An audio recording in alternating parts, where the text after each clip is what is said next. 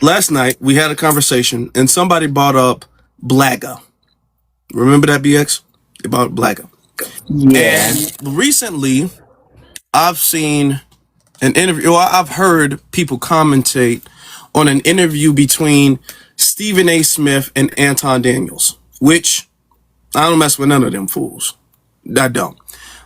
The conversation, though, was interesting because they were talking about how Stephen A says he's an independent, even though for the very most part, you see a lot of conservative or Republican views.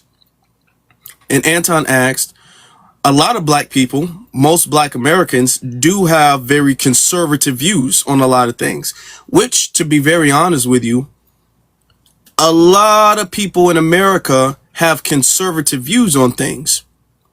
And if you ask them maybe socially or culturally, they'll lean more conservative. Yet black people, it's very interesting, foundational black Americans are the only people who, even if they culturally or socially lean in a more conservative way, have historically, or at least for the last 60 something years, have voted liberal, have voted for the Democrats, which I think is interesting. Another thing is that a lot of people associate, Republicans, black people who are conservative, because most conservatives do vote Republican, and conservatives and Republican, we can't deny, go hand in hand. Okay?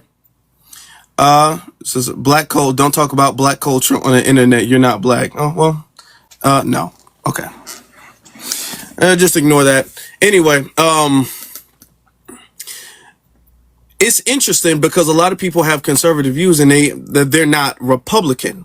So I would like to kind of have a conversation about the difference, because I see there is a difference between somebody being a conservative and somebody being a Republican.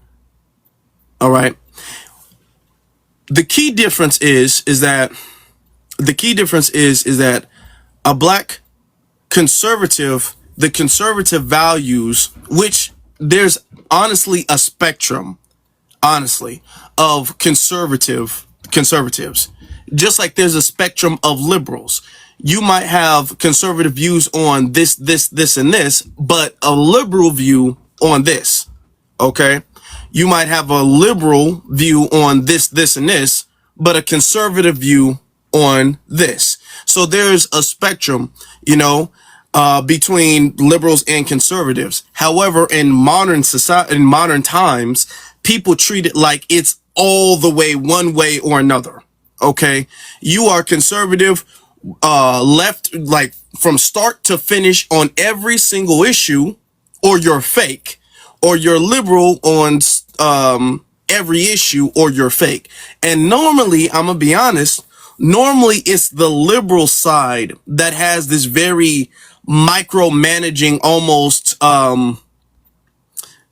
cultish like, supervision of people's views on things, that if you're not liberal in every way, you're not really liberal. Okay. So we have that. So it's a lot of moving pieces in this. And then as far as when it comes to Republicans, we have to understand that Republicans are a political party. All right. So they tend to, well, nowadays they weren't always like this, but now the Republicans have really a conservative agenda, quote unquote, so they say, right? So that's why a lot of conservatives do back them. So I saw the nuance in that conversation. And a lot of people were asking, why do black people not go Republican? I've had this conversation with Chicago Phillips Red and all that stuff. We've just been having a back and forth about why. I have my reasons as to why. Because even if you are conservative based off of your own personal beliefs, Republicans are a party, and the black Republican representation has completely tarnished the black Republican brand. We're going to have to be honest about that. Okay. Black Republicans, now, and I'm separating Republicans from conservatives, but black Republicans go way overboard with shucking and jiving. And I gotta call a spade a spade. They go way overboard. That's the what is his name? Brandon Tatum's like, or when Candace Owens. I guess Candace is still a conservative, I suppose. So I mean, she hasn't really denounced that, but like when she was doing that with Black Lives Matter and we just need to learn how to respect the police and stop listening to rap music, and black people need to put like black, which is why a lot of black people hide their conservative views because they don't want to be labeled as a sellout. And I'm going to be honest, the black Republicans / conservatives online, the influencers, whatever you want to call them, internet or personalities, whatever you want to call them, they're really anti-black sellouts that brand themselves as conservatives. Okay? They spew a bunch of anti-black talking points. Okay? They're a vessel with spewing a bunch of anti-black talking points and narratives and false information, misinformation, and they hide behind, well, I'm just a conservative, and these are just my conservative values, or I'm a Republican and these are my Republican values. So with that being said, I see that as the reason why black people are not going Republican. Because when you see a Brandon Tatum, when you see a Candace Owens, and I understand that Candace is a tether and all that, but I'm just saying, as far as the brand is concerned, when you see that, black people like, oh wait, well, anywhere they're at, I'm not going to be at. Okay. I'm not, because you're not going to convince the average black American that we live in a race blind society, or we should even pretend that we live in a race blind society, that there is no racial bias, or anything like that. So I feel like that is a reason why there's a lot of black people who do have conservative values, even some who might have more conservative values than liberal values, but will still go Democrat, because the Democrat brand does acknowledge racial disparities, right? So that is one thing, and race is a big factor, really the largest factor in how society will interact with us. That's the first thing anybody notices. That's the main factor. Even statistics and data has brought up that is going to be the primary factor of how you're going to be treated and how other people are going to interact with you. All right. And black people are not going to really align themselves with a party that refuses to acknowledge that. All right. So I think this is a very interesting conversation, and I would like to hear everybody's opinion on this. Okay. Oh no, you got it. As you're coming up, just make sure you hit the mute button so that way there's no background noise or whatever. But we'll get to everybody. What do you think, ZZ, as far as the difference between the conservatives and the Republicans? Oh, yeah.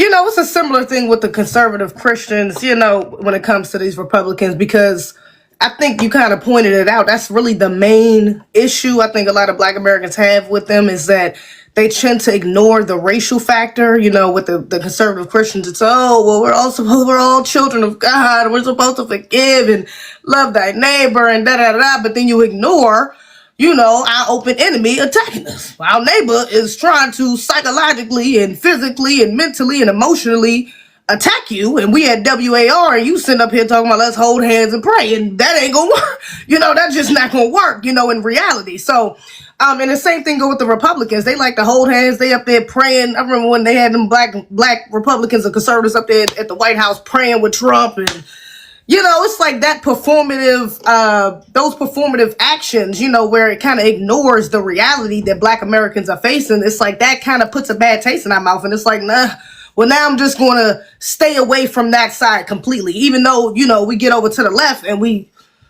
kind of, it's still anti-black racism happening on the left side, in different ways, but definitely still prevalent. So yeah, no, it's definitely a problem, but I think it's more of the COO conservatives, you know what I'm saying, that tend to go into the Republican space because as a culture, Black Americans, we tend to lean more conservative anyways. Our values, we believe in, that's just in our households. It's just more conservative leaning.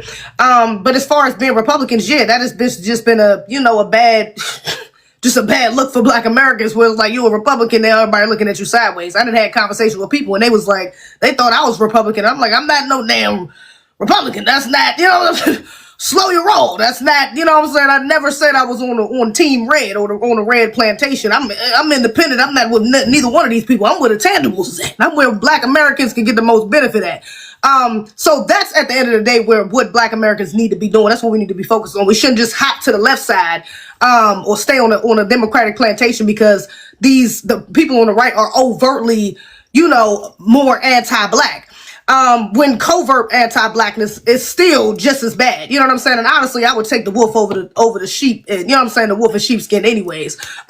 Preferably. But either way, I'm still not going on either side where there's no tangibles or benefits for Black America. So, yeah, I think the COO conservatives tend to end up in the Republican Party, but they ignore those things, thinking, and then on both sides, both think that they have some level of self-righteousness because on the left, it's like, or these liberals, it's like, we're fighting for everyone and LGBT and the trans and the immigrants. And, it's like it feels like they're so self-righteous. And then the conservatives is, we're, again, the Christians, we're godly and we're fighting for traditional values and the family. And neither one of them are really focused on the mix of anti-Blackness in both sides. So yeah, as Black Americans, I think we just need to stay independent. And again, we need to move where we get the most benefit at, point blank period. Doesn't matter in what sense. So, but yeah, definitely the Republicans put these Black conservatives specifically, they put a bad taste in a lot of Black Americans' mouths, and I get it. It's egregious. So they got to do better. What do you think, BX? I got to tell you, I'm learning a lot about politics with the delineation movement. Coming on social media is what helped me understand that Black Americans being Republican, especially Black men, was okay, right? And I say that because I got to understand the type of man he was before he even said what his voting affiliation was, right? So I knew he was for the lineage, and at that time we was operating off a race. So I knew that he was for the Black race. He was against police brutality and stuff like that. He said he was a Republican due to his economic standing, right? With the hype of Trump coming into office and going up against Kamala, it was a man who was pardoned by Trump named Big Mike, right? And this is around the same time Tyson was saying, I'm going to vote for Trump, and what you going to do about it? But Big Mike is from New York, and the things that he was explaining, to his platform, I was like, oh, wow, I see that. I get that. Okay, cool. So it was Black men that helped me understand Republican doesn't mean bad, even though I knew our ancestors in this day and age, because we knew our ancestors, many of them were Republican. So I say all of that to say I can blur the lines with conservative and Republicans, but I got to tell you, since a Republican has been in the White House, I have been breathing a little bit easier with my finances. I got to tell you, things aren't where they need to be, but I don't feel so stifled as I could feel, especially living in a diverse city such as New York. So while I'm not a Republican, I am a non-party voter. I'm going to vote policy over party loyalty, and it's okay if I decide I want to vote Republican. Because my ancestors underlie for that right. So I'm still learning Afro is what I'm trying to say. But right now, this administration, I'm breathing a lot easier than I did when Biden and Harris was in office. So I'm still learning. So I'm going to be quiet from here on. But yeah, that's my whole thing. So wait, zero in on what's the difference between a conservative and a Republican. Are Well, conservatives the are really strict? they go hand in hand very often. Republicans are a political party. A conservative is based off of your values and beliefs about the way the world works, the way society should operate. Like, you can be a conservative and not vote at all. You can't be a Republican and not vote. Okay, Republicans are people who engage in a political party. So that's the thing. Now, a lot of Republicans do have conservative values, and today, because Republicans didn't always mean this, but today Republicans are seen as the party of conservatism. So you'll have a lot of conservatives who are Republican. However, there are conservatives who are not Republican. And I think, and a lot of people be all like, well, if you're a conservative, and I feel this is what we need to talk about, because if you're a conservative, they'll be all like, or a Republican even, they'll be all like, that means all political issues and all stances, you have to land on the general consensus of the Republican view on this. So whatever the Republican or conservative view is on this issue, that has to be your stance on it. For an example, you might have a conservative view on immigration and a more liberal view on police. Okay? You might have a conservative view on schooling, okay, possibly, and then a more liberal view on, I don't know, I'm trying to think of something that's not TikTok, or on tariffs or something like that. You know, so I'm trying to pick something that doesn't strike us down or anything like that. But this is the difference there. And I feel honestly a lot of people don't know that and are not educated. And the people who do speak conservatively, they speak it with a bunch of anti-blackness with it. So it will automatically turn off any black person from listening, even if the overall message they agree with or the subject they agree with. The fact that it's so much anti-blackness that person is associated with, they'll automatically turned off by that. Yeah, I can see that. And the whole blagger thing, that irks me, right? That irks me for the simple fact that we literally are the face of everything, every right, every act, everything. Our ancestors paid the hard part. And for an immigrant to come up here, or somebody, I don't know what was that man's problem. Drank a little too much or something.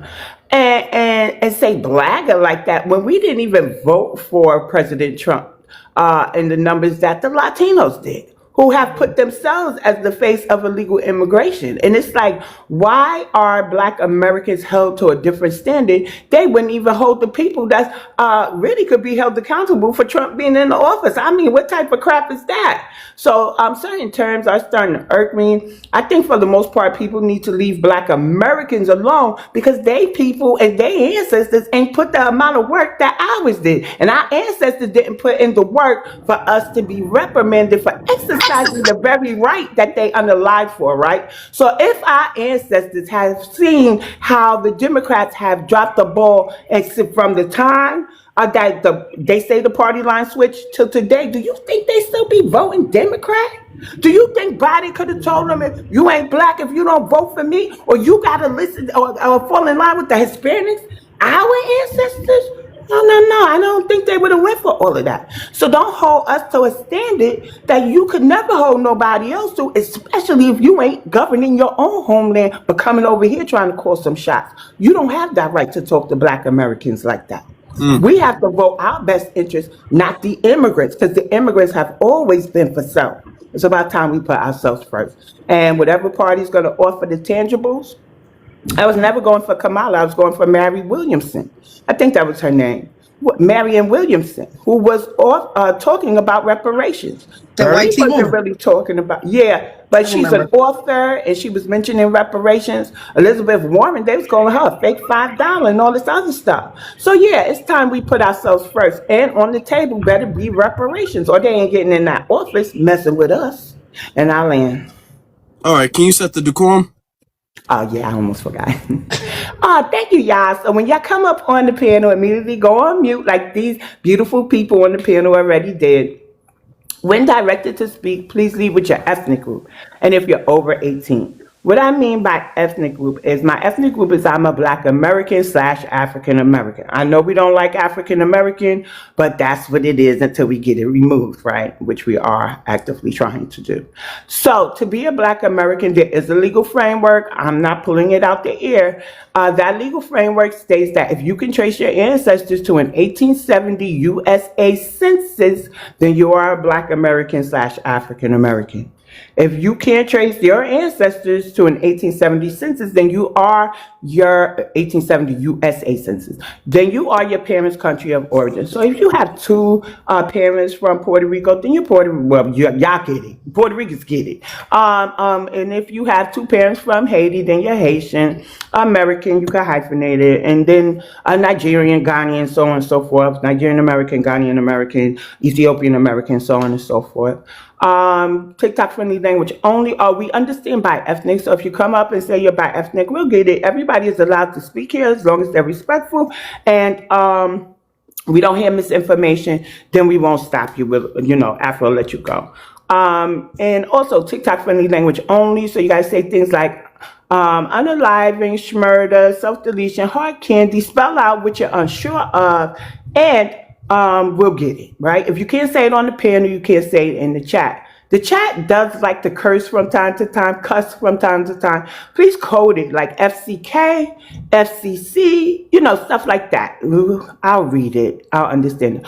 Also, if you're gonna be on camera, please, okay? This is a new part of the decorum, so please listen to me.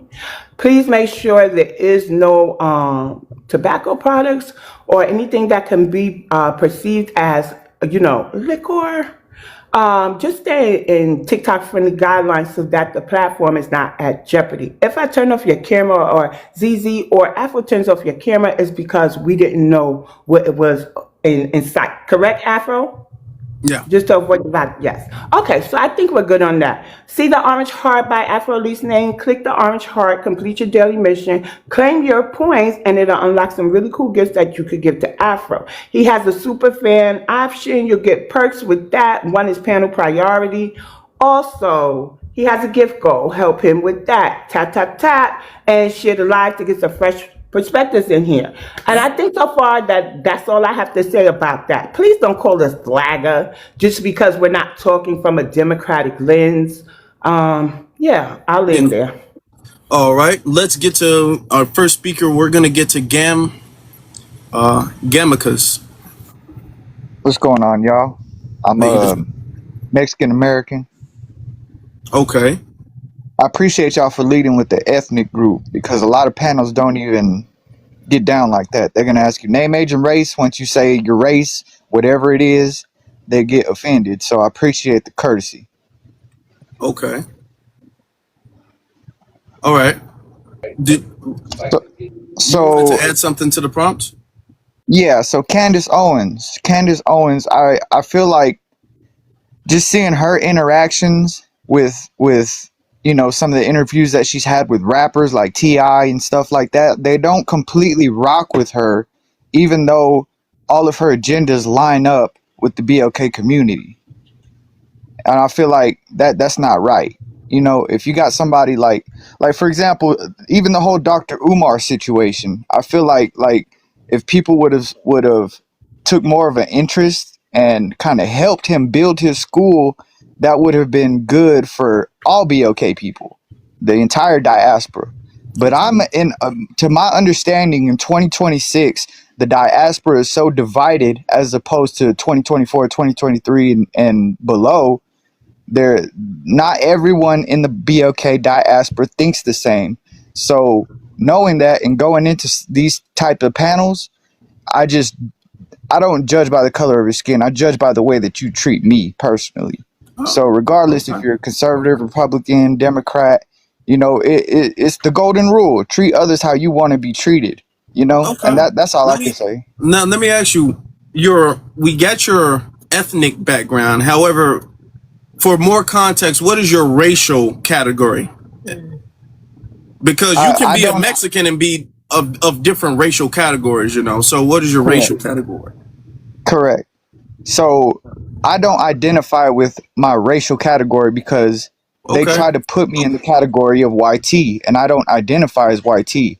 I Okay. Well, identify as what? Mexican. Okay, I get that. That would be your prime. Oh no, I can respect that.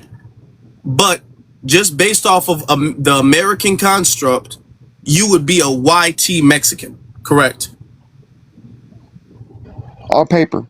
Okay, On paper. all right. I'm not trying to tell you what you are. I'm just trying to get a good understanding. Now, there's a lot of division, you say, in the black diaspora. Okay, I hear you. Now, I would like for you to speak on or give us your opinion on the division between the Hispanic community, because it's a lot of division in the Hispanic community. There's a lot of Hispanics that voted for Trump. There's a lot of Hispanics that work for ICE. There's a lot of Hispanic conservatives and Republicans. And then there's a lot of Hispanics that hate Donald Trump, that hate ICE, that, you know, all of that. You know, there's a whole bunch of, I mean, Puerto Rican, Mexican, there's a whole lot of division in the Latin community. So Well, I would like for yeah, you to yeah. speak on it with as much information and passion as you spoke on the division in the black community. Okay, so I can't speak on the entire Hispanic community because I'm Mexican. So I can speak from the Mexican perspective. I myself am Tejano, so I can speak from that. And what I can say is, when in the Mexican community, there's different sects of the type of Mexicans that you're going to deal with. Like the Mexicans in Arizona are completely different from the Mexicans in California. Mexicans in California are completely different from the Mexicans in Colorado. Mexicans in Okay. Florida different from the Mexicans in Texas. We all have different ideals and different upbringing. So we're slightly different. They're different sects, even though we all are Mexican, we have slight differences. So in that aspect, there's a division. I mean, There's well, if a that, division. can you elaborate on that more? Because we hear that a lot. Because technically, with that logic, everybody from everywhere is different. Yeah. And you didn't apply that logic when you were speaking on behalf of black people and what we should be doing and our What issues. I'm saying is that we're all united. We're just under different umbrellas, as opposed to Okay. the BLK community, which No, is well, you for the said, prior okay, to you just said that 2024. you're not united and y'all have different ideas and ideologies depending on But what we're state still you live in. Mexican. But we're still under the umbrella of being Mexican Hispanic, and we can all Okay. unite in that factor. And Oh, but it the does thing shine is, through because but hold on, sir. But the thing is, if you go in for hold on, sir. But the thing is, you guys are not uniting under the umbrella of being Mexicans. You got some Mexicans fleeing ICE, and then some Mexicans who are ICE deporting those Mexicans. So and there I'm not isn't saying no. that, And I'm but saying that because y'all make it seem like, you know, when it comes to the Mexican agenda, you all are all on the same page, and we're seeing, was especially in the last few years ago, there's a lot, and I'm just talking about Mexicans, not the rest of the Hispanics. The Mexicans are not all on the same page at all when it comes but to a lot of different things. I will say this, that if you notice, in the places where it counts to be unified, we are unified. If Such you get as, if you get a if you get a Colorado Mexican that gets locked up in California, the California Mexicans will take care of him in there. So in okay. that sense, there is a lot more unity in our diaspora than other diasporas, and there No, is a lot of no, division. I feel There is a like lot that's of no, sir, that's a reach. That's a reach. Yeah, in prison culture, most people, despite what state you come in prison culture, most people are going to be more unified with their ethnic group. That's a prison culture, especially in California. That's a prison culture thing. You can go watch up different prison documentaries about that. And then, you know, they kind of break it down into gangs and all that stuff too. But I'm saying, because you came in and you spoke with a lot of conviction on what black people need to be doing and why black people are divided and how our division and I disunity. wouldn't Hold on. You spoke on how, I get you, hold on. but I wouldn't want You, you to put words in my mouth. sir, Don't hold speak for on. me. Hold on. I'm not speaking for Respectfully. you. I'm not Respect. speaking for you. I'm saying what you said. Okay, the point you made. But you're missing. But I'm trying to No, correct your misinterpretation. sir, the point we all heard is well over 200 people in the room now. The point you made was how if black people supported Dr. Umar with his school, he would have had it and that would have been real good. But black people don't support other black people. There's a lot of division. You brought up how black celebrities turned against Candace Owens before, and you were giving different instances of division and saying that this is what is holding back the community. So I said, I didn't push back. Notice I just let you go. I let you go your whole time. And then I said, But I didn't okay, land. you did. You did land. And then I said, okay, well, now speak Of on course, oh, land. sir, now speak on the Hispanic community in y'all division. Because you're coming up here speaking on a community that you're not a part of about what we should be doing. And I'm saying, That's okay, not are you true. going to have that same energy for your community? And now you're For you trying to to say move. that Now I'm not you're a part making of a this lot of. Hold community, on, it just sir. shows. Sir, Okay, but you cut me off for relax. muting, brother. I'm talking as the host, and you're cutting me off. Don't do that. But you Okay. muting me. You're not letting me land the I'm not plane. muting you. Nobody's muting you. Nobody Okay. is muting you, Nope, I ain't sir. touching Don't just him. relax, sir. All That's right. me muting you because you're being rude. So Don't can do you let that. him talk? Okay. Why are you making excuses? And I want everybody to notice this. I'm asking the question and I'm letting you speak. What we're gonna do is keep muting. Okay. Here's the thing. You got to Yeah, go what you do? 1 minute, because we got other people who want to speak. 1 minute. I'm going to let you go uninterrupted. Go ahead. All right, I'm not saying that our diaspora is perfect. I'm not saying that whatsoever, and I don't take kindly to people putting full sentences in my mouth. Okay, the way you interpreted it, that's fine. Okay, but we have division in our community through the no Sabo kids and the Sabo kids, and this starts when you're young. That's another division. I'm not saying we're perfect. We have our obstacles in our diaspora as well. But I'm not trying to pin. The only reason I know about your community so well is because I grew up around your community and inside your community. So for you to sit there and say that I'm not a part of that community, that's a slap in the face. You don't know me from a can of paint. Okay, can I interrupt him? Go ahead. I gotta interrupt you Wait, because hold y'all on. Are you, Latinos because he's always going to get in do his this. feelings if you cut him off. Are you done? Uh-huh. Your minute is up. I think you're done, right? Go ahead, BX. Wow. Okay, so I live in one of the most diverse cities there could be, right? I'm in New York, and then we have Cali, right? We're very diverse. So the Latinos I'm around are primarily Puerto Ricans, right? And the problem with Latinos and what I'm seeing is not just the Puerto Ricans or even the Dominicans, it's also the Mexicans, that they think proximity means same. Just because people have proximity to Black Americans does not mean that they could come up here Well, and you're act not like gonna they're an bully me out of expert. the diaspora. Oh, Hey, shut the hell your up. minute was up. You're not gonna do. Does not mean that they can speak If you come on off your mic one or more time, you're over with. he's been around us, but he doesn't know Candace Okay. Owens is a whole Caribbean, and Caribbeans are not Black Americans. So let me tell you something about Latinos. Latinos still practice their culture, even when in proximity to us. Their culture just doesn't run the nation. That's all it is. Right, and I'm gonna say this again for everybody in the live. Y'all probably heard me say this before. If you are a regular to these platforms, two different ethnic groups, even two different races, can practice two different cultures, even though they're in the same vicinity. How I can say this is in New York, we have parks, right? So there's a big cement wall, and on one side is a basketball court, and on one side is a handball court. When I was growing up, Black Americans were on the basketball courts, and Latinos were on the handball courts. Handball was their thing, basketball was ours. Do Puerto Ricans play basketball today? Carmelo, what's his name? Carmelo Anthony, Yeah, but Anthony.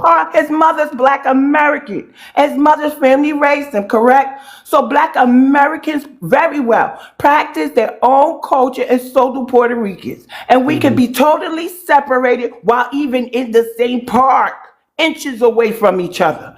Please don't let these Latinos get up here and fool y'all. Proximity does not mean same, and conveniently, for them, we understand we're not Latino. We're still Black American. But unfortunately for us, they use that proximity. Oh, I grew up in there around y'all, and I can speak on X, Y, Z. No, you can't.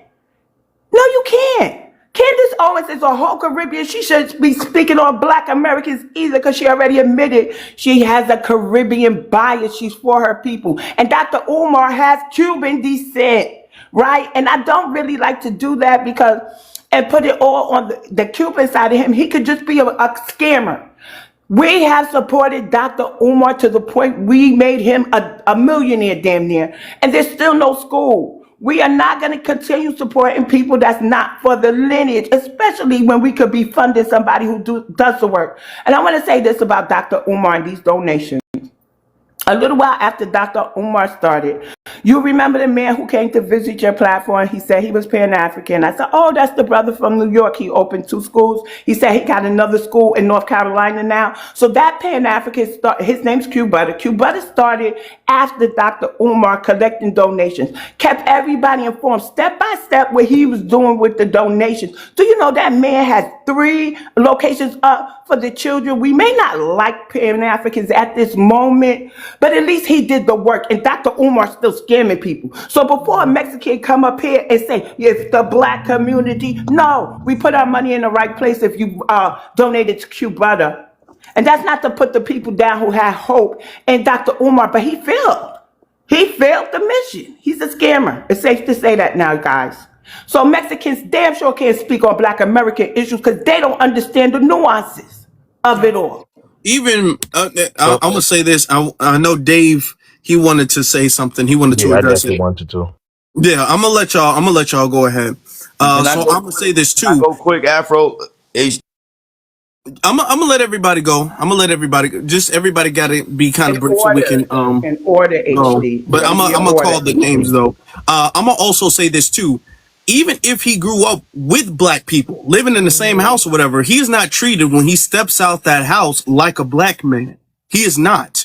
When he goes to the bank, he's not treated like he's Black. I don't care what he used to listen to, the music he used to listen to, the games he used to play, the friends he has. When he goes to the bank, he's not treated like a Black man. When he gets pulled over by the police, he's not treated like a Black man.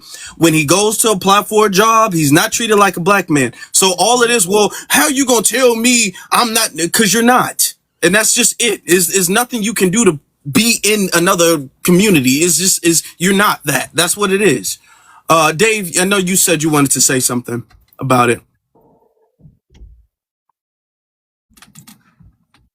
Yeah, my bad, family. What's up, everybody? Hope all is well. Peace. What up, ZZ? What up, Afro? Always good to see y'all. Peace to the panel, the B1 folks on the panel, the Foundation of Black American People on the panel. It's funny, when I was in charge of CBS in Austin, Texas, I was running a hip hop station, and 90% of my staff was Mexican. Never once did I go and tell Chingo Bling or anybody, who was in Austin how Mexicans needed to move, even though I was in charge of the radio station, because it wasn't my culture. It wasn't my place. I know how to stay in my lane. I don't get into that. The same way I don't see Vietnamese people telling Indian people what to do, but it's just amazing how everybody, because they're so busy tethering, and we got to stop acting like tethers are just Black, because they're not. Mexicans, not all. So I don't want to hear nothing about everybody. And this, no, shut it up. The majority of these folks out here who are tethering because they're doing a version of us. You can go absolutely anywhere throughout these yet to be United States and see somebody doing their version of what they think we are. And I am sick and tired of folks telling us how we need to get our stuff together when they don't have their stuff together. Also, you want to talk about an identity crisis. You have no idea how ridiculous you look calling yourself Spanish when you ain't Spanish. Charlie Sheen is Spanish. Your ass is a Mexican hodgepodge.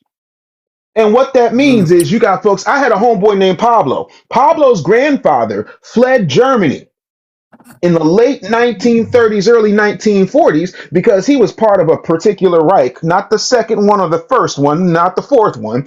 And he came, fell in love with a Mexican woman, and had Pablo's mom. Pablo looks like Dolph Lundgren or looks like He-Man, but he's Mexican. He sounds Mexican. His mom, you understand what I'm saying? So y'all are a hodgepodge of a lot of stuff. But don't come over here telling us what we need to do because somebody told y'all that y'all were the new model minority. Quite frankly, we're not looking for scraps. We're looking for delineation. And for those of you who have an issue, I want to deal with this prompt for a second before I land. The difference between black conservatives and black Republicans are this. The Republicans are a part of a party. Conservative is how most black people operate contrary to public opinion and what the how can I put this gently, the palm colored small hats push out into mainstream media. So I am a conservative. No party is my master, and I ain't a slave to nobody's political party. And I think that's where we need to be because we have been so comfortable or been told to be so comfortable that our blackness is somehow aligned or automatically shifted towards whatever Democrats tell us we need to do, even though they give us tether candidates and say, look, this person's black because we say they are. Don't you know they're black? And we keep falling for it. I am tired of this audacity falling off the bone. It is Mm. tetherism, and I'm not having it no more. That's it. I land. Always happy to see y'all. Love y'all to death. But Much yeah, appreciate no. you, brother. I do want to get to virtual assistant because you have been waiting for a little bit. Then we'll keep it going. Yes. Real quick, first thing I want to say is when I was listening to the Mexican young man, I noticed that he said that a Mexican from Colorado is different from a Mexican from Florida, and a Florida Mexican is different from a Mexican in Texas. And it's important that we hear him describe the difference in his type of people while expecting black people to be a monolith. Mm. And that is problematic because everyone wants to accept that every other race of people can identify in their territory. But when it comes to black people, we are not supposed to have our own ideas. We are supposed to all be united. And realistically, a black person from Ohio is not going to think like a black person from Mississippi or California. And it's just the inability to respect that in black people, to just assume that, wait a second, you have to ideas one because you're not valuable enough as a person or a human being, and your ideas are not valuable enough for us to even consider you having more than one. And that is a problem. That's the first thing that I wanted to say. The next thing I wanted to say is it is important that I don't believe in Pan-Africanism. I don't believe in the slave trade, and I'm not here to talk about those things. But what I will tell somebody is I believe that black Americans deserve reparations, but I do not want the reparations that they want to give me because it's not based off of the truth. So if I accept the reparations that they want to give me, I'm not getting what is owed to me. And that's where I think the problem is. The last thing I want to say is when it comes to what I put in the comments, blackness is required to be political, and it is not political. No other race is required to vote based off of the color of their skin, but we are, okay? And I'm not saying the answer is Republican. The answer is not what is Democratic. But what I'm saying is stop feeling like your vote has to be based off of the race, because no one else is subject to that. Everybody else can vote how they feel. You have to vote how you look. And that's problematic. And so what I will tell people is everybody they ever put in front of you to tell you who you are and what rights you should have never been you. Starting with Frederick Douglass, ending with Candace Owens. None of those people they've ever put in front of you, not the ones that pushed the word Negro. We know for a fact that W.B. Du Bois, his daddy was Haitian. We know Frederick Douglass was biracial. We know all these things. Everybody they ever used to push your identity has never actually been you or I. It's always been someone else. And they keep playing in our face, and that's what they just used with Candace Owens. Like the lady said, she's not even Black American. And they used her to tear us apart, and now they're using her to try to, quote-unquote, make us believe another story. Stop. I I always tell black people, go back, learn who you are, who your identity, all this. Once you do that, all this crap we keep talking about will disappear Let me because you ask you a have. question though, because I want to get to the.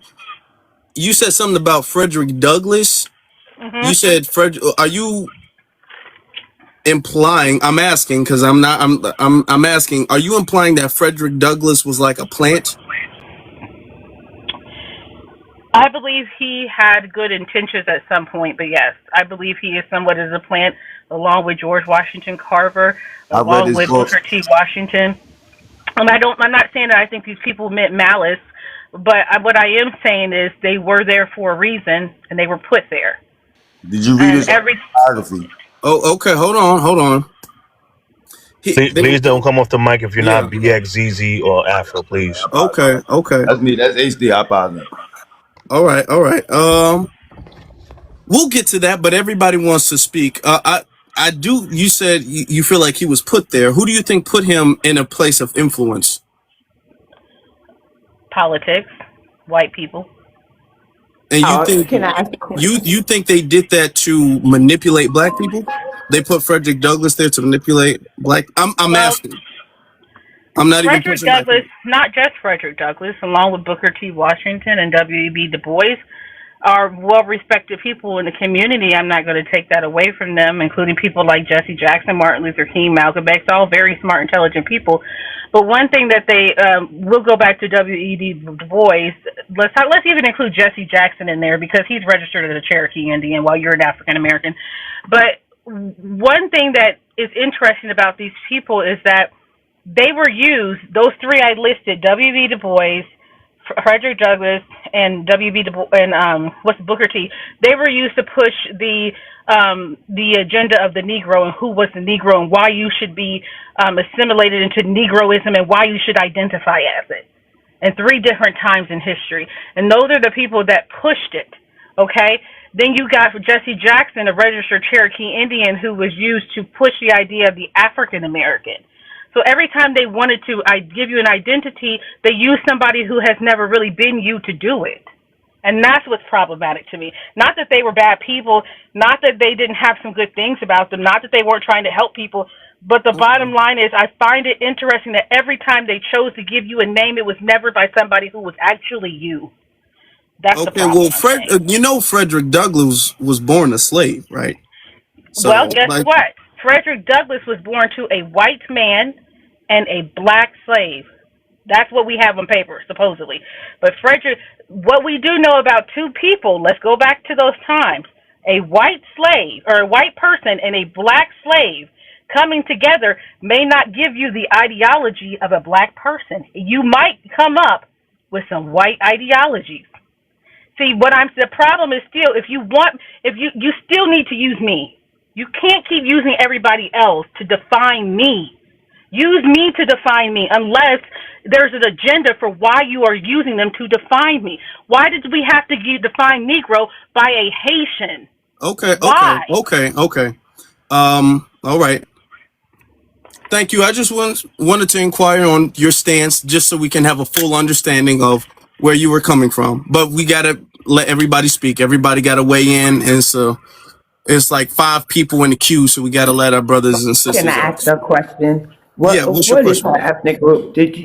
Yeah, What you were I don't to think give you her ever ethnic said that. group? What is your ethnic group? Black American. All right. Do you identify also as indigenous? No, No. So why no. don't you like the term Negro? I'm sorry.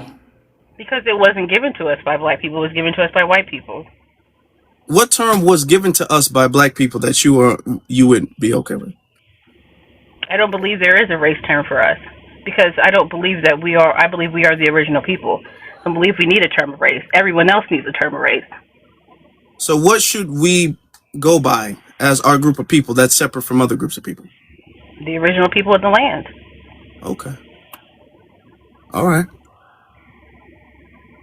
No, I don't consider myself indigenous. I'm not associated with a No, Well, I I actually, Indian mean, tribe. you said no. I let's believe okay. you. Hold I on. believe you. But this is going to be an inside joke, probably, and it's no offense to you. But look No at the problem. delineationist. He is a staunch Negro, and I was just thinking, now's going to be the time when some anti-woman talking points come up, and I can see more. Oh God. Why you throwing that trash can on the floor, We just Danielle? joking. We just joking. Hold on. Let's I'm okay. joking. Let's hold on. We But gotta it's get to the other I'm speakers. We gotta playing. get to the other Oh speakers. wait, hold on. Before we move, I just wanted to say that point about her saying only black people vote for their race is bullshit. Half of these people, a lot of these other groups, YT men specifically, YT women, they vote within their group's benefit. They vote for their group. They have a lot of these people. If make Trump a black man with the same talking points and doing the same thing, half the people wouldn't have voted for his ass. So let's just But be the honest. We're not concept, about to act like it's only black people that do that. but the That's a lie. concept of the white democratic still exists, and no one questions it. Yeah, but the point is, people are still voting off their racial or ethnic groups. That you're saying that black people are the only people that do that. That's a lie. That's No, not true. I'm not. They You just did missed that with what I Jagger said. Crockett and What I Puerto said half is the we're the Mexicans. She only was out ones there kissing Latino required. babies, and they still voted What for I Telemundo. said, ma'am, is we're the only ones required to vote off a race. No, I'm not we're saying not. we're I'm the only saying ones that's who not true. vote We're for not our the only racial ones group. required. That's I'm not saying true. white people, They yes, are white people playing with their tend to team, the vote white T Republican. supremacy. They are definitely White people required tend to vote to play for their Republican, but team. one second, white people tend to vote Republican, but no one bats an eye when they get to be Democrats. When we decide to be Republican, all of a sudden it's problematic because we're black. We should not vote Republican. We should only vote Democratic. When white people do it, no one bats an eye because they're not required to vote off of their race. We are required to vote off Well, of that's our because race. they dominate both parties. So either That way, is they're voting off their race. even if that Either were way, the they voted case, off their race. So even if that's the both case, parties, there's they still a dominate. requirement, ma'am, for you and I to be a monolith of people and to share the same view and not even to be able to have our own ideas because we don't matter to other people. Not saying that's the truth because it's not, but it's the concept of, yes, other groups can be predominantly one group politically, but there's no reason why they can't be the other. You and I cannot be the other, and everybody tells us we can't. That's what Well, we Hold can on, be, but hold that's on, what hold we have on. the to subject is understand what about. we're Why Let saying. me there's see such if there's a social pushback against that because it's not just the dominant society. It's other black folks in the shucking and jiving they do that makes it a bad look for the right. So let's not just make it seem like it's just it's shackles on us because of that. But it's also there's bad looks over there. It's reasons it's a lot of bad taste that was put in black Americans' mouth while we not on the right side. Although we should be able to go to either side. We should go with the tangibles side. I do agree with that. To me, I don't know because Trump, he wasn't always Republican. Everybody loved Trump when he was a Democrat. And even Correct. in New York, don't let these New Yorkers fool you. Nobody had a problem with Trump shortly after, I'm going to say, the Central Park 5 incident, right? Everybody was Mhm. still taking pictures with him. They was rapping about him and their music. He was visiting studios, doing this, that, and the third. But all of a sudden, he jumps up, he's Republican, and there was an issue with Trump, even from That's some of true his too. white tea folks. So, I agree with Yeah, you. I well, guess, Go y'all, ahead, Adam. I think this is already real interesting. I mean, but we got a lot of people in the queue, and I definitely want to make sure we get as many opinions out as possible. We got pretty much nobody on the panel except Virtual has spoken yet, so we got to keep going. Let's get to foundational.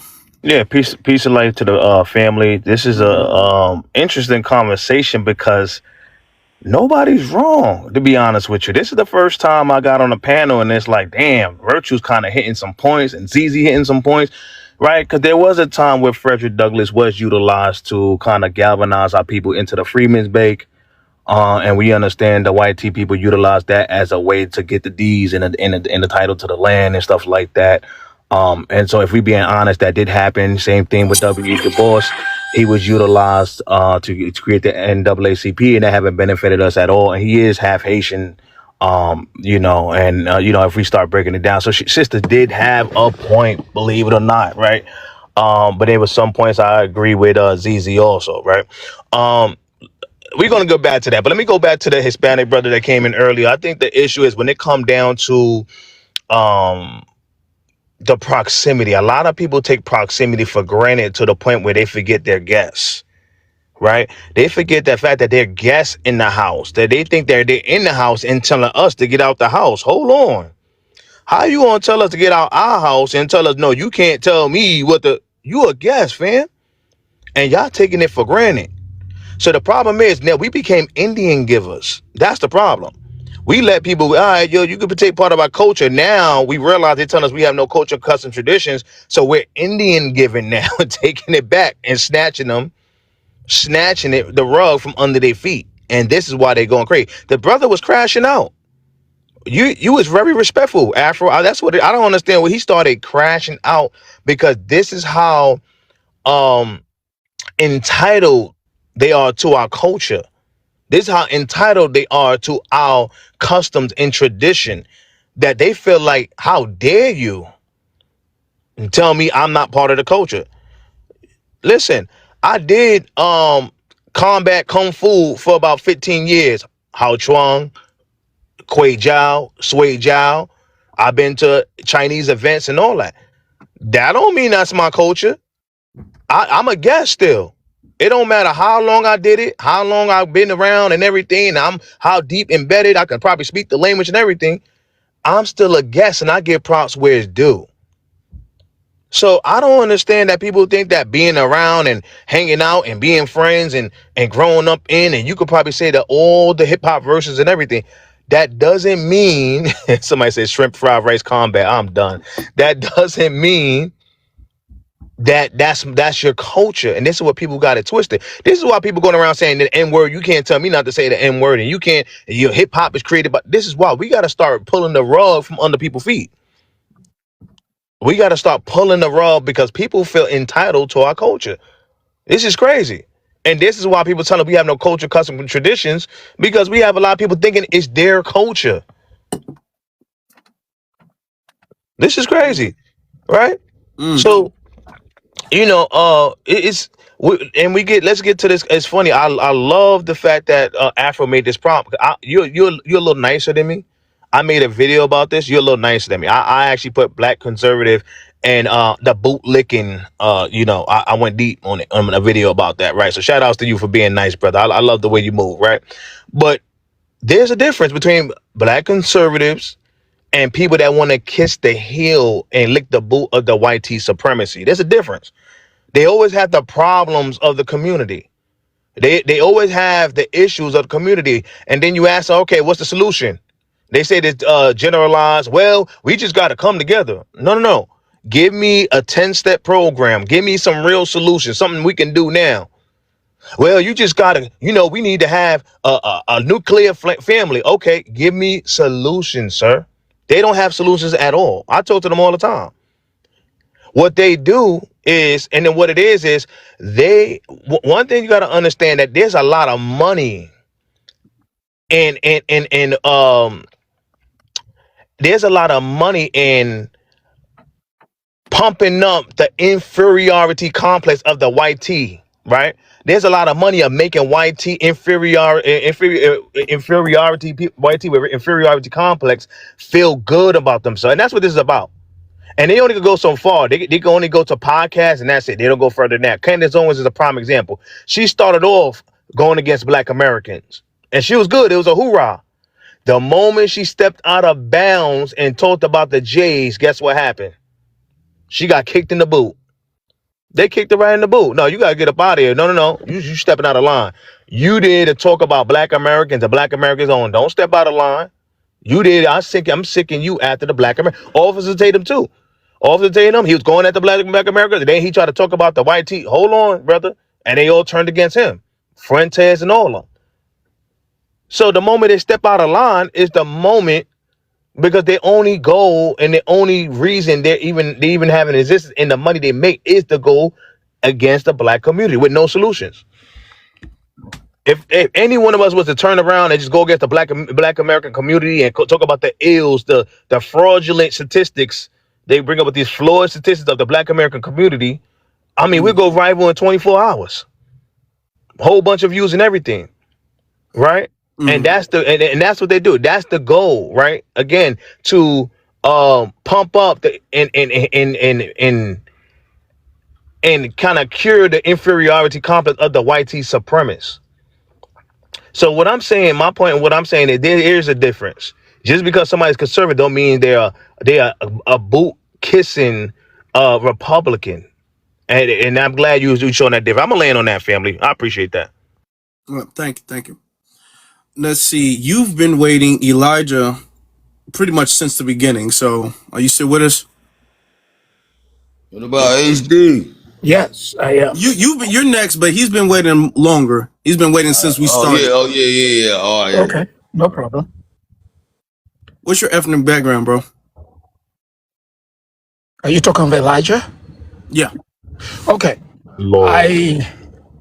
I'm black. I came here as a young man. I went to college here, got married to African American or Black American. That's Okay. your ethnic background though. Yeah, I come from Kenya originally.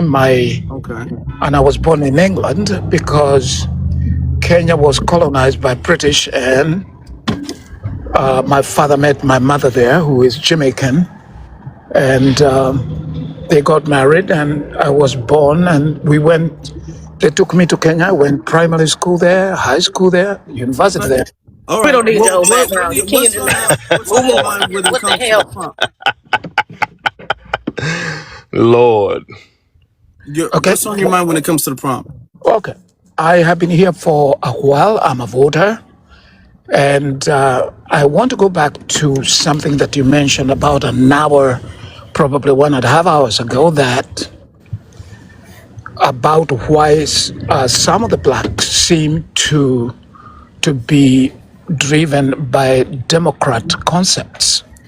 Number one, I look at the history. Apart from Abraham Lincoln, who was a Republican who created influential, monumental, historical thing, when we look at any person who has done something that is a bill that affects black people, for example, if it is 1953, Tillman, president is the one who made the army from black to white. They made it to be together, 1953. Tuskegee Airmen, when black people were not supposed to fly, they were allowed to fly under FDR, who was a Democrat. In 1964, Okay, well, there's a lot of other people. We got to be fair to other people's time. There's people in the queue, okay, so if you don't want me to talk, the other people are Oh talking. my God. no, If you don't Don't I'm want play me to victim. talk, asking. I'm I'm fine. asking because I knew where everybody was going. Okay, You and don't, okay, if you don't want me to, I'm. Hold on. they're Don't get up. talking. They have been Hold talking on, for hold Offended. on. We're not doing Don't that. get Have some offended. decorum. I didn't just mute you. I'm saying, all right. I got to know exactly how this is germane to the subject matter at hand, because what you're doing is you're bringing up a lot of different policies, historical policies that's affected Black Americans, and you can do that all day. So I'm trying to skip past that point. Elijah, you can go ahead.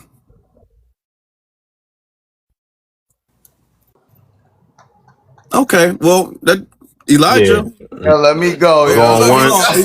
Hold on, Elijah going once, Yep. We ain't playing with going nobody. twice. Nah, he out of here. So Okay, Elijah's gone. All that's a right. good one.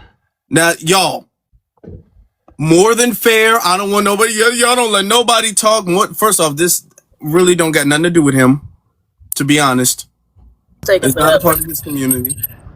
I didn't know where I was being fair. I didn't know where he was going. I didn't know that. First off, he was bringing up his whole life story. He had to cut that short. We don't know where my father had met my mother. Okay, and they had went to school and they had married, and then they had my brother. My brother's older than me. And then I'm like, oh my God, man. Had to skip past that point. Then he goes, okay, you have to understand Abraham Lincoln. I'm Abraham Lincoln, nigga. Like, come on. And I'm a voter too. I'm a voter. Don't forget that. I'm a voter.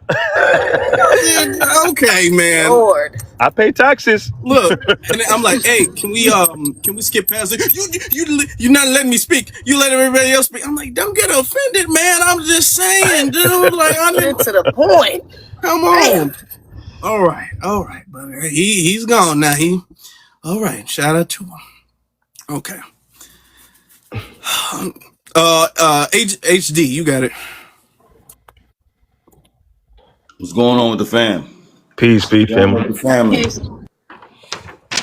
Listen, I've been off for a little bit. Listen, I had to.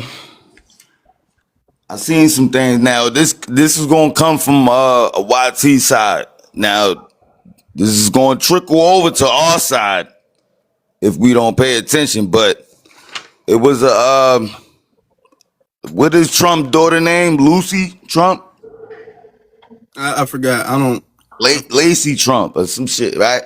She was just on one of these newscasters, and they just held a fake report where they said that.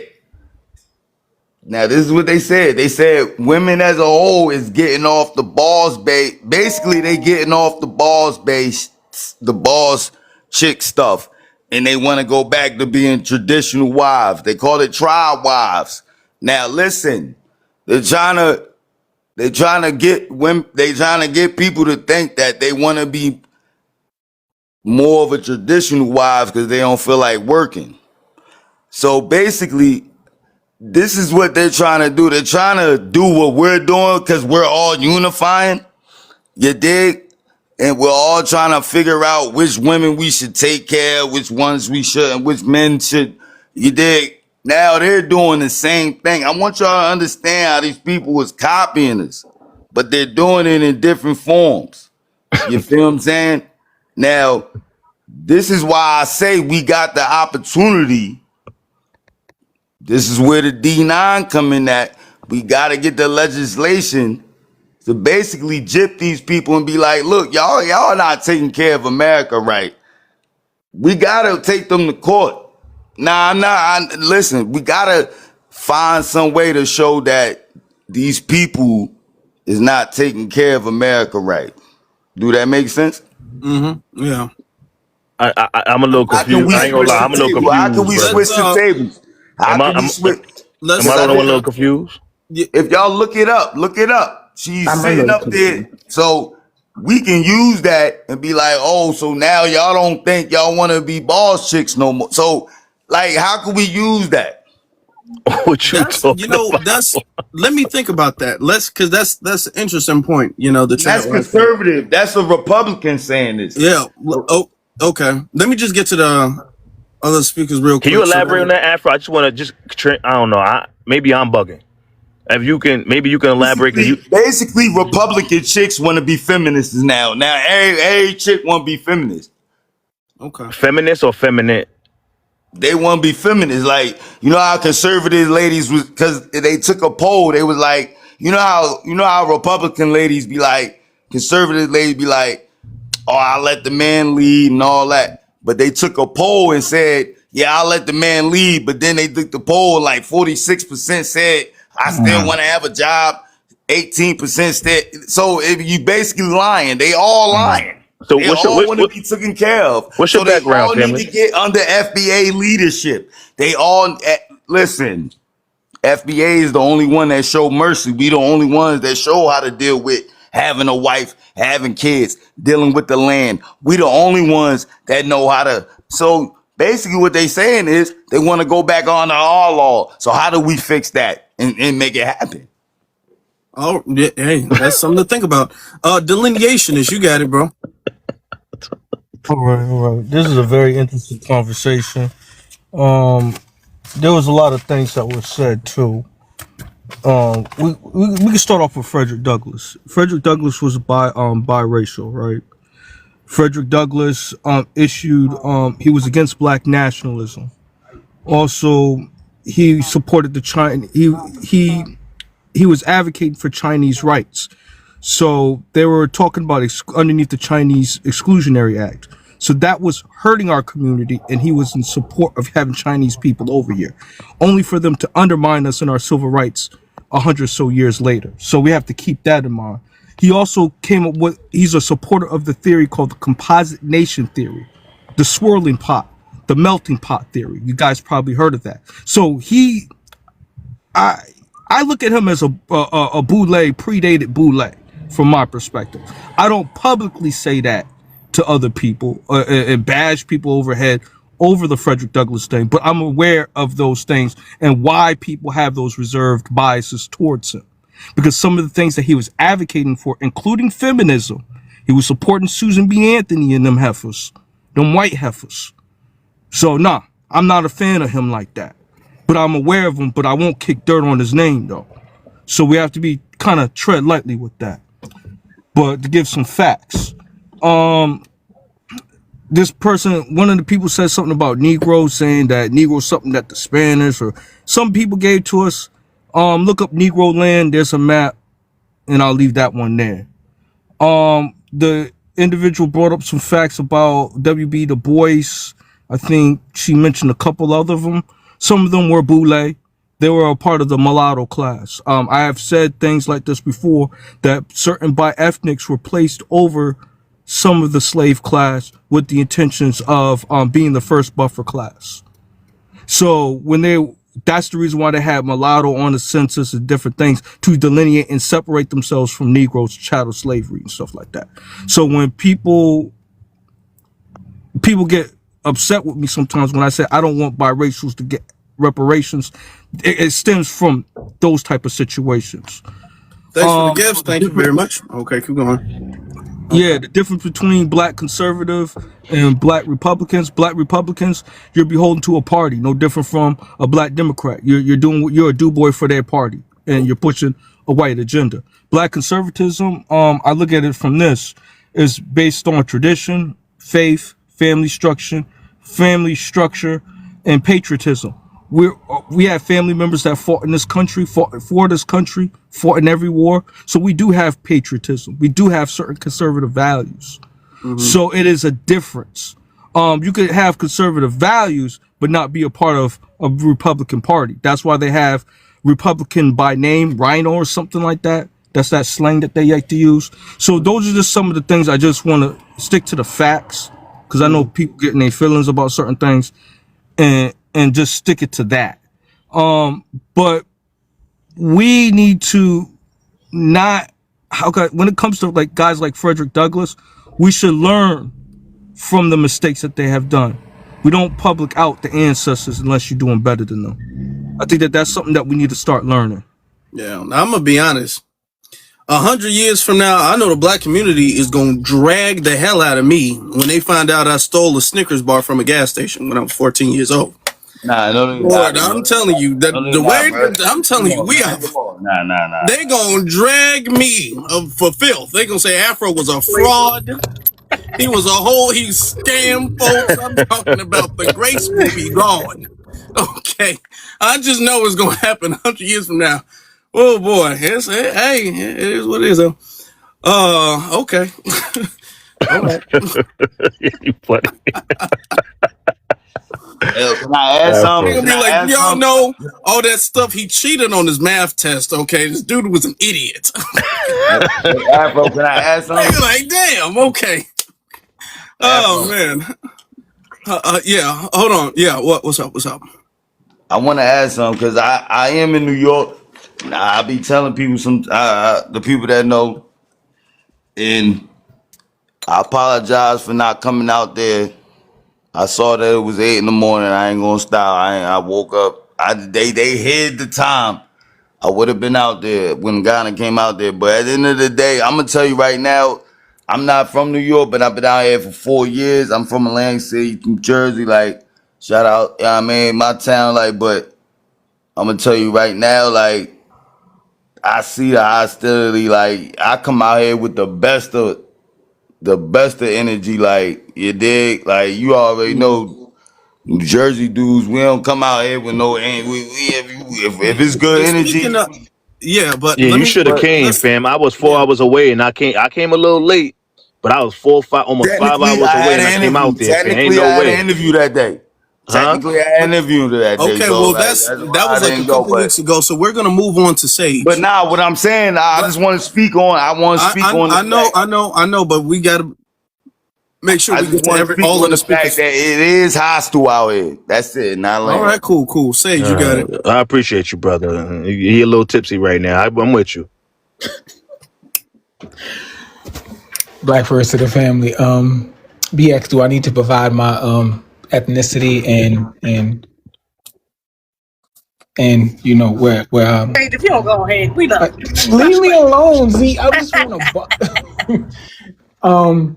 No, so first of all, I want to answer the topic of the room. The difference between the black conservative and the black Republican is a big difference. Like my brother just allocated, you can have conservative views, and there's nothing wrong with that, and you can be a black Republican, and there's nothing.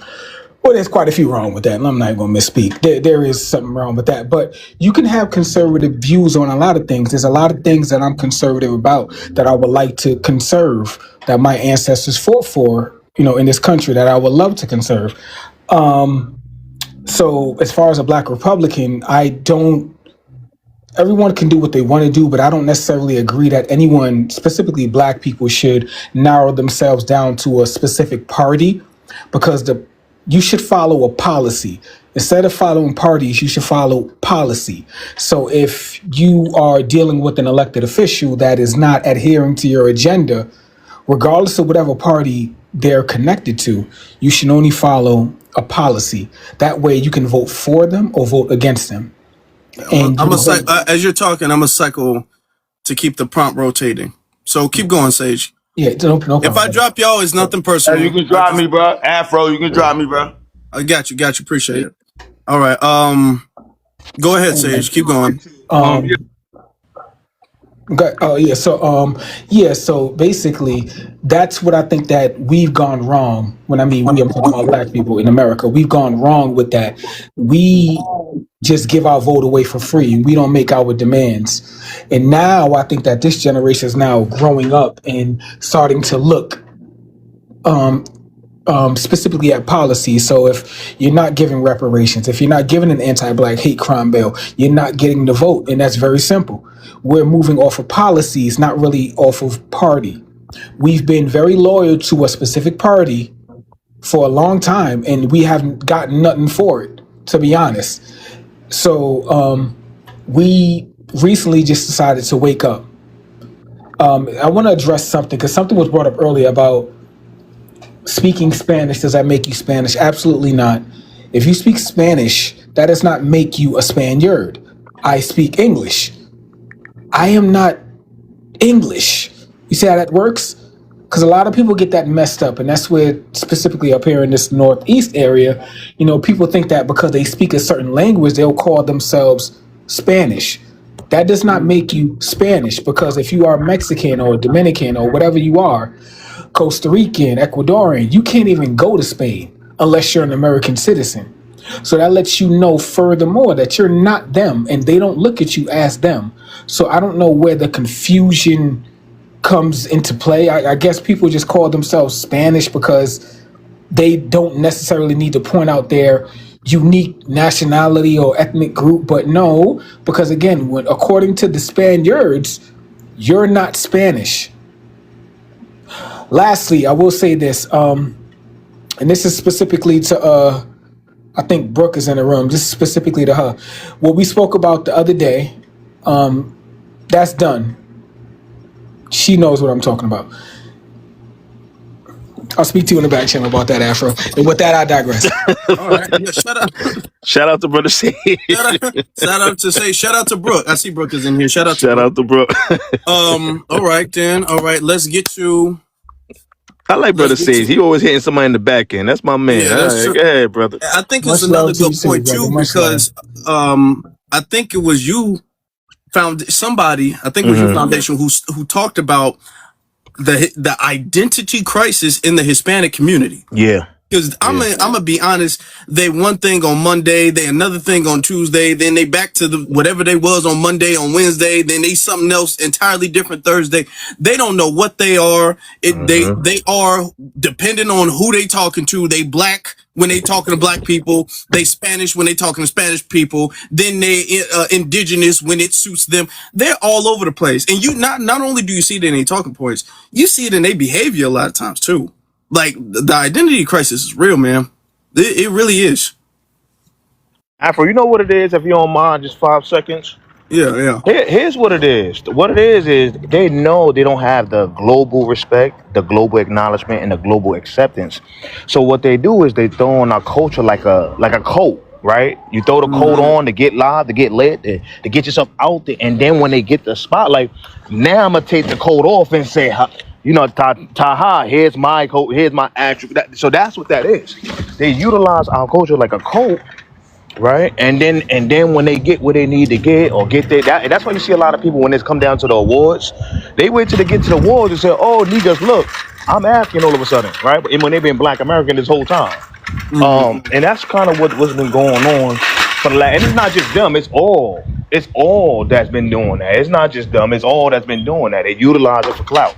So that's why we kind of see this thing where, pardon me, that's why we see this thing where it's kind of like an identity crisis. Like they stuck in between. Like they want the clout of being right us, but then at the same time they want to represent the country they fled from, right? So it's a weird situation, pretty much.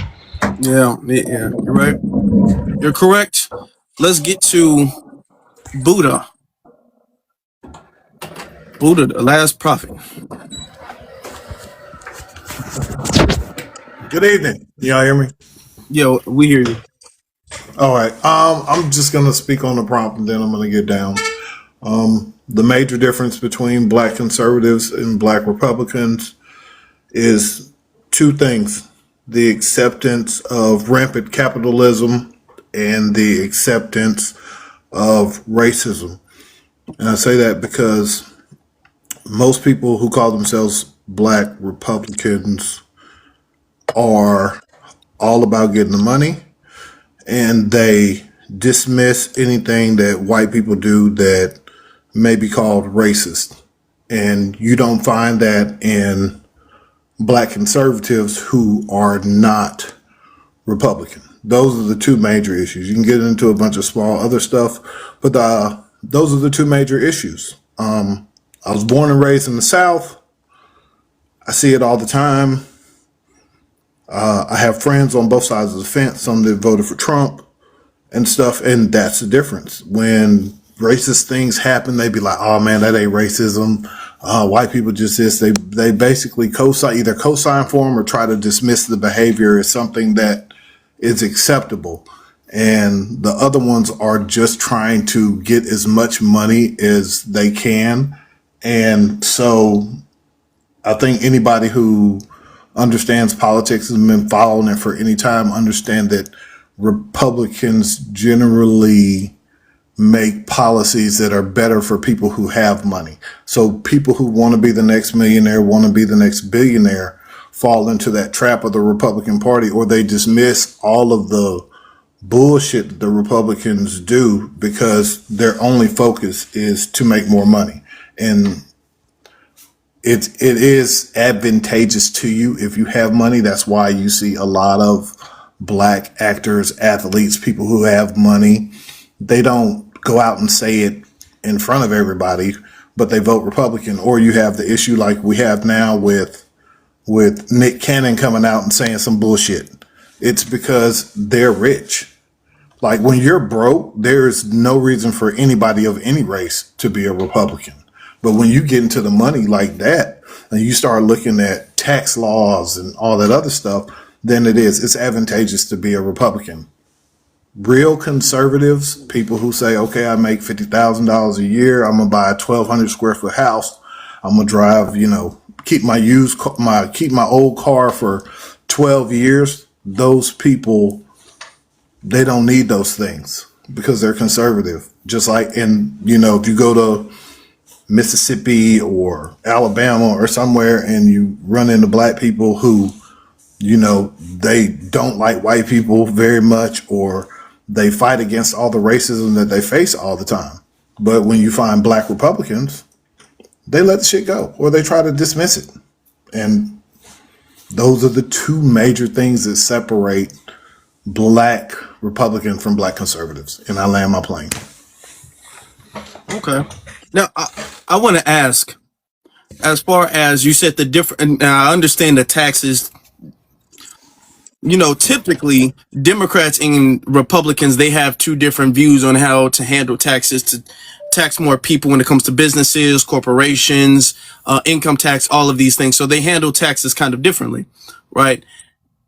I'm asking, you're saying that, of course, more wealthy people are going to lean towards less taxes and all of that stuff. Do you feel like that's the only reason that they would go, or anybody would go Republican? Because and I want to ask this question because a lot of people are Republican based off of what they believe are Republican value or conservative values, right? Like for Right. instance, or conservative policies on other things outside of taxes. For instance, with this last election, a lot of people were concerned about immigration in the border. So, it, I think it's taxes. I also think it is other policies that people may be aligned with when it comes to that party. To answer your question, I think that there are a lot of Democrats who are also there. I have a lot of Democrat friends, left leaning, liberal, whatever, who are also concerned with the border.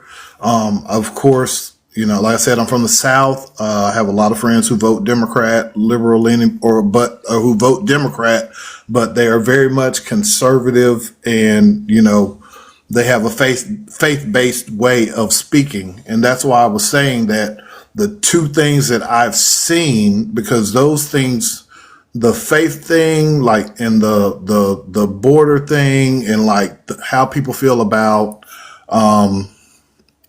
terminating pregnancies, I see those on both sides.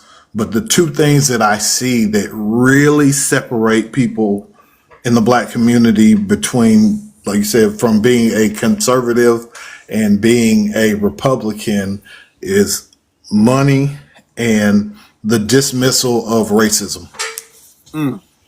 Yeah, I feel like I would agree. I would say it's mostly the dismissal of racism. To be honest, it's the fact that, and not all of them do it. Let me be clear. Not all of them do it, but the brand that they have. When you go online and you see a black Republican, when you see a black Republican at some type of event, or any black Republican of prominence that we can name, deny racism like they're a defense attorney. Okay, deny any type of racism like Brandon Tatum or anybody like that. Deny racism at all. Will always say that black people are bringing that up and that was never a factor, and black people are always lying about racism. These are the reasons why black people, who even if they do have conservative beliefs or conservative entirely, are not going to go when it comes to the Republicans, because black Republicans, they understand that the Republican Party nowadays is really like a good old boys club, and they're going above and beyond so they can stay in the room. And in order for them to do that, they need to regurgitate a lot of anti-black talking points, and they need to really be a vessel to condemn and demonize the black community and say, well, I'm black, so it's not racist if I say it. But they're using the talking points that they know that you can call peers, I suppose, want to say. So they're becoming a representative in that way. Absolutely. And I see a lot of people in the comments saying that, Democrats are this and both sides. And like, after this, I'm going to go because I got homework to do. But one of the things that frustrates me most that I see now out of my black Republican friends, I'd still call them friends, is the misquoting of Malcolm X when Malcolm X says that the Democrats are a wolf in sheep's clothing. They always cut the clip and just use that one sentence, and they never include the part where he said that the Republican Party is the wolf. They show you who they are. They show you that they hate you. And that's where like I said, that's that dismissal of racism and choosing the side, like you said, trying to fit in and trying to stay in the room. So you'll take half of what Malcolm X said in that quote to use it against black people and use it against the Democrats, but you won't take the other half of what he says to use it against the Republican Party. Yeah, that's true. Yep, that's true. Appreciate that, brother. Let's get Afro, if I you. can, if you don't mind, brother. Yeah. One thing we're not gonna do, family, we're not doing the COINTELPRO gender wars in the comments. I'm not I gonna wanted call to you address out. that too. Yeah, Okay. Go ahead, because I'm seeing I'm a not lot of gonna that. call you out. I'm gonna let you slide, but I'm gonna tell you right now, stop with this COINTELPRO gender wars in the comments. Stop arguing with women in the comments. We don't play that at all. At all. It's a new age. We on cold. If you're still in that COINTELPRO CIA gender wars, you off cold, family. So please stop. I'm gonna say stop in the comments, and I'm gonna leave it at that. Yeah, it's difficult for me to make out exactly what is being said and who is saying it, but I do see the back and forth. Is not good. I don't like it at all. You know, I'm not trying to call no names. Let's just cut it out. Let's just cut it out.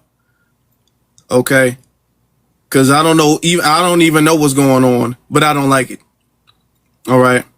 And we're not doing that. We're not bringing that interview with And us. No. especially against people that's doing real boots on the ground work on the ground, right? You have nothing to say about somebody really doing boots on the ground work.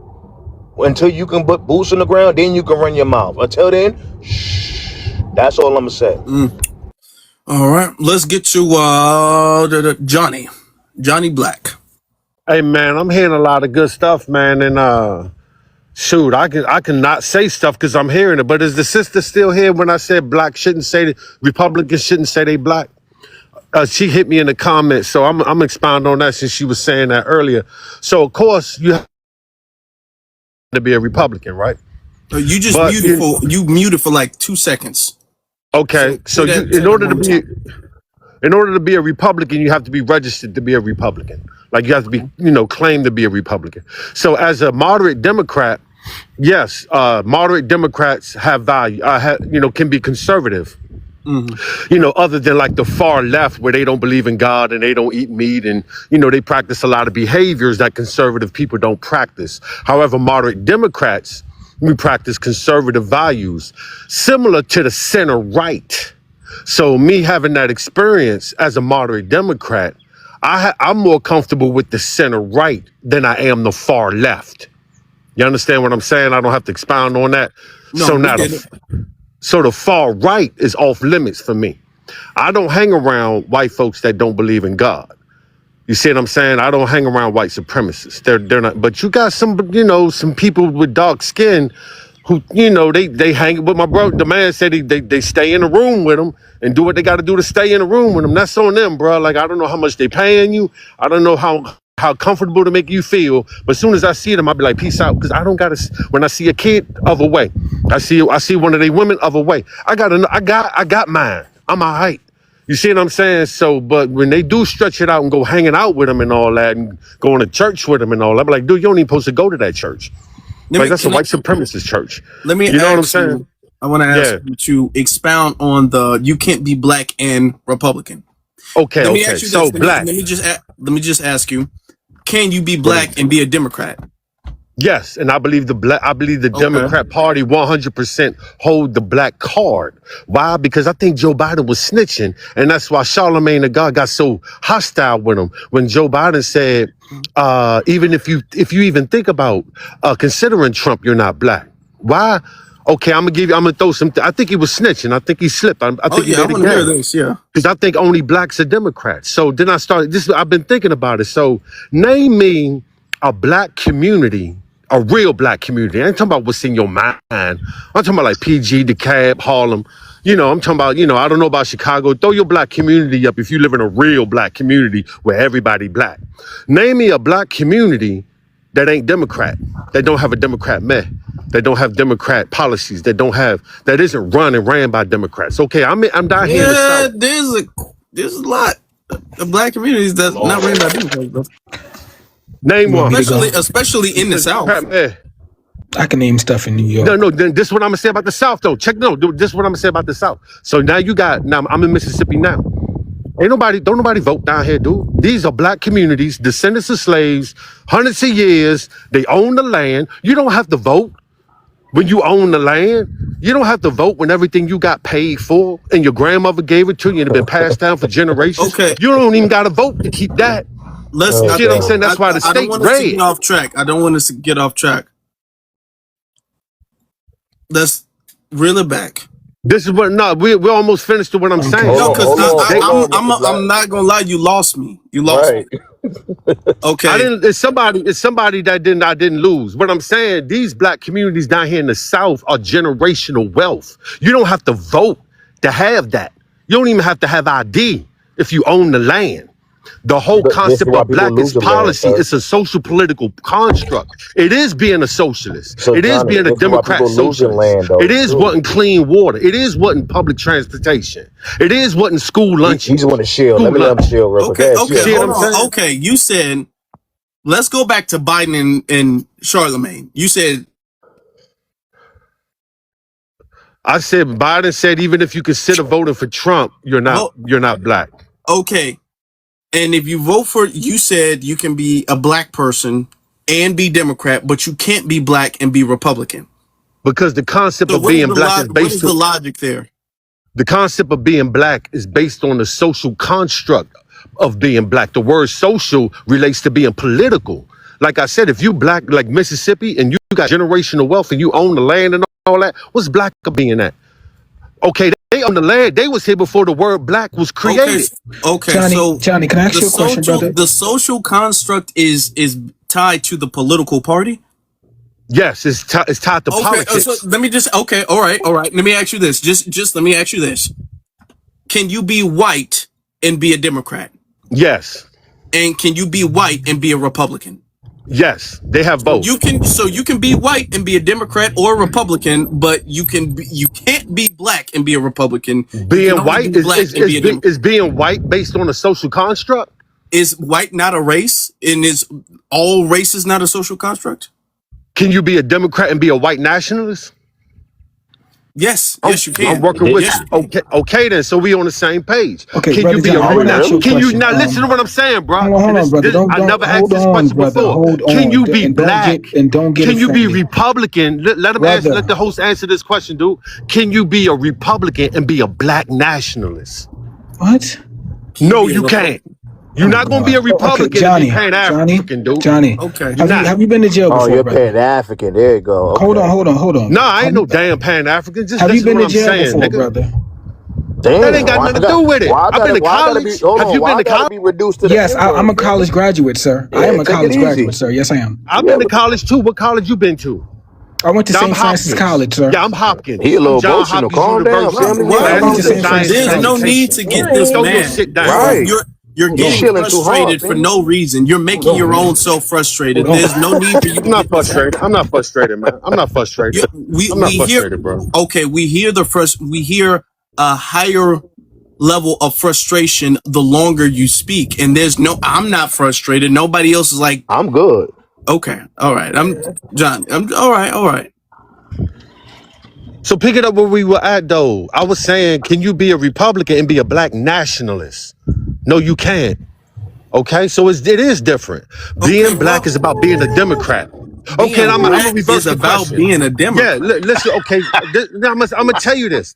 Take the whole Democrat black community out of the equation.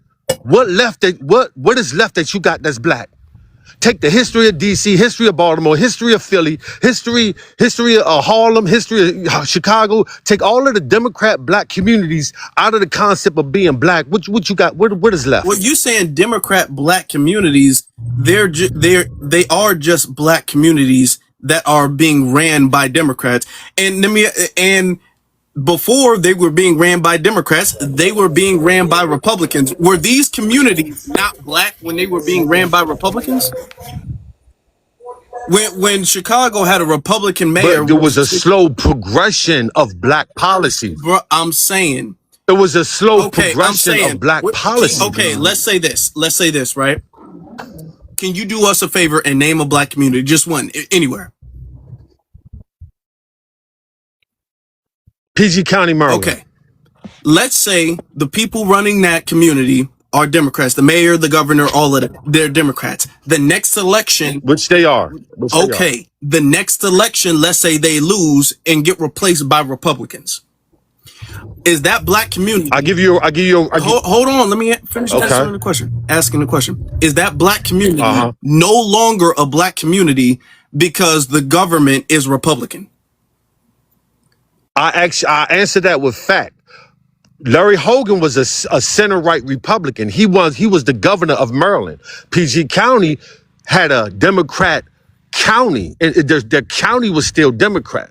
The county commissioner was still a Democrat. Okay. The mayor is still a Democrat. And they were all black. Let me rephrase. Let's say everybody who's a Democrat loses. In all Democrat county, the commissioner, every single person loses, and they all get replaced by Republicans. Does that now make the black community not a black community anymore? Okay, so I understand what you're saying, but the social policies and the social construct and the political wins in the courtroom, the political policies that are passed are based on Democrat policy. However, I give you a Republican state that has that's been generationally red. In these states, the black community owns land. They have generational wealth. And they don't vote. There's no public sector. There's no public transportation. There's none of those public policies that are important to the quote unquote black community. And are they losing wealth? I'm gonna use another word. Generational wealth a white thing? Is that a white thing? No, it's black. They got I'm standing on a black man land right now. Why are you discounting their blackness because the government is Republican or conservative or whatever the case is? Because they were here before the term black was created. Oh God. Because they had this wealth when they were called Negroes. They had this wealth before the civil. Okay. All right. We hear you. We hear you. Let's let Brooke is up here, so we going. Hi. That's why they're not black.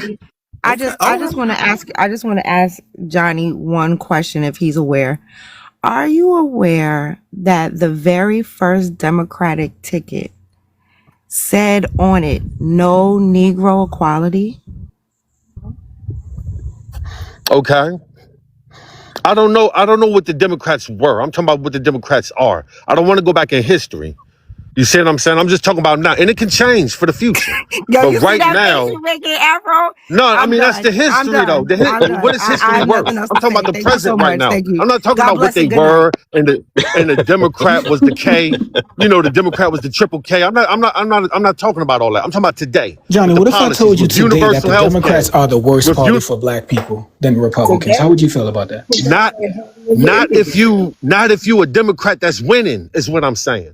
If you're a Democrat that's winning, you ain't got no complaints. Johnny. If you're a black Democrat that's rich black Democrats ain't complaining, dude. Every Democrat is rich, sir. What are you talking about, sir? Every elected Democrat is rich, sir. What are you talking about? You got Democrats all throughout the black community that's rich. He's talking about elected. He's talking about elected officials. That's what he's talking about. I'm talking about. I'm talking about black people that's rich. They're all rich. They're all rich. I'm talking about black people that's rich from being Democrats. Oh my God. You got people you got successful black Democrat families with been working for the union, been police officers after police officer, the military, black community, black land school teachers. You got black communities, black lawyers, black POs, black COs, black judges, black lawyers. These places exist, and they are Democrat communities, dude. You know, they are Democrat people question my okay. Why can't go on camera, Afro? What's up with my camera, bro? I don't know. Let me see. You know, I don't like when people question my intellectual. Dude, I'm not questioning you. I don't know. I'm not. I'm talking to Afro. I'm talking to my brother. My bad. I apologize, dude. I apologize for that. Johnny, you got to take it easy, Johnny. Johnny, let me ask you this, and then we got to get to another speaker. Got to be fair to her. Let me ask you this though. I'm gonna go down and come out. Okay, yeah, it might be tweaking. You said those people who are in the Republican spaces or whatever, I get where you're coming from. They were there before the term black, before we were classified as black, correct? That's what you're saying. Let me ask you this. The way you're implying that the Democratic Party and the term black, the racial category of black, came up at the same time. Is that what you're telling me? No, I'm saying that however it happened, the black Democrats became the foundation cornerstone in the rock behind the Democrat Party. Without quote unquote black people, whatever their history is, the Democrat Party wouldn't be what it is. So black people run the Democrat Party right now. That's not okay. We are the main supporters of the Democrat Party. All right? Yes. That does not mean you have to be a Democrat to be black. What if somebody doesn't vote at all? Are they not black? No, they whatever they want to be, because being black isn't bound by law. You can choose to be whatever you want to be. Can't nobody making you black. That's not a legal term. I'm a U.S. citizen. When the police come, I'm a U.S. citizen, and that means something. I don't have to say I'm black. Then that's the point. I'm asking, I can be American. what if somebody says I'm a black person and I don't vote at all? What would you say? They can be whatever they want to be, man. You know what I'm saying? That's what I'm saying. It's an option. You can be whatever you want to be. But you just said saying they can't be whatever they want to be because they can't be Republican. No, I don't do that. I don't tell people what they can and cannot be. But all I'm saying is you have these people that want to. I'm telling you, you have these people that want to hold on to the word black. And what is that word black worth to you? Why just not be American? Unless you need to be black, unless you got a box to check, unless you got a box to check to get some money, you don't got to be black. So that's what it really was. Let's get to what Sage. That's what it really was. He went from Democrats to now just don't say the word black. I get it now. Go ahead. My bad, bro. No, you did. For what? Hey, say black for what, though? What is it worth, though? Johnny, I agree with you, Johnny. Okay. We not. I'm gonna mute up because I've been talking too long, bro. I'm gonna let y'all have this. I just got a question for you, Johnny. Yeah. So we're not black, right? We're gonna say whatever you think we should say. Now what? Yeah, you American though. That's the reality of it. Okay. So we not black. We American. Now what? But your name is Johnny Black. Go out there and do your thing, man. Live your life. Become successful. So you're arguing. So this is circular babble. This is just argument. It's not circular babble. I'm just saying, don't hold on to the word black. If that's the only thing keeping you from leaving the Democrat Party, leave and don't be black. Okay, let the Democrats have that because they putting in the work. Arguing just they're becoming politicians. Let them have that.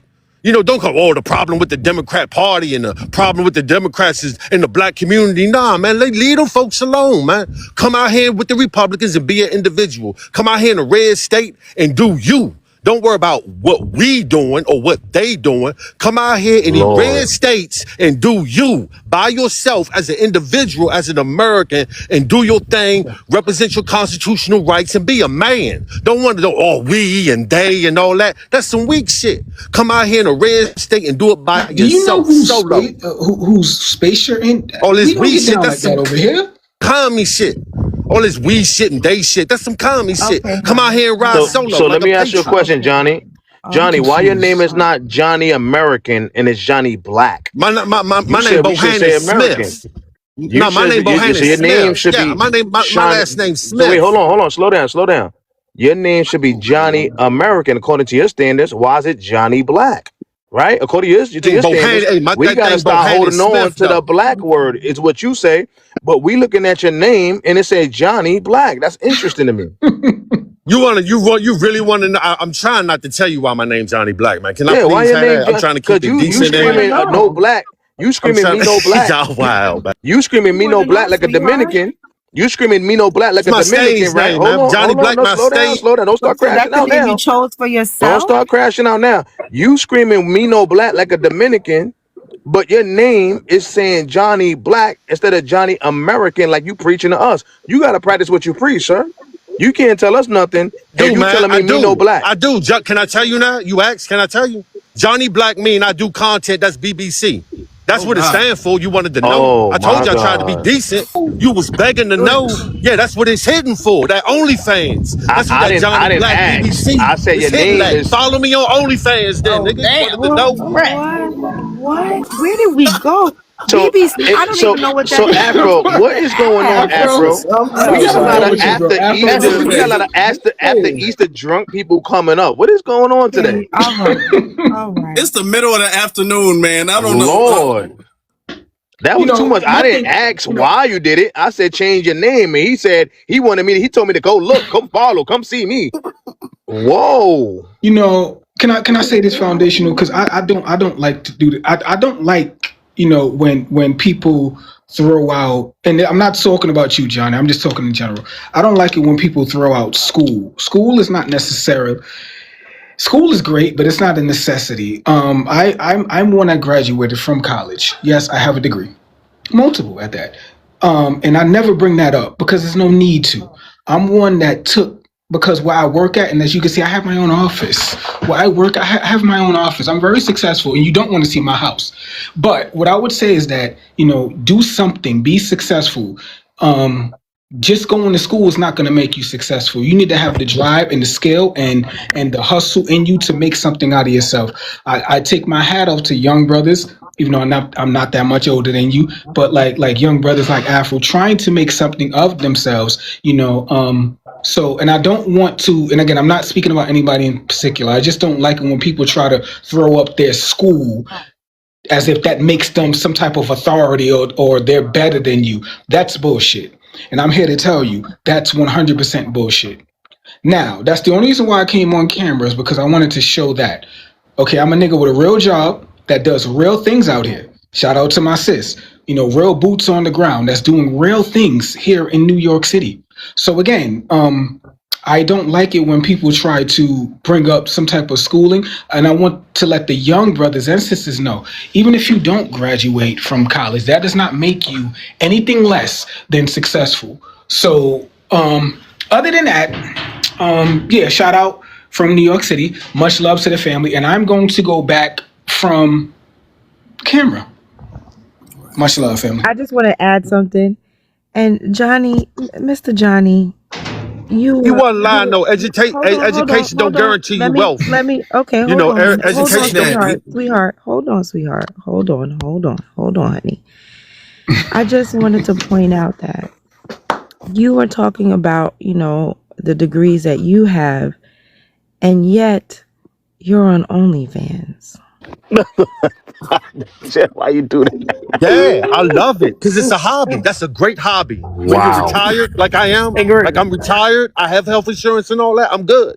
I'm You're tired. I didn't wait, have for hold 15 on. years. With the Hold on, job you Yeah, I'm got, sweetheart. you good. need I'm health retired. insurance. I'm retired. I ain't gotta work no I, more. now, I ain't gotta making me work have no more more. I'm questions. People sorry don't y'all usually still in do the that for Sweetheart. us. workforce. I Wait, ain't got. I pause, do it for a hobby. I do it for fun. People usually do Yeah, that out of I do desperation, it for not a hobby. fun. So you're Great hobby. retired? So you're old enough to be retired and you're I on retired like at OnlyFans? 42. Like I did half for And you're on 15 years. Oh, OnlyFans? Yeah, cause it's With lit, cause it's those freaking live. old, I love it.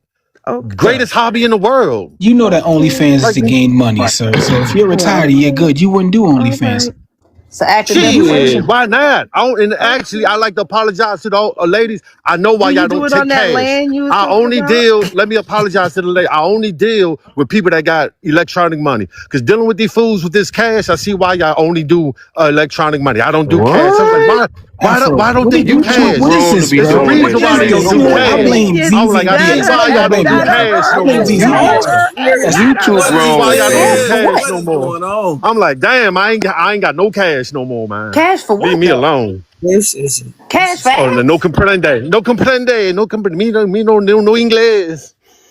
Me me no, bro. no no, no. black, me no English. Where did this Yeah, me no, Black me conversation only no. go, I black don't bro? know I what's only. don't going know. on. I don't know what time Okay. it is. Family, Where did this you too conversation He go? grown. threw. He threw.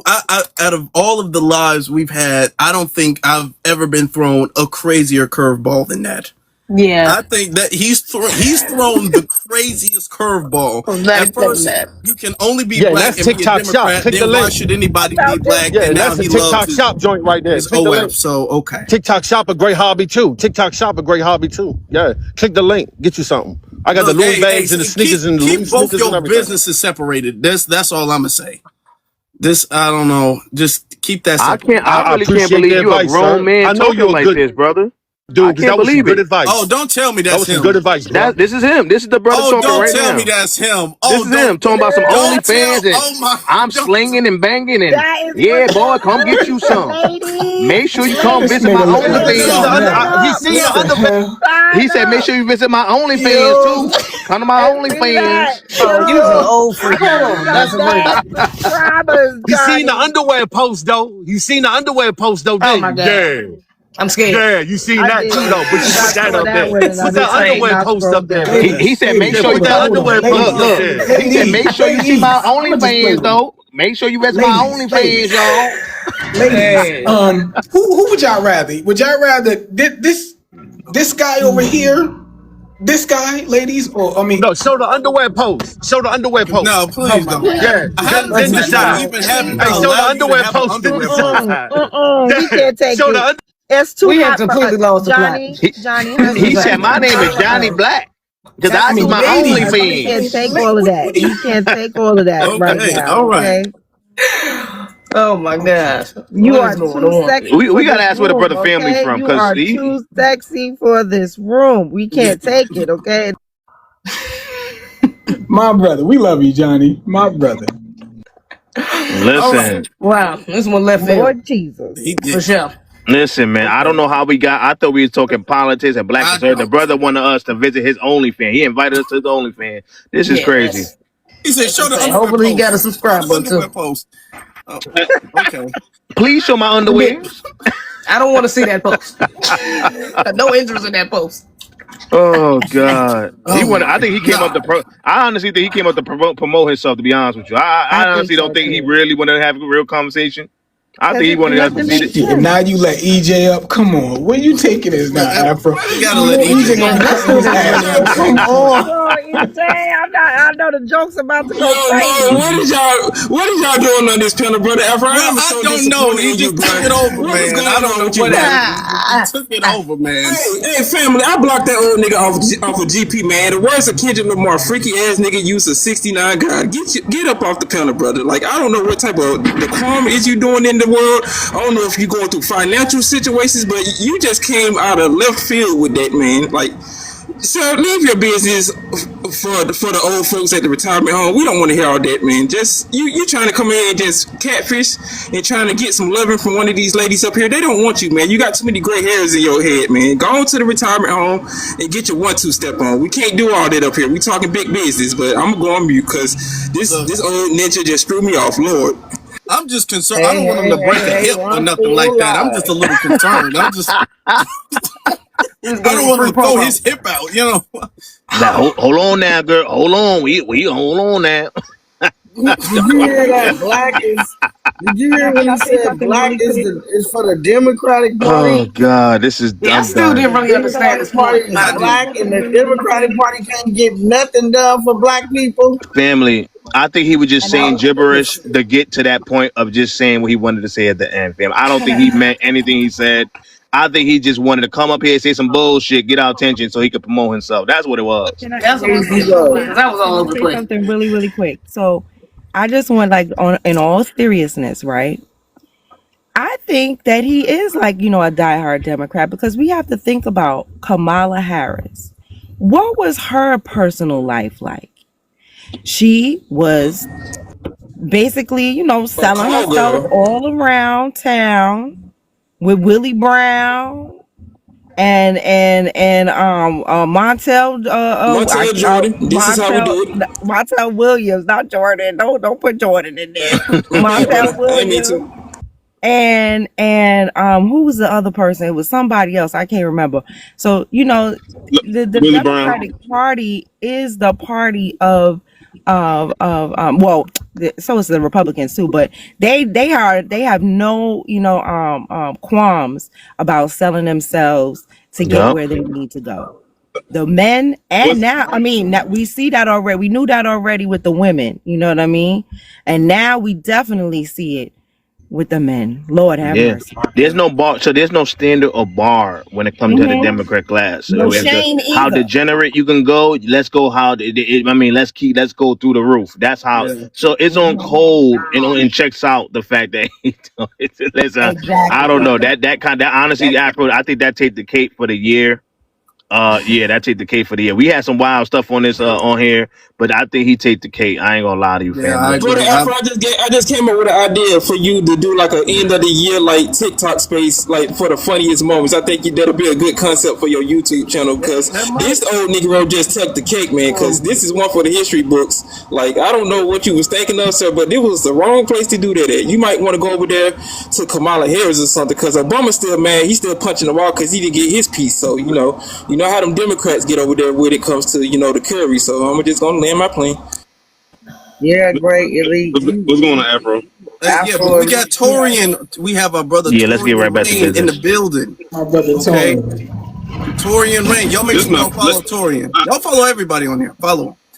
But Torian, this is my what's up, first bro? time coming on your. This is my first time coming on your TikTok Oh, live, and the way first to thing I show get up to the introduced. very first one. This would be the first. This would be his first TikTok live. And the first thing I get introduced. The first thing I get introduced to is TikTok After Dark. It's only 4:11 in the afternoon. The sun ain't even set yet. Hey, It's still up. BT Uncut, brother. Oh my god! What is good? Yeah. Yo, After dark, Torian. I don't know what you talking about, Torian. I'm creating my OnlyFans right now as we speak. Hey, brother, this is the 2026 version of the Nelly Tip Drill video. But to go on what I was talking about with I would say with these freaks in these parties, let's not discount what just happened with Christy Noem's husband.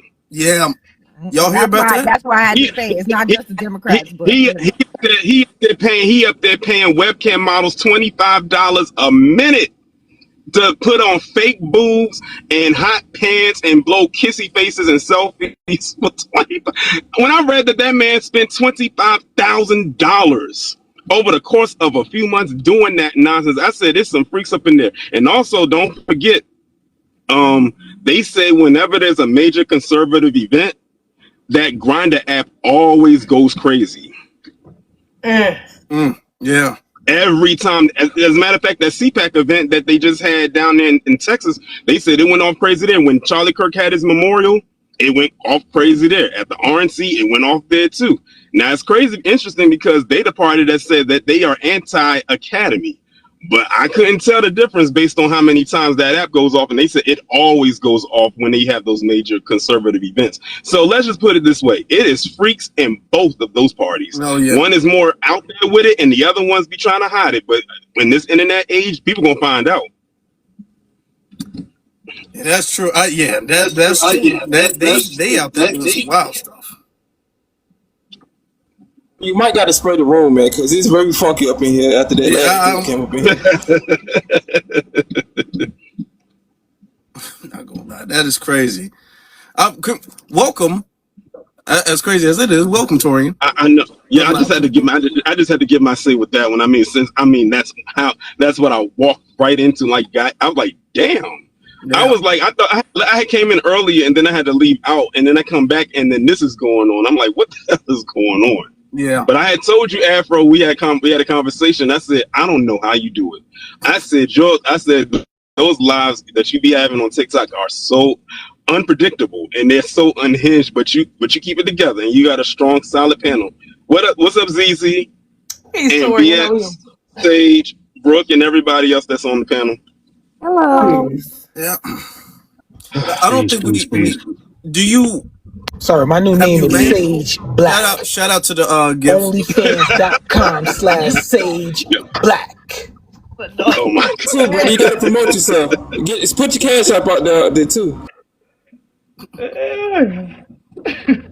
Look, but he's giving a lot of people a lot of hope. If he can do it, anybody can do it at this point. Like, I'm gonna be honest. If he can do it, anybody can do it. Giving these sellers no support, man, because you're gonna have niggas like Roland Martin trying to do some weird stuff like that with food and stuff. So I don't be want to try to put this stuff out there. I don't. Can you just imagine his grandkids coming there like, why do they call you Johnny Black, Grandpa? Well, listen here, son. Well, listen here, son. I'm gonna tell you right now. So back in the day, Oh man. I had done the summer in Studio 54, right? You know I had it with the disco ball, right? Back in 75 now. He said, I still get it. He said, it's a hobby. I have fun. And I only take Bitcoin. Okay. Yeah, that's what's up. That's still don't understand the cash. Did he say that? You say you don't take digital money, might as well. He said electronic, no cash. I take cars. I take the Bitcoin. That's all I Oh take. God. Boy. I'm done. But we were talking about the difference before he came up and threw everything off. We were talking about like the difference between black conservatives or black people who are conservative or have conservative values and beliefs versus a like registered black Republican. Because a lot of times they go hand in hand, but all of the times they're not the same thing. Oh, there's definitely some differences. Like black conservatives, for the most part, from what I've seen and who I've talked about on my channel, a lot of them don't have their own original thoughts outside of what the usual suspects tell them to do or put out there. For instance, and I noticed this yesterday, and I don't know if you saw when TBA had did his broadcast about this. Trump had put out this wild Easter rant. I don't know. It was so weird. It was a very weird rant that he put out there. And one thing I noticed is a lot of these black conservatives, as I like to call them, they had nothing to say about it. And I went to all of their pages. Not one of them said anything. But they will sit up there and say how, and I'll use an example, and I've talked about on my channel, Tiny Terry, Afro, you know who I'm talking about. Yeah. He literally sat up and said there's nothing that Trump can do or say that will make him go against him. But the post that I saw on his page yesterday, the only thing I saw was an AI video of PC Jesus. And that was posted probably damn near at the crack of dawn on Easter. But when it came to what Trump said on Truth Social, he said nothing. So a lot of these black conservatives, as I call them, they only say and they only parrot rather what if someone else says, even if it's filled with nothing but a bunch of lies. So I call they, in my opinion, really battery operated, and many of them are hanging on by a thread anyway. So they literally just go wherever the wind blows. Many of them are grifting like crazy. And as far as the black Republican goes, if they don't want to be lumped in with them, then they better make sure they find a way to stand away from them, because they're going to get lumped right in with them. Because at this point, a lot of people aren't differentiating between the two of them. They now are like, for them, it's like two peas in a pod, and the pod is rotting from the inside out. Yeah, that's true. A lot of them going down. They're going to go down. Yeah, that's very true. Trump, somebody's like, what did Trump say? Trump went on, I can't even repeat what he said. He's made, I guess they wouldn't be tweets because it's Truth Social, so I guess they would just be posts, right?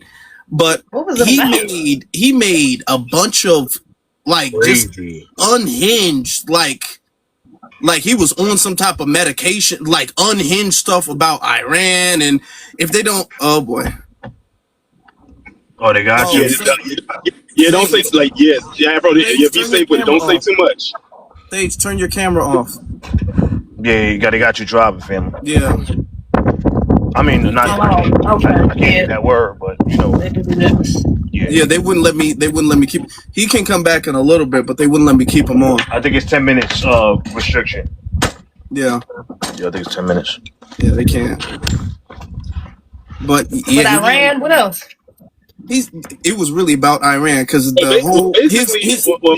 Go ahead. Well, basically, without going too much into detail, what he said was not the smartest thing to say, especially when they're in the middle of this war. I put it like that. Okay. Like it could be a lot. I'm gonna look into that. Leave it like that. I'm not gonna go too much into it, but what he said in the middle of this war that's going on right now that they're going on with, that's something he definitely should not have said. It even had people some people who would agree with him even coming at him like, what the hell are you doing? What are you saying? Someone take his phone, like get him off of social media right now. Yeah, it literally looked like a child took his phone and started just a whole bunch of curse words. I'm gonna do this and it was really degenerate. It don't look, let me put it like this. It don't look like something a sitting president would say in the history of presidents. Let's put it like that. Yeah. It looked very juvenile. It looked very and also too, and I mean to cut you off, but yeah, you guys it also looks bad for the I would call it the establishment, you know, the nation, the U.S., because the world is watching, and they're going to be looking like, oh, that's who you decide to, that's who you have installed as your president. Now, what it means is, no matter who they get in as the next president to try to hopefully clean this stuff up, people are going to look outside, from the outside looking in. They're going to be like looking at it like the U.S. is not a serious nation. We know now that where their weak spots are, and we know how we'll deal with them. Yeah, it does look. It looks like there was some type of operation that went south, and Trump thought it was going to be a lot easier making Iran surrender than it really is. He overestimated himself, and now he's incredibly frustrated. It looked like he just knocked over his table and said, "Give me my cell phone." And that's what it looked like. It was unhinged. Like, even for Trump, it was unhinged, and that's saying something. Sometimes you just gotta take the tablet from your grandpa, because you know he went on his inner Kanye West with that rant. So it don't surprise me when, you know, these people from the dominant society, they'll just say some of anything.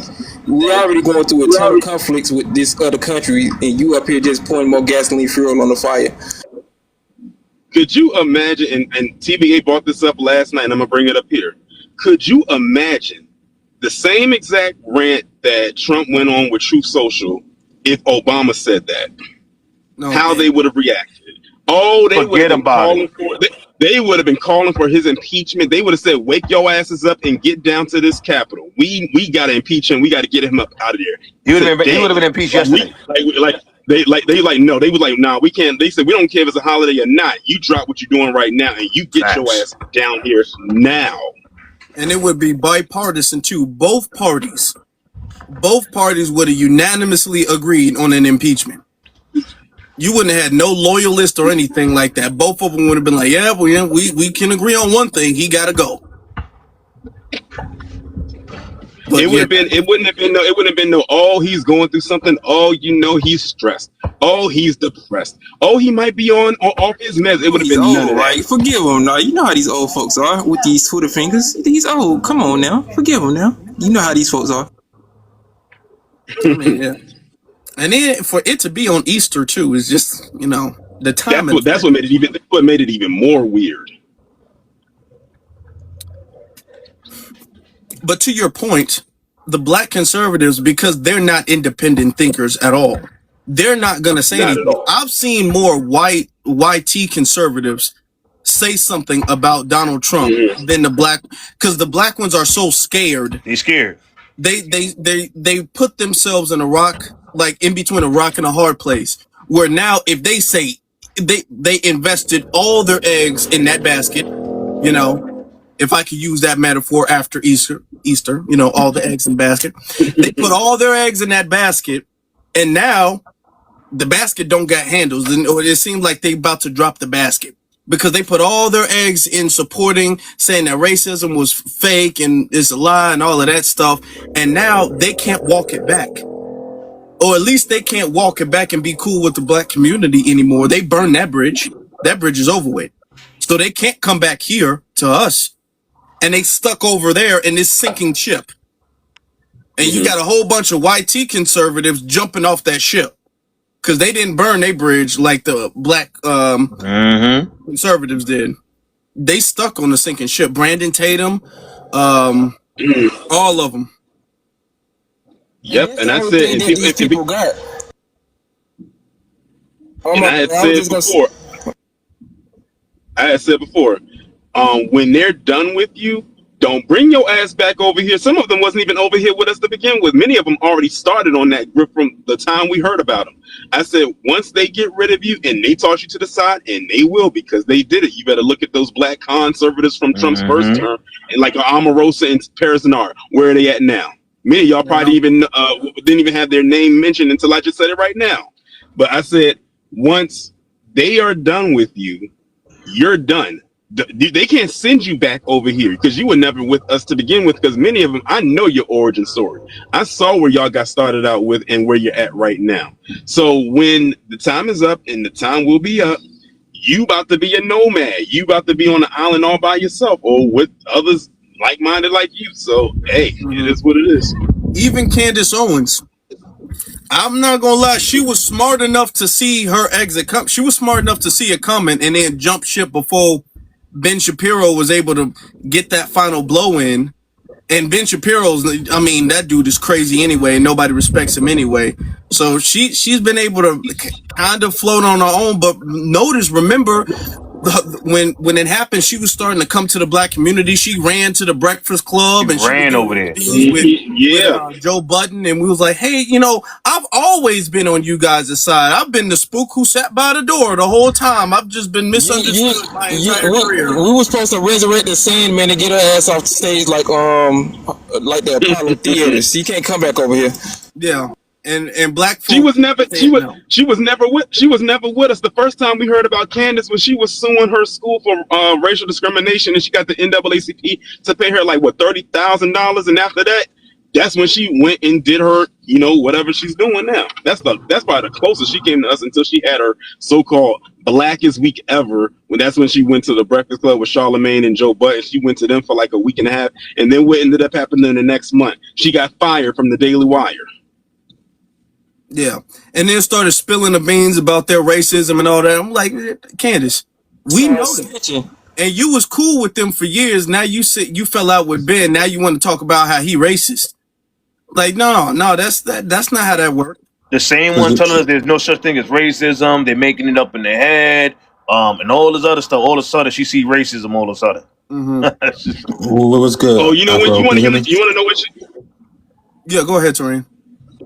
You want to know when she saw racism for the first time? When she posted her biracial children online, and they told them about and notice she never posted their children again. She posted that first child, and when they came at her the way that they did, she took that picture off the internet with the quickness, and she had 2 or 3 more kids with her husband, and we ain't seen them because they spooked her from posting her own children.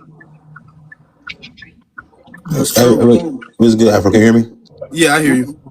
What's good, Tarang? I'm a big fan of you too. I was in here earlier, and it was some Mexican dude on stage. I was trying to get on, but I couldn't. But you had said something about the reason why do people think we're such a monolith? Because he kind of gave an excuse of the Mexicans in Arizona is different from the ones in Colorado, and he said something like that, right? And you had brought up that you don't think the person who's from Ohio, the person who's from Mississippi, the one who's from Los Angeles is different or something like that? Do you think the reason why that people kind of group us the way we group is like it's a high chance that a Black American from Colorado, Mississippi, and California, they could all be cousins? Like, is a higher chance of that? Do you think that's why they always group us in?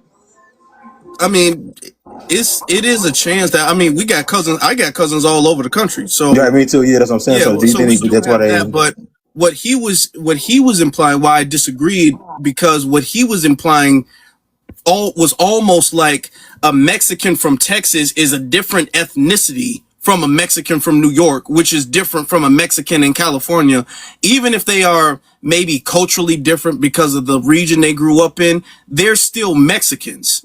So you can't make it seem like they're a different ethnic group if they're still Mexican because they grew up in a couple of states over. So that's what I was saying. And I say that because there's a talking point when we call out the racism from the Mexican community. They'll be all like, well, no, hold on. That's just in California. That's not how we do in Arizona. Like, no, that is how y'all do in Arizona. And that's how y'all do in Texas. And that's how y'all do in Chicago. And that's how y'all do in New York. And that's how y'all do everywhere y'all are. So like, I think with that, I think with that was, I thought about it. I think it's always the population density of the Black American, depending on the area, how they're gonna treat you. So California is known for being the Mexicans are known for being more anti-Black because they all know the Black population in California is very low, so they get away with a little bit more out there. But if you go to Texas, like I live here in Texas, and like I say, they are very cool. But I always sit back and think about it, like, Texas got the most Black Americans just from how big it is per capita in any other state in America. So is they cool here simply because our population is just much bigger here? So they know they're gonna be able to get away with the stuff that they're doing in these other areas, such as even when I'm from Cleveland, like we got Mexican population out there a little bit, and the Mexicans don't be on that out here out there in California because, like I said, Cleveland predominantly Black city again. So I just noticed whenever that Black population is very very small, every group kind of get a little bit more tough towards the Black American and within that region because it's not enough of us there basically. I mean, that's the way immigrants operate, which is why we shouldn't have been having all of these hostile immigrants invade our communities like that a few years ago anyway. Because when their numbers get to a certain point where they feel comfortable, to your point, when they start to feel comfortable, then they start to allow their dormant, because they all have them, their dormant anti-Black racist feelings out. They're cool with you now because it's only one of them and 7 of us. But then when it's 16 of them and only 7 of us, if it's 30 of them and 7 of us, then they're going to start showing out, you know? And I always said this: every immigrant class have always came through us first, and then once they got their numbers right, that's when they start acting funny. So if you think about the Irish, when they first came over, I think in the 1800s, they had to be on the plantations. Some of us had to be on the plantations with us, so they wasn't as. But as soon as they got those police jobs and them firefighter jobs, you saw they was letting our houses burn down when even trying to help us. So it's always when they first get here, they seem very very cool. But once they get their population up, and I'm starting to see it a lot of times with the Caribbeans and Africans. Now their population is up, they a little bit more funny style than the ones that was back in the 80s and 90s. Here, like people who was around those times. I heard that wasn't a lot like that back in the day. But now they talking about the Al-Qaeda stuff and all that stuff. But they weren't saying that back then because there weren't that many of them. So now it's just a lot of them. They got like a smart mouth now.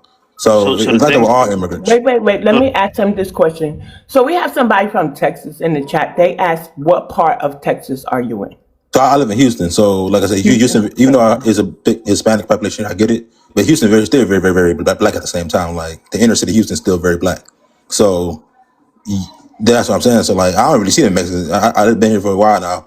I really don't see that many Mexicans if they're not like just working low jobs and stuff. But like most people I always see is Black. So that's what I'm saying. And like being from Cleveland, if you know about Cleveland, one of the historical Black cities around America, like Detroit, Memphis, and one of those like those type of cities, Jackson, Mississippi, Cleveland, one of those cities too. So it's like we're very historically Black there as well, and we do have a Hispanic population on the west side there, but it's still a lot of Black people on the west side up there. So it's like everybody got their P's and Q's together because the Black population is deep. But like I said, you go to Cali, I heard it's different out there. That's what I'm saying. You know, I got to give a pushback, a little bit of a pushback. So I just want to say this to everybody. Anti-Black Latino from the Bronx acts just like an anti-Black Latino from Florida. Acts just like an anti-Black. Once they anti-Black, they all act the same. And I can pick up the words that's going to be a trigger to show me that they are anti-Black. I just know. Am I really wrong, Marshall? No, you're 100% right.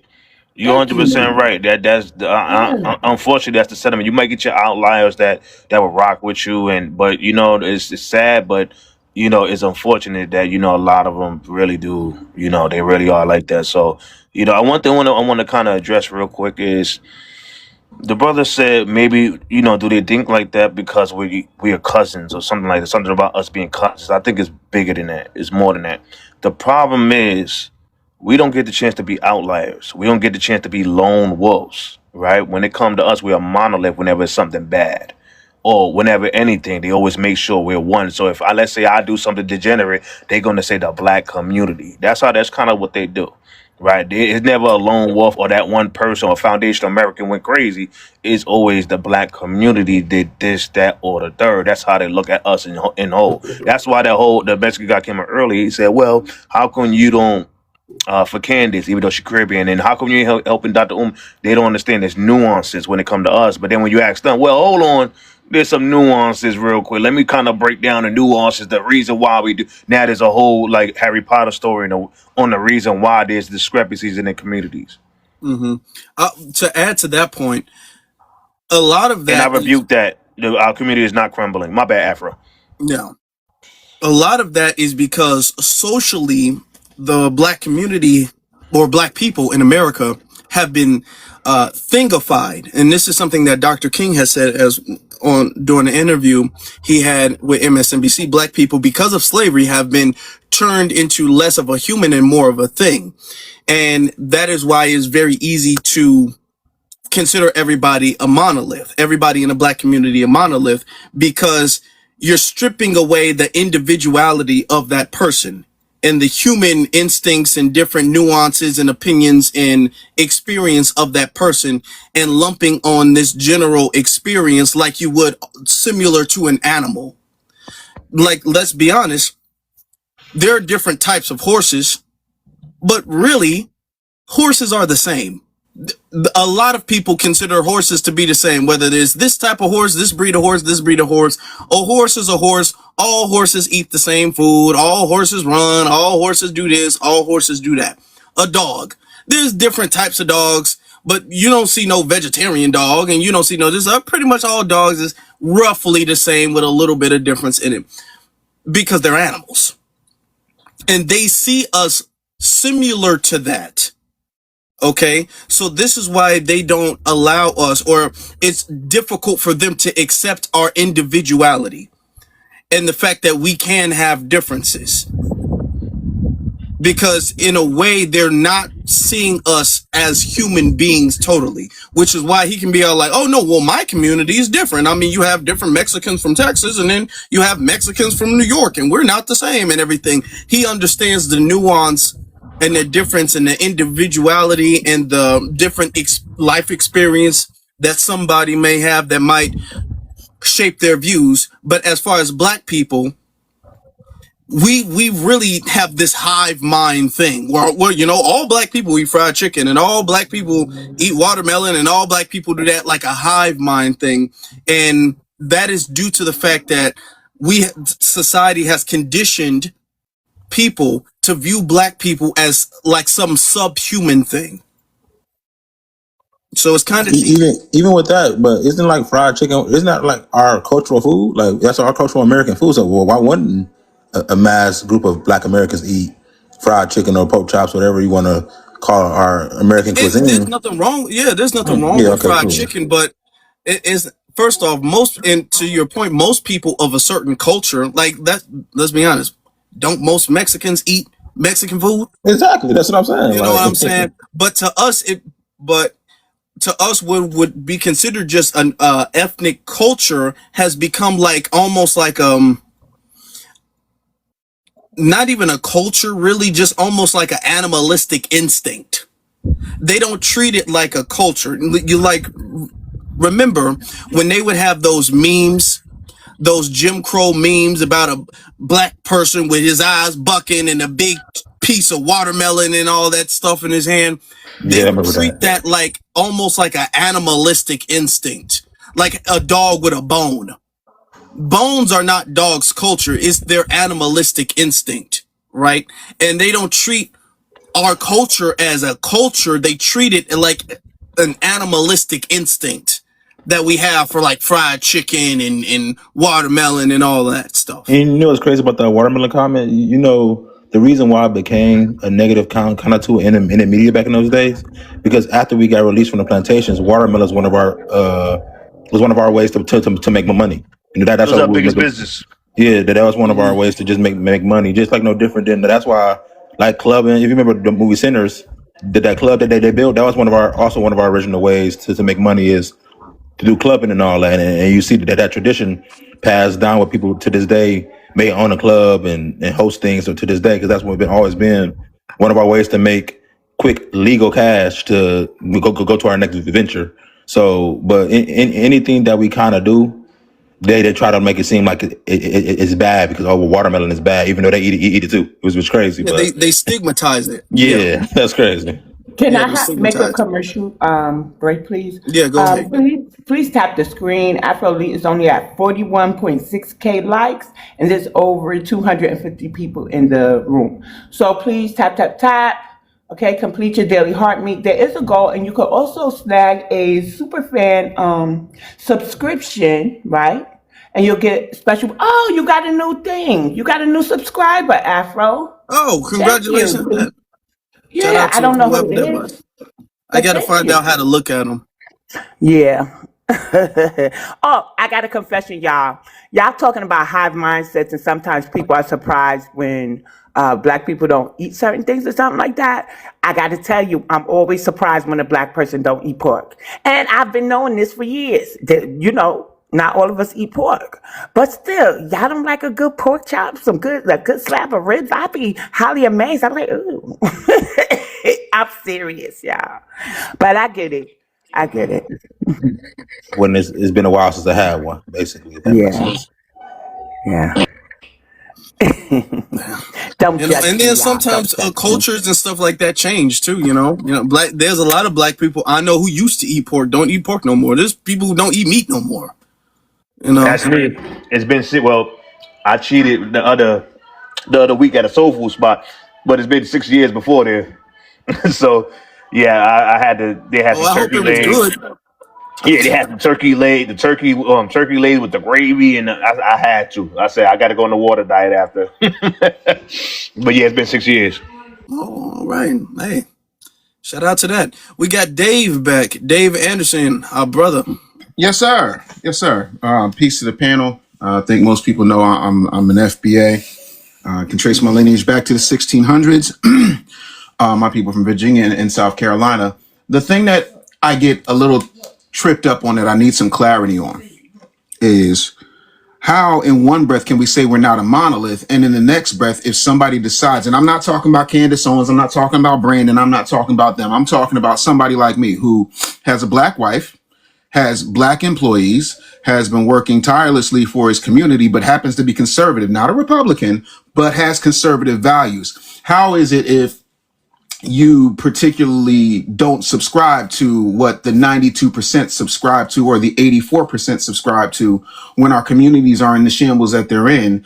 All of a sudden it's, well, when they get done with you, you can't come back here. What you mean back here? Back where I never left?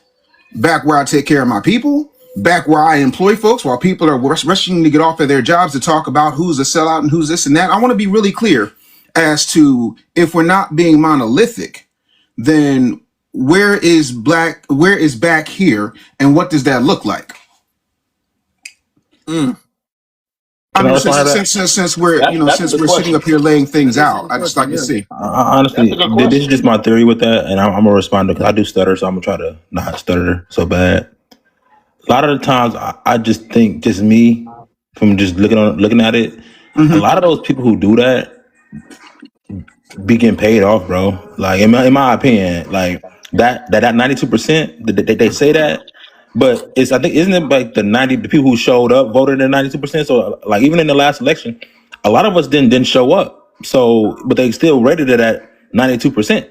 So a lot of us didn't show up, our numbers kind of always up and down. When 1 second we 13%, 1 second we 12% here. So you never know what number we're at here. So do you think like that like just that thought process was just like a media manipulation, saying like just every black person you come across you're gonna fight you to be a Democrat? No, I'm not talking about every black person. And to understand me, because I know you don't know me, good brother, because you don't know who I am. I am the person who helped a junior senator from Illinois learn how to talk to Black America, because I'm the one who put him on Tom Joyner and Ricky Smiley and Michael Bays and things of that nature when nobody knew who he was. So this is not somebody who is just saying things for the sake of saying them. I grew up in the media. My media career started in 1987 when I was 9 years old. So what I'm saying to you is, I'm talking about just now today while I'm in the kitchen, cooking for my family. I'm hearing people talking about, well, you go over here and if you do this, that way, you can't come over, you can't come back. And I'm like, come back to where? Ain't everybody ain't OJ. You know what I'm saying? Candace is a tether. Roland is a tether. Umar is a tether. But let's face it. Umar a fed, man. I don't know he a fed, man. He is, but my thing with that is we got to be real careful about language, because the reason that foundational Black Americans, by and large, regardless of which percentage of us actually vote, and I know the numbers because I was a pollster before. We have to be very careful of the fact that regardless of who does show up to vote, the majority of us have been taught to think this way. That's why even when he was completely senile, the former president went on the Breakfast Club and said, Yeah. if you're having trouble deciding to vote for between me and Trump, you ain't black. And Trump said, yo, your man's in the basement. Why he ain't out the basement? Then you had Nina Turner, who follows behind whoever they tell her to follow behind. If it's not Joe Biden, then it's Jamal Bryant. It's somebody with a JB in her situation. Y'all don't question none of that. But somebody says, hey, we've been doing one thing one way for 65 years after a racist had blood on him from somebody who was trying to at least get out of our way and said, I'm going to have these N-words voting Democrat for the next 200 years. But the people who say, you know what, maybe if we had the same diversity of our political ideologies, we get further, because the Cubans do it, the Libiquitous do it, everybody else does it except for us.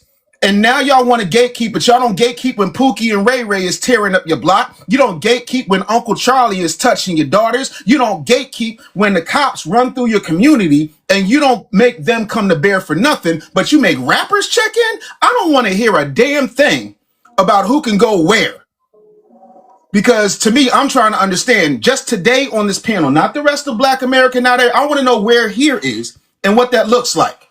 If somebody can break that down to me, somebody who has written books with Tariq Nasheed, somebody who stood on that Rally for Reparations stage, somebody who's in Hidden Colors 6, how I can't come back to a community that I actually support politically, financially, spiritually, and with my presence, let's have that conversation. I dare you. Yeah, let me ask. Like, when someone say you can't, like, what person has this power to tell another black man he can come back to the community? I don't know. I don't know. Afro ZZ, who was it? Because I want to hear. Because I'm a conservative and I'm not Brandon Tatum. I ain't got a white wife in my bed. I don't have mixed up kids. So I want to know what that looks like. I want somebody to explain to me where I can't go.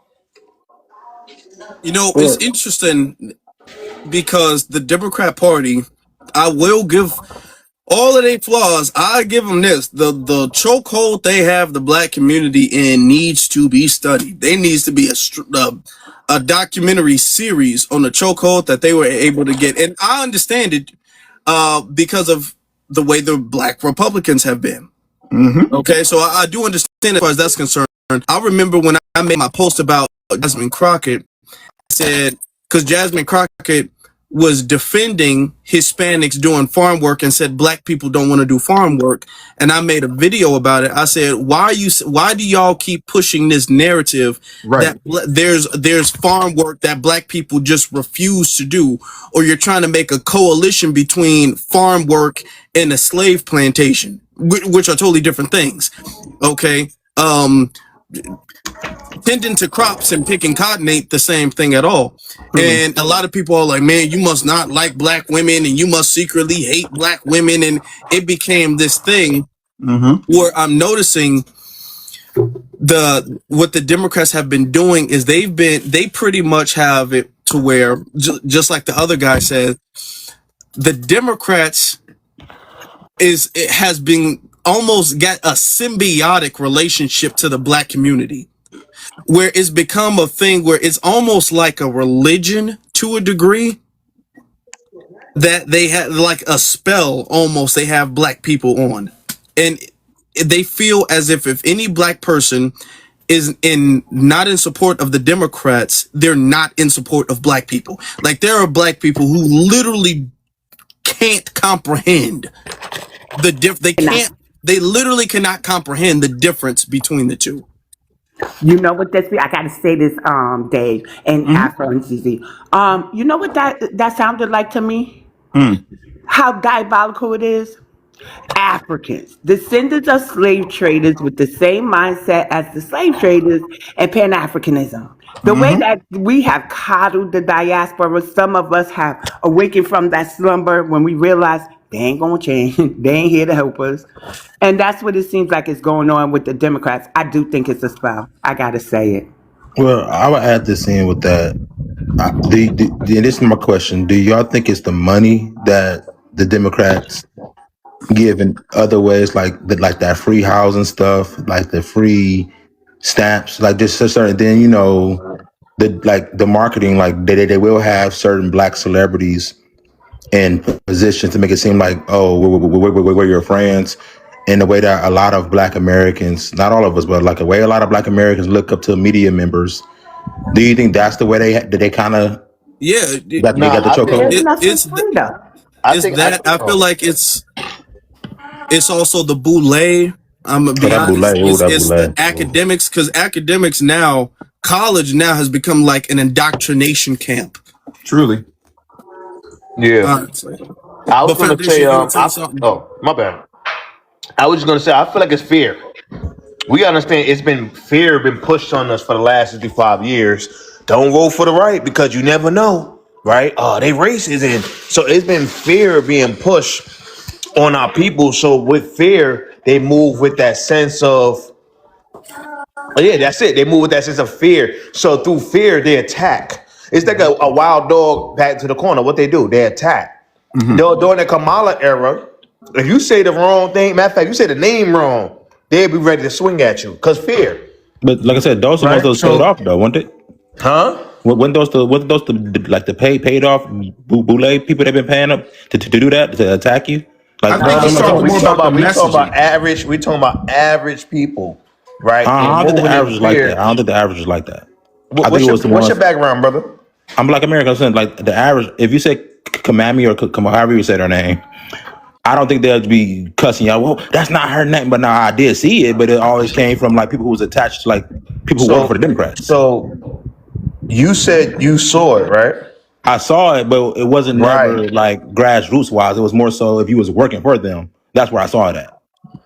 I didn't see it. Just I'm walking down the street and I say, if I said Kamami or something, I didn't get checked for saying it because I said her name wrong. That's you, and that's your anecdotal experience, Yeah. and I respect that, right? But I've seen literally that happen many a time. Not with me, but with other people. They get checked immediately if if you say the name wrong or you say anything against Kamala being as a president. So we're not going to act like that's not happening. I saw that too. I saw that too. But it was always but you said you Black American. I see handsome Zoe usually for the Haitian. No, Zoe. I think they're starting in with an E. I'm just Alonzo. Yeah, there's name with an E. Okay. But I mean, that's to Foundational's point.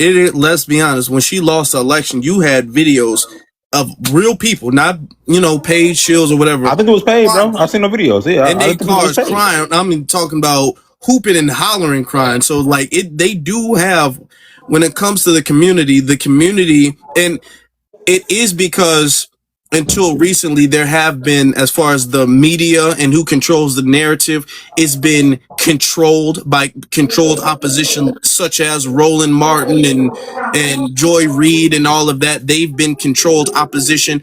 I'm gonna be honest, the Democratic Party has mastered controlled opposition and narrative control. They have the narrative control over the NAACP.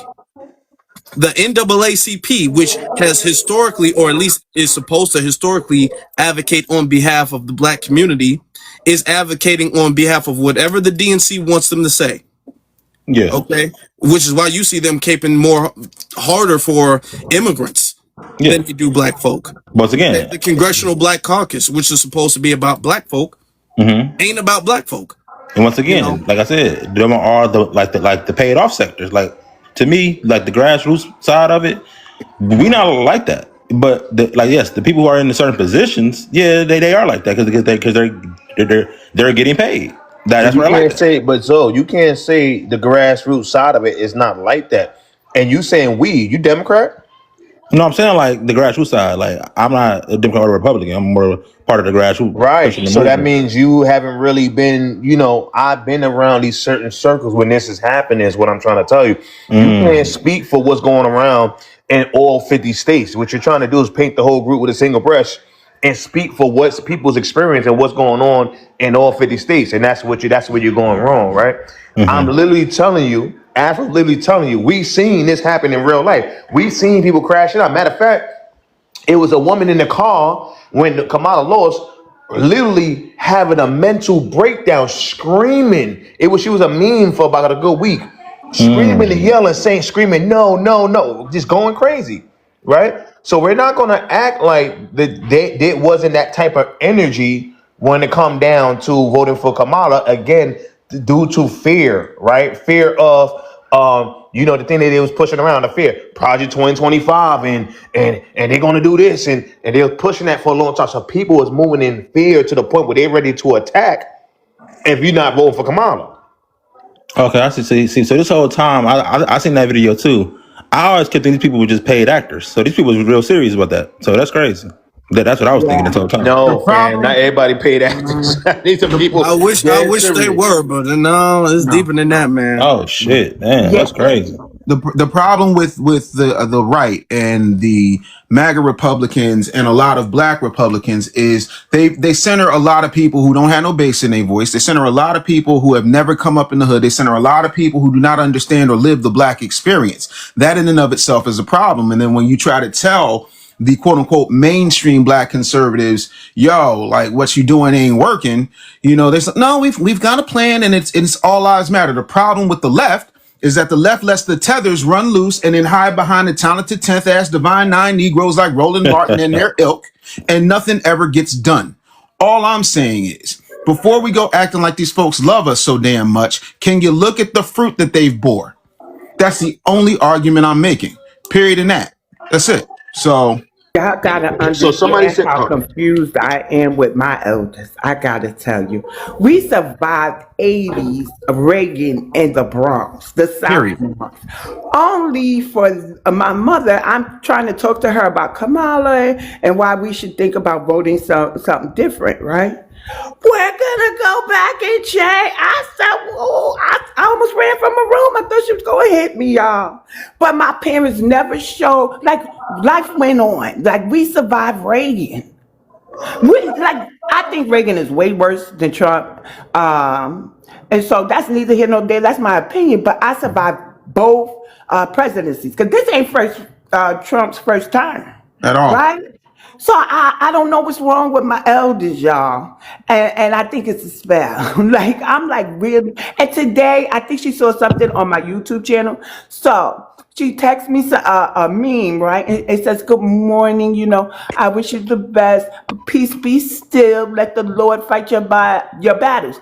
I grew up with the parents who proclaimed to be atheists, said heaven and hell was here on earth. And all of a sudden now she's in the church and she's sending me memes about peace be still. And I'm like, it's a weird time for me, guys. Bear with me. yeah, it's a lot But of it's some fear. type of spell. So let me ask you this. Yeah, Afro, let that's me what ask I you was gonna this. say, right? Like that was a big major talking point during the election, during the Kamala. They're gonna put us back in change, y'all. We going back, right? That was like the main thing. So again, it was a lot of fear pushing. They're gonna take back the history. And somebody in the comments said, "Well, Project 2025 actually did happen. Yeah, it happened. Look, we good." The people that Nothing got came affected of it. most by the Project 2025 were the white T people. Let's be clear. They're the ones, the majority on the government assistance. They're the ones majority on. So all they did was throw a punch, miss, and punch themselves in the face. We all right. So wait, people really believe that change Yes, of thing? course they And believe of it. They course they believe whatever the believe it. media tells them to because they don't know how to think for themselves. All these people talking about Project 2025. Project 2025 was written 9 years before Taraji was on the BET stage talking about it. None of y'all bothered to read it. And when I say none, I mean the vast majority of black people bitching about it. Right. So to me, it's just like the vast majority of black people didn't read Dr. Claude Anderson and Ice Cube's contract with Black America because the fact that Biden and Kamala, gave them the stiff arm, but Trump said, I'm gonna sit down with y'all. Oh, all of a sudden Ice Cube is sellout. Y'all ruined Chrisette Michele because she sang a song, but still got love for Snoop. Let Steve Harvey ride. Like you're inconsistent in your outrage. You're even worse when it comes to your gatekeeping.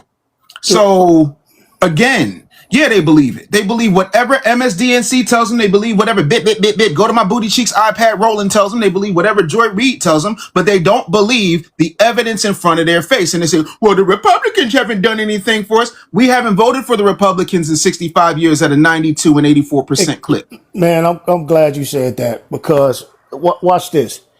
we keep saying, well, I've heard somebody say they look at us as a monolith.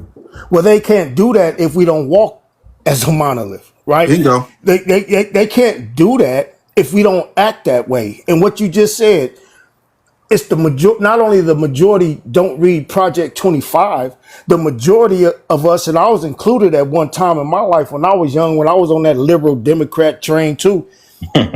I didn't read what politics were about. You get what I'm saying? So it was easy for them to come to me, and I'm looking at the disaster that's going on in my community. I'm looking at the tragedy, and I had nerves to point to a party who has no local power in my city at all. I'm from Oakland, California, man. And when you look and when you talk to people, these are not paid actors. I know you finally getting it, but that's kind of crazy to say because these are millions of black people who will jump down your throat if you think anything differently from them. And that ain't even just political. We could go back to the Drake Kendrick Lamar battle. You get what I'm saying? When they tried to make Kendrick Lamar more black than Drake, now that's somebody's opinion. But when you went against, or if you supported Drake in California, the black people got, and I like Drake, I like both of them. But I'm just trying to make a point here. The monolith movement got on my ass because I wouldn't think like them. And this is what they do. They threaten you. They tell you you can't have they're going to snatch your black card, whatever the hell that is. What business just said, you can't come back to this community. Oh, if you leave, you ain't going to be welcome back. I don't want to be welcome back to this bullshit. To keep it 100, I really don't, because I'm tired of it, bro. So you think that, Fred. And another thing this brother said is what I said also. We need representation in both parties. So when they come up with policies, we got black people on both sides of the aisle being able to come together and talk about how these policies are going to affect black people. But And that's where I get in there right there. right, and if you only have it on one side, you're never getting a fair outcome. And this is why we're at where we're at. This Well, is here's why my Okay, thing. Oakland, you said California you is don't fucked want to up. be welcome back to this bullshit. Are you saying the black community is bullshit? Is that what you? I'm saying the black community that I see, that I'm growing up, that I'm seeing around my neighborhood in West Oakland. No, I don't. I'm tired of seeing the gangs and the drug You can't say all the the drugs. Narcotics, sir. Narcotics, My bad. candy. All the narcotics, all the tent cities, all these. I love TikTok Shop. I love TikTok Shop too, and all these addicts, bro. No, I don't want to be what. If that's what's called being black, I don't choose to want to go back to that. Hell, Who goddamn said no. who has said that is what it is to be black? Who said that? Who's made that point? The same people who say you gotta vote for Democrat. So when you speak, just like Okay, hold on. Okay, so if the same people who say you have to vote for Democrat are also saying that you have to sell narcotics too. Watch this. When you speak against it, it's always, well, what about the Mexicans? What about the Asians? You can never speak on the things that's going on in the black community. As soon as you do, you're non-black. You anti-black. No matter how. You know why? There's I'm talking nuance about to from that. my There's experience. hold on. Well, there's nuance to that though. Right. You know, because there's a way to do it. But then there's a way I think most people do it that turns a lot of black people off. Like saying what you said. I'm gonna be honest. If the truth turns people off, then we gonna always have a problem. So all this old walking on eggshells. No. You don't have to walk eggshells. I'm just hold on. Let me finish. To me, we've been taking that soft approach too long.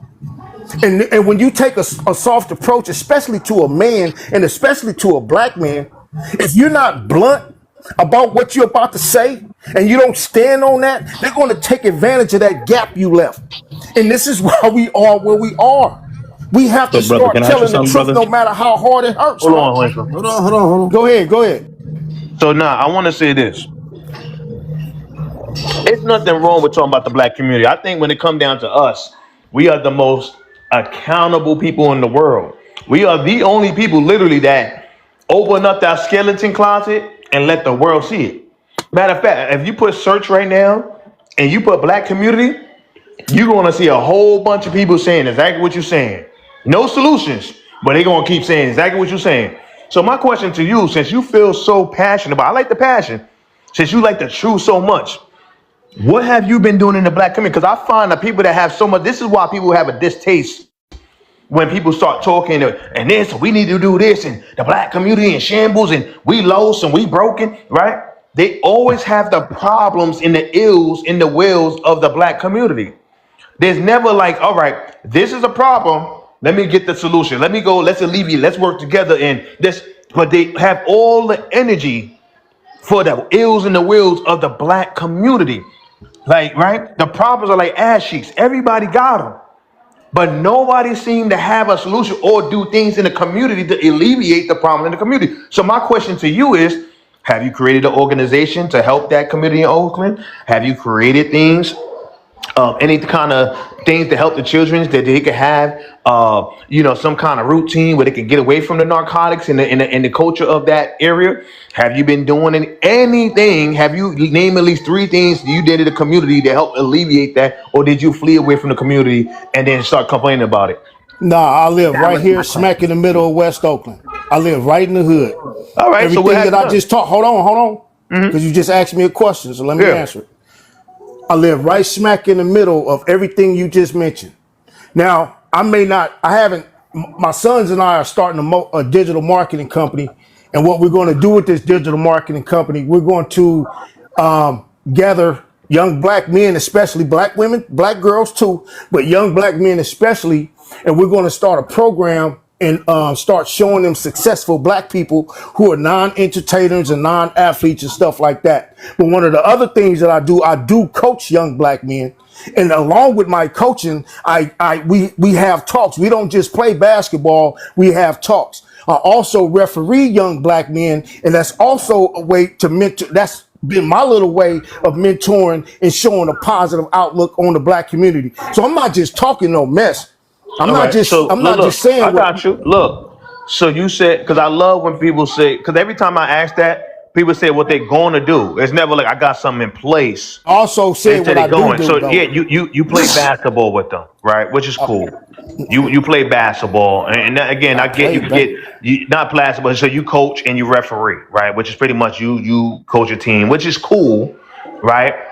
But it's not the same energy as the energy you have for all the bad things. I thought with all this energy you have and the narcotics and this and the third, I was going to get a plethora of things that you're doing in the community. You talking about a basketball team?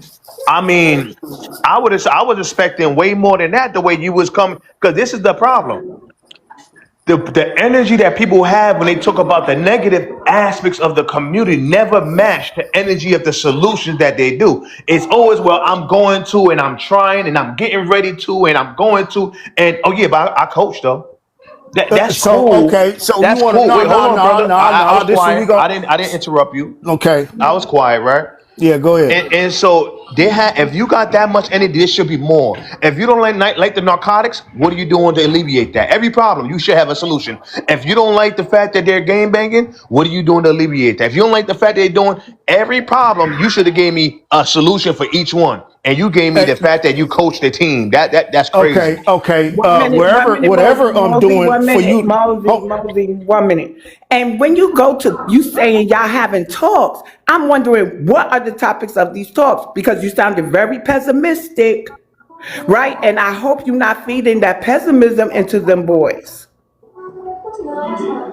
That was my point.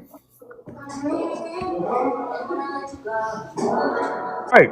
Are you teaching them how to change the brakes in the car? Are you teaching them how to change the wheel in the car? Are you teaching them how to change the oil? Are you teaching them a table etiquette? Are you teaching, or you just talk about, well, the black community, yeah, man, the black community is horrible, man. Oh man, we got to get out the hood because Come on, bro. Come on, dog. I'm really asking. I'm not being funny. Nah, you are. I'm really asking. Nah, you ain't asking. You assuming something, and I'm telling you that's No, no, not no. what it I is. asked you. I didn't So assume watch this. nothing. Watch this. Hold up. Hold I'm up. Hold up. listening. You assuming that what I'm doing has no value. First of all, you don't know how many kids I've coached. You don't know what I talk about. The same things that you just said that I do talk about. I don't say, oh, I don't tell my kids, hold up, I'm doing this because I'm on a platform full of adults. Of course I wouldn't get at those kids like that. That's silly, bro. That's silly for you to even say that. And it's also disrespectful to downplay what I do. You get what I'm saying? So watch this. Watch this. Another thing that I do, I risk my platform for speaking the way that I do. I get ridiculed by my own people for even pointing out that we need to change, that we need to think differently. I am called a coon and a sellout and a Uncle Tom. My character is attacked. That's a little telling. So don't sit up there and tell me what I'm not putting on the line. Family, what I'm saying is Come this. on, bro. You took it personal. It's not a personal thing. What I'm saying is You this, right? okay? Right? And I want you to hear me out. Because again, this is not the disrespect, but what I'm saying is we gotta, for the same problems, we gotta have the same energy each, right? Shout outs to you. If you coaching and you really like doing, I ain't knocking you. This is not to belittle you. I'm just showing you the energy of what you, anybody gonna think that if you have the energy here, remember, this is our first impression. You can't get mad at me for thinking that, wait, maybe he do say this. So I asked. I didn't assume. I asked you, are you saying this to the kids? You could have said no, and I'd have been good. I didn't say this is what you're doing. I said, are you doing this, right?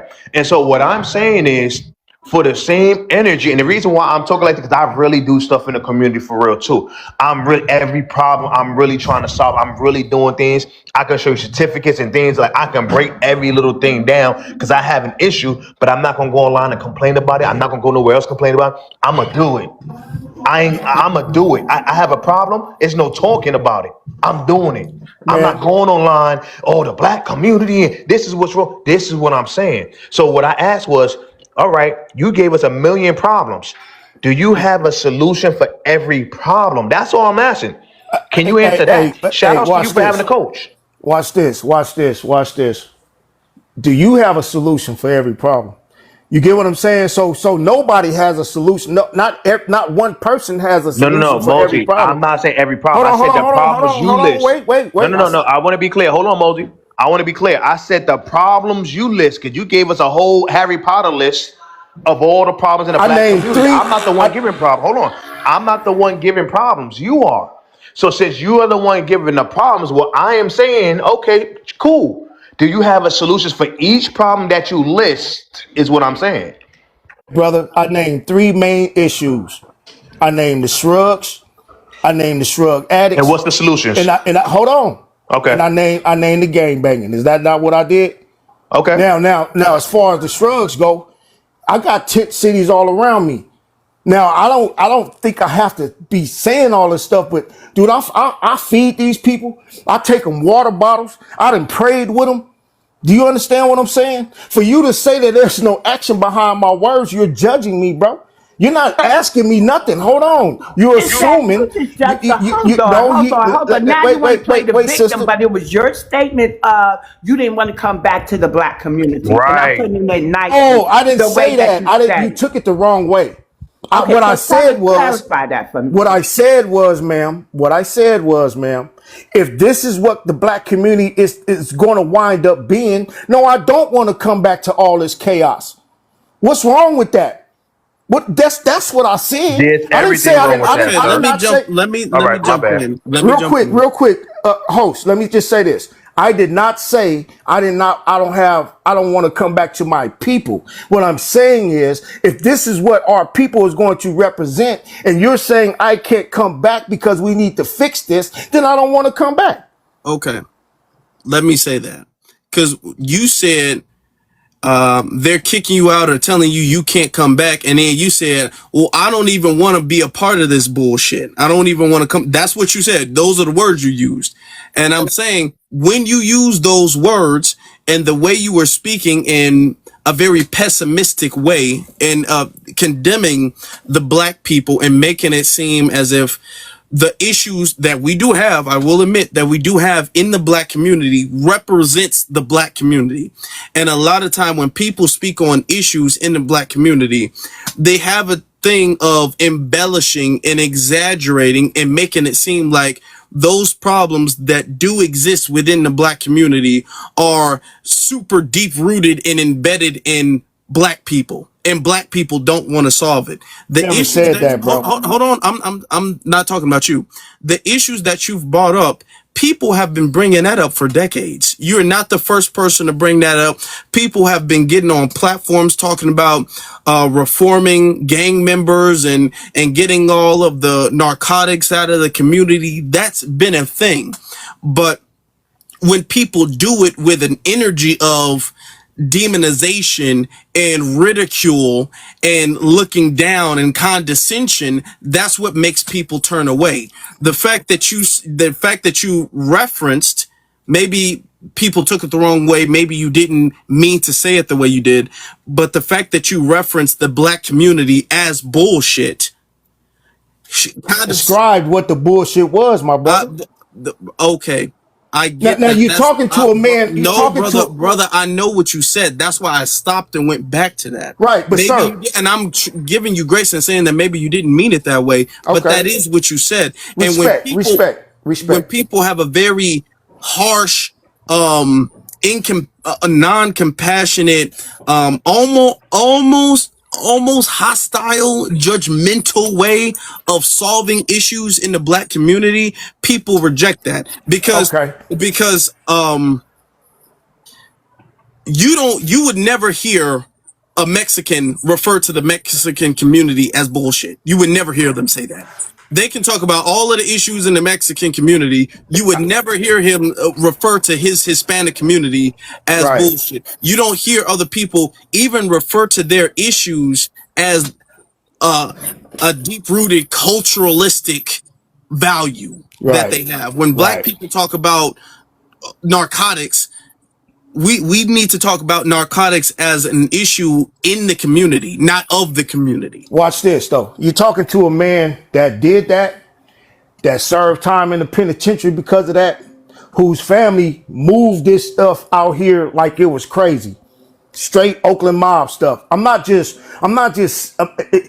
excuse me if my passion sounds condescending to somebody. You get what I'm saying? Excuse me if my energy is making you feel like I'm being pessimistic. It's not at all. It's a person who's experienced this, who actually participated in all of the mess that I'm seeing. I'm not just talking it, bro. Okay. Ain't no wrong with that. All I'm saying is let the solutions match the problem. That's all I'm saying. I'm not gonna give a million problems if I don't have the solution to match. See, I'm not gonna make posts like this. This is the kind of post you're making on your page. And then you asking why are people looking at you a certain type of way, sir? Wait. This is the type of post. So you went all the way to my page. See, this is that. Because it's integrity, bro. Listen. No, hold on, real quick. It's the integrity of people, because you're saying people are calling you a cone and all that. So I said, why would people call him a cone and all this stuff that he's saying this stuff?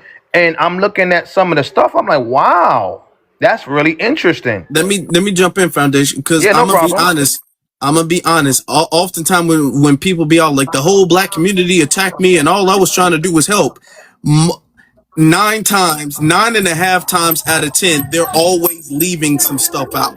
Exactly. 9.5, and it's not even 9 times, 9.5 times out of 10, they're always leaving some stuff out. Normally there's a lot of black people who have like conservative values or whatever. If you say, you know what, I think we should stop all of the gang fighting in the black community, you're not gonna be called a sellout for that. In there, bro. Come on, man, brother. I've been doing it too, so I know it. Like, come on, there's something extra in there that you're not admitting, that you're omitting, and making it seem that I am not. Even it could just be the way you said it, because the way you're saying it to us might not have been the way you said it to them, which is why they got on you, maybe about your tone or what you said, and then you're coming up here and making it seem like you just gave a helpful productive suggestion and was attacked for it. Nah, first of all, I'm not saying, I didn't say all black people. I'm talking about the black people who, when you do mention anything about the black community that needs to be fixed, they get up in their feelings. If you never experienced in that, that's you. But I'm telling you what I've experienced. You get what I'm saying? And this man gonna go on my page to try to make one point. Dude, if you can't see that I'm not, if you don't understand that I'm not saying all black women, that's your small-minded thinking, bro. I'm serious right now. Like So seriously, my we question get to is, hold on, bro. Hold on. I ain't finished. Listen. I'm not finished. 1 minute, 1 minute. You do have to hear something like that. You do have to say something. There's some women that won't even show their collarbone. Like, let's be for real. And there's some who's a little bit more provocative. But your comments here today, plus that post, is just a little questionable to me. I'm gonna grant you some grace and say, sound like you just need a break and you need to regroup. Because sometimes, and I think what you're facing is, if you're really talking to people about the GANG violence and getting pushback in return, they're calling you sellouts and stuff. The hardest thing when I first got on these apps and I started doing my little bit of research, right? And I found that if we increase job opportunities in the community, the crime rates would decrease, especially amongst the youth. So I went and I found a lady, God forgive me, I forgot her name, and she wrote a book about how she practiced group economics with just black-owned businesses for a year, how hard it was, but it was worth it.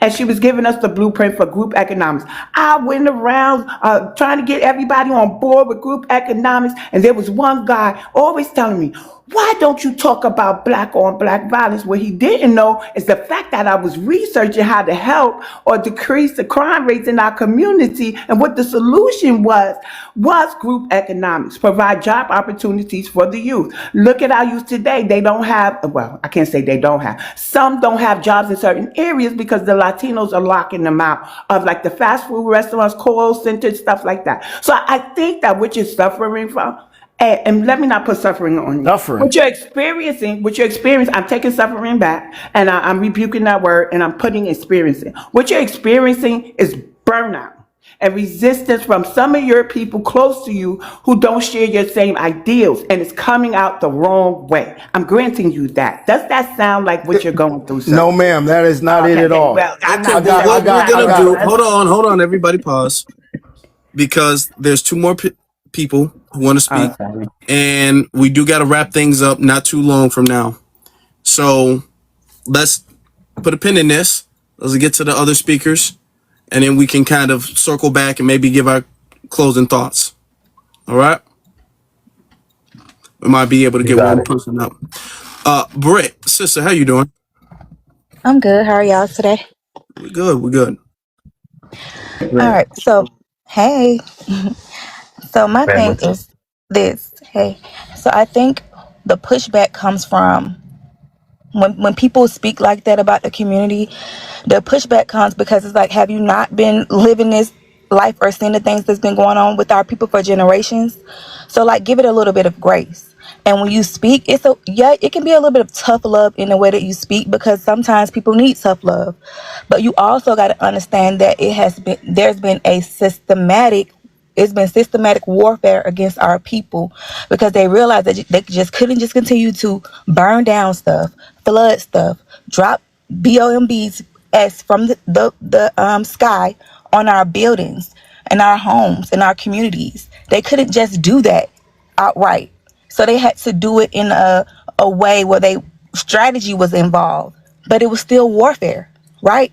So when they sent those roads through our communities, and they put parts there or flooded them, the people were displaced.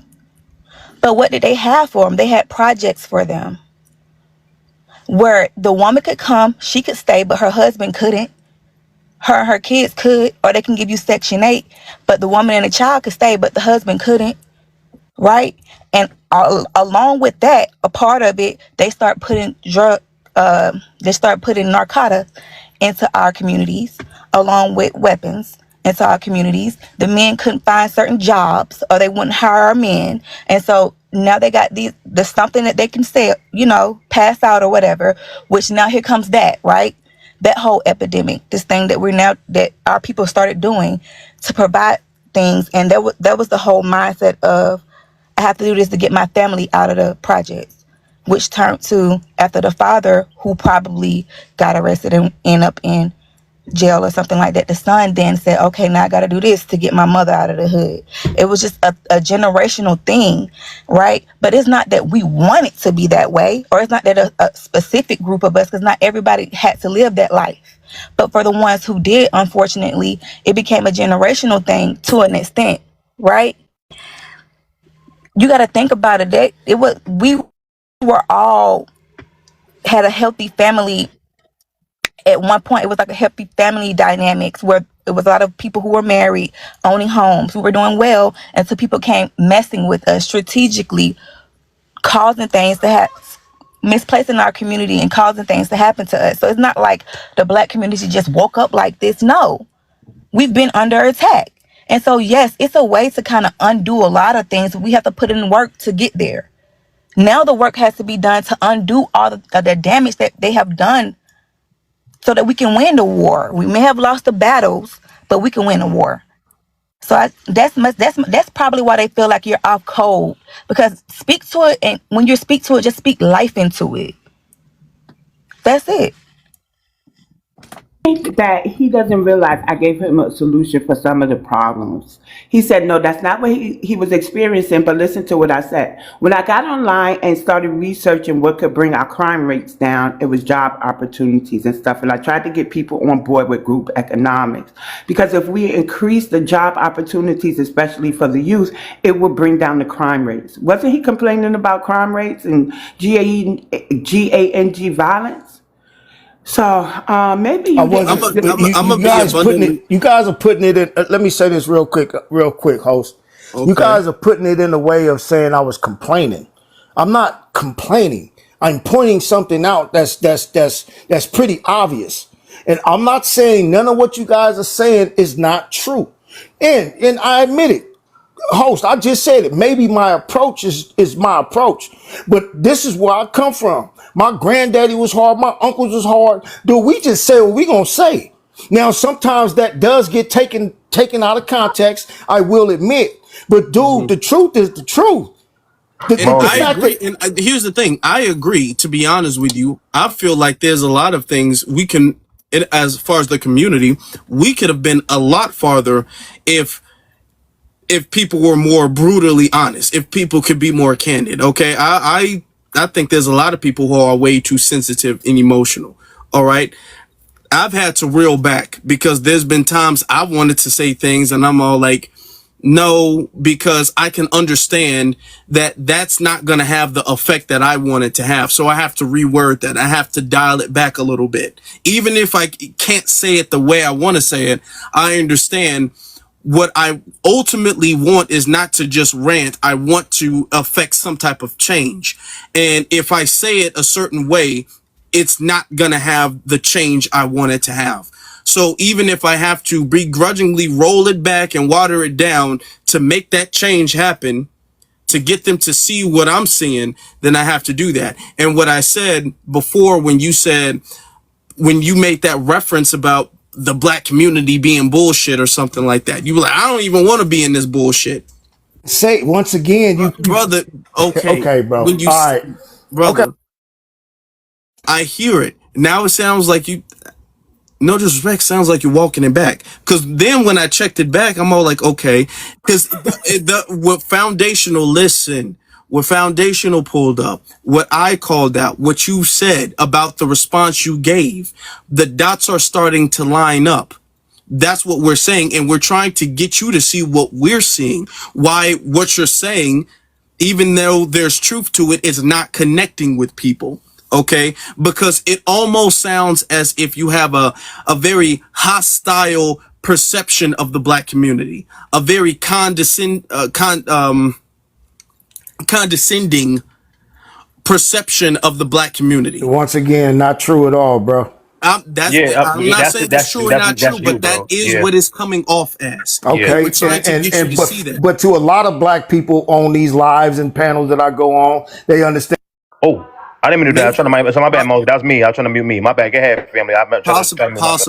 possibly. But when you say you get attacked and you get called a coon and you get called all of these other things, we're trying to get you to see that is the reason why you're being called that way. Because when you talk to a black person, now we're having a conversation with you, but when you talk to other black people, based off of what you're saying and how you're saying it, they're going to perceive you as somebody who has a very condescending view and interpretation of black culture.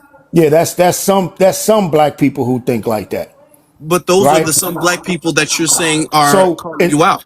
right, and there's also some black people who know exactly what the fuck I'm saying, right?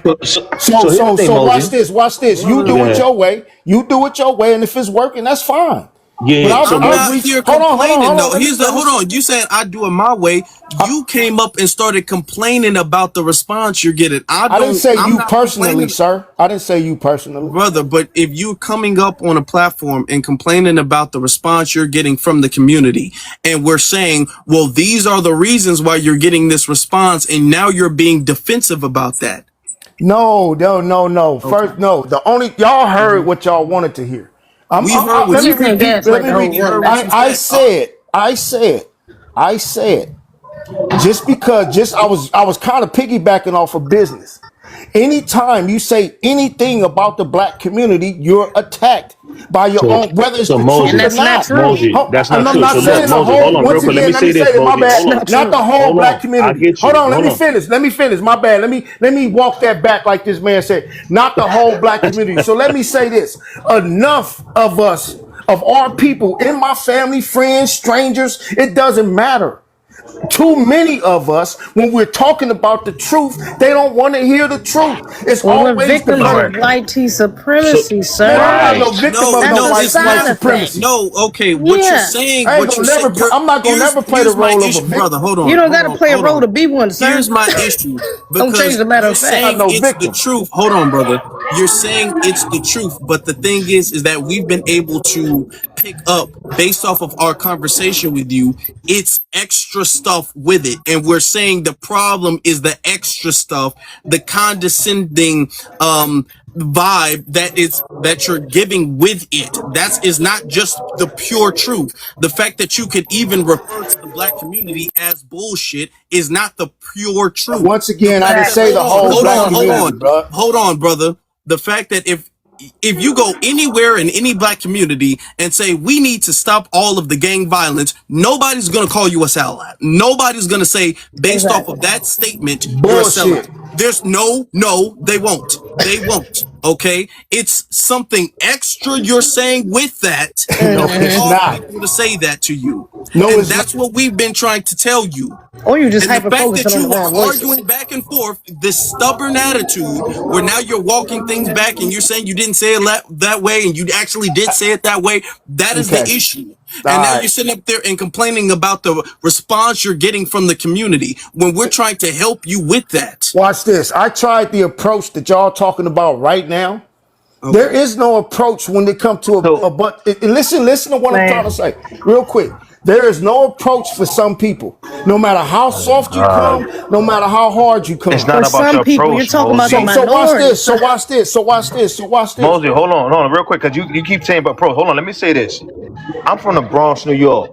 So your approach is not a hard, like, oh my God, it's not that at all. That's not my issue. I don't care if you say it's well, you think you saying it tough, you're not. You talking regular to me. I don't care about your approach. I'm not trying to sound tough. What I'm talking about is the fact that you have rapid fire problems, right? You have a whole bunch of you got a whole Harry Potter story on the problems, but then when I asked you for a solution, you said, well, I'm kind of working on something right now with my son. And then you said, well, I coach a team. Okay, that's all you go. That's for all the problems you just listed. I'm expecting I'm doing this.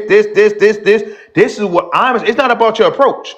Because one thing about it, you said I'm telling the truth. I gotta tell the truth. Again, all you have to do, go on the search right now, is put black community. That's all you have to put. And you'll see a whole bunch of people like you that do nothing but complaining all day about the black community with no solution or without the same energy of the solutions. That is the problem, not your approach, not you saying it's soft, not you saying it hard. It's about the fact that you have all this energy and all these problems, but then when people ask you, you talking about you coach a team. Hey, once again, there you go, laughing at what I do. I'm not You laughing. don't know how many young I'm black just saying, men. no, I'm being, hold on, because you cut me off. I'm not laughing at you. I'm laughing at the fact that you over here don't have the same energy Yes, I do. with the problems than what you have for the solutions. Hey, I listen, wanted to hear more. Hold on, brother, because I was waiting. I wanted to hear more from you. Listen, let me tell you something. I get excited when I hear brothers doing things in the community. So there's not an issue. I love that you're trying to do things in the community, right? But what I'm saying is, it need to be more the way you coming on here complaining about the community and saying that, oh, I don't want to F the community, this, that, and the third. It should have been. Man, I'm so sick of this punk ass shit. Bro, I didn't say it like that. Brother, you getting emotional. We having a conversation. All right. Let's get you older than me. You older than me, and I'm expecting a little bit more. Come on now. So what I'm saying is this, family, right? I don't mind hearing the problems, but I want to see the solutions, right? If I'm going to come up here and get the problems, I promise you I'm going to have the solutions behind the problems. Me personally, if I ever give a problem, I'm going to say, here's a solution for this, and here's a solution for that. Oh, yeah, by the way, there's a solution for that. It's going to be some solutions behind it. The problem is people come up here and run their mouth or go online and run their mouth. Again, we are the only people in the world that always got to quote unquote be accountable or always got to quote unquote tell the truth. You don't see nobody else doing that. Nobody. Fuck them. Who cares about them? Right? No, hold on, because you're getting emotional now. But my point is, fine, you want to say F them, you don't have the same energy for the energy you have for the problem. You say F them, but you talking about coaching. Again, we need to see more. Bro, you know how many dudes I've turned around? You know what kind of kids I get, bro? I'm from the Bronx, New York. We gotta at this point. Hold on. We're gonna have to start wrapping this up. Okay, so I'm gonna let you. To be fair, I'm gonna reiterate my issue, or not even issue, critique. Right? How you go about addressing an issue is going to determine how people are going to respond to you. Period. It doesn't matter how well you say it. When people give people an intervention, when they have an addiction to anything, whether that is narcotics, whether that's alcohol, whether that's anything, gambling, anything. If you sit somebody down and you grab them by the shirt and start shaking them and telling them they're worthless and you need to stop and you're losing yourself and you're never going to be anything, that may be true, but that's not going to get to them. Okay? Anytime you see an online intervention, that is not how that's going to get to them. All right. Now, does this mean that you need to have a very soft and demure conversation and you need to hold their hand and there needs to be rose petals everywhere? No, it doesn't mean that either. All right. There is a nuance depending on the situation you're referring to.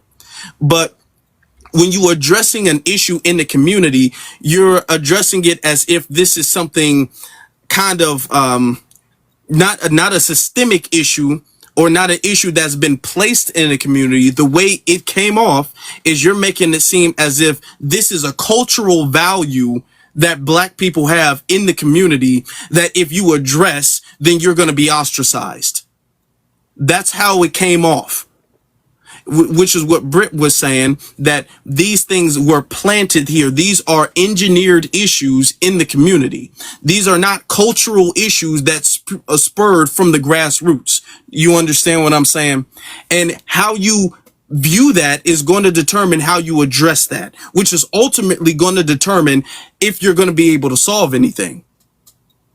And if you're sitting up there saying that, well, the black community is bullshit or there people, the fact that you even use that word, and I know that's not what you meant, but the fact that you even use that word shows that you're not seeing it as the black community being a victim of circumstance.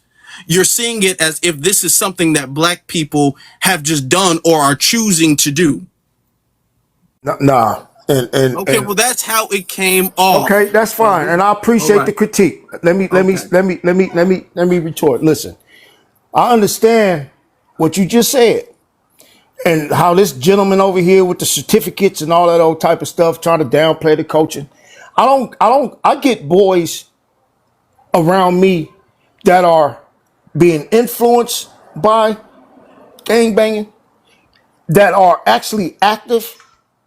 Their demeanor is not some situation to where I can even. What just happened? No, I didn't mute him. That's all. I guess he got a phone call. I didn't touch him. I didn't mute. Yeah, that was my son calling me. Okay. So everything that I'm surrounded by is aggression. Now, maybe I came on a panel of people that don't understand that, and I get that. And if I gotta explain to a bunch of adults who have common sense that I didn't mean the whole black community, that's what I'm saying. We're too sensitive about everything. No, okay. Hold on, let me problem. finish. Okay, no, brother. Okay, go ahead, Hope. You said that, brother. I'm saying, and you seem to be honest, the most frustrated by the way you're talking the whole time. No, this is how I talk, bro. I'm sorry, man. Let me whisper, what bro. I'm saying is nobody said you said the whole black community, but the reference you're saying is that you try to correct people about the black community, and then they say, well, you're not a part of it, and then you say, well, I don't want to be a part of this bullshit anyway. That's what you said. And I described what bullshit though. That is what you said. Those are the words you use in the order you use those words. And what we're saying is this is why people aren't listening. Plenty of people listening to me, homie. Okay, well, you came up here bitching. This is what I'm saying. There's plenty of people listening to me. Okay, you brought it up. You started complaining about it. Nobody brought that up. You brought it up. Afro, listen, I follow you, bro. I love your mindset. Listen what I'm trying to say. Just listen. I have nothing against you or nobody else up here.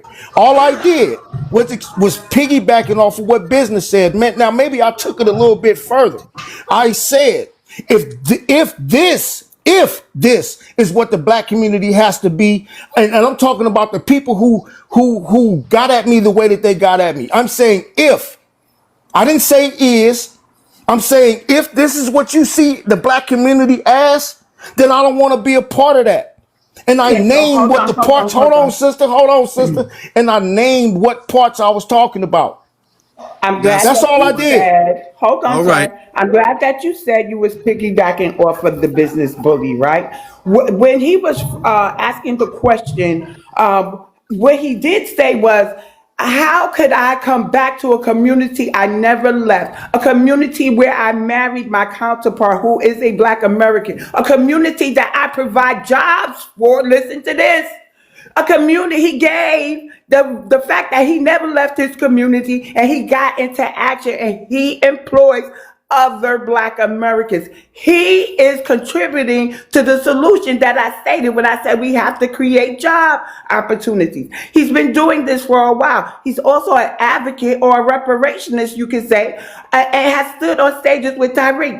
So I just don't. Are you for the delineation movement, sir? Let's. Ma'am, I'm all FBA. Mississippi, Arkansas, Louisiana. Man, you could be FBA. I'm with the delineation. Yes, ma'am. Yes, the hell I am.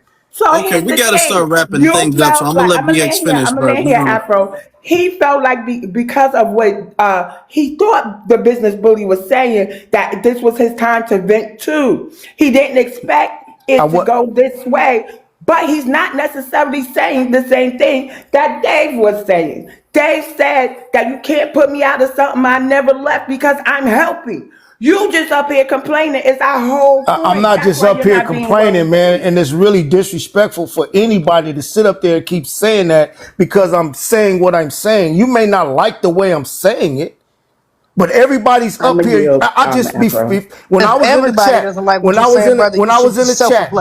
Hold on, Ms. Zizi. When I was in the chat, I'm listening to people complain or express what they see what's going on.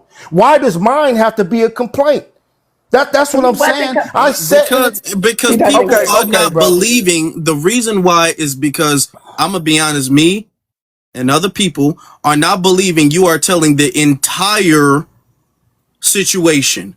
When most black people say, all I said is that black people need to do better and black people attacked me. No, black people been saying that for generations. Ever since I've been alive, I've seen black people talk about how black people need to do better. We are very introspective people. So it's not that you're just being introspective or calling out an issue in the community. There's something else that is making people say you're a sellout.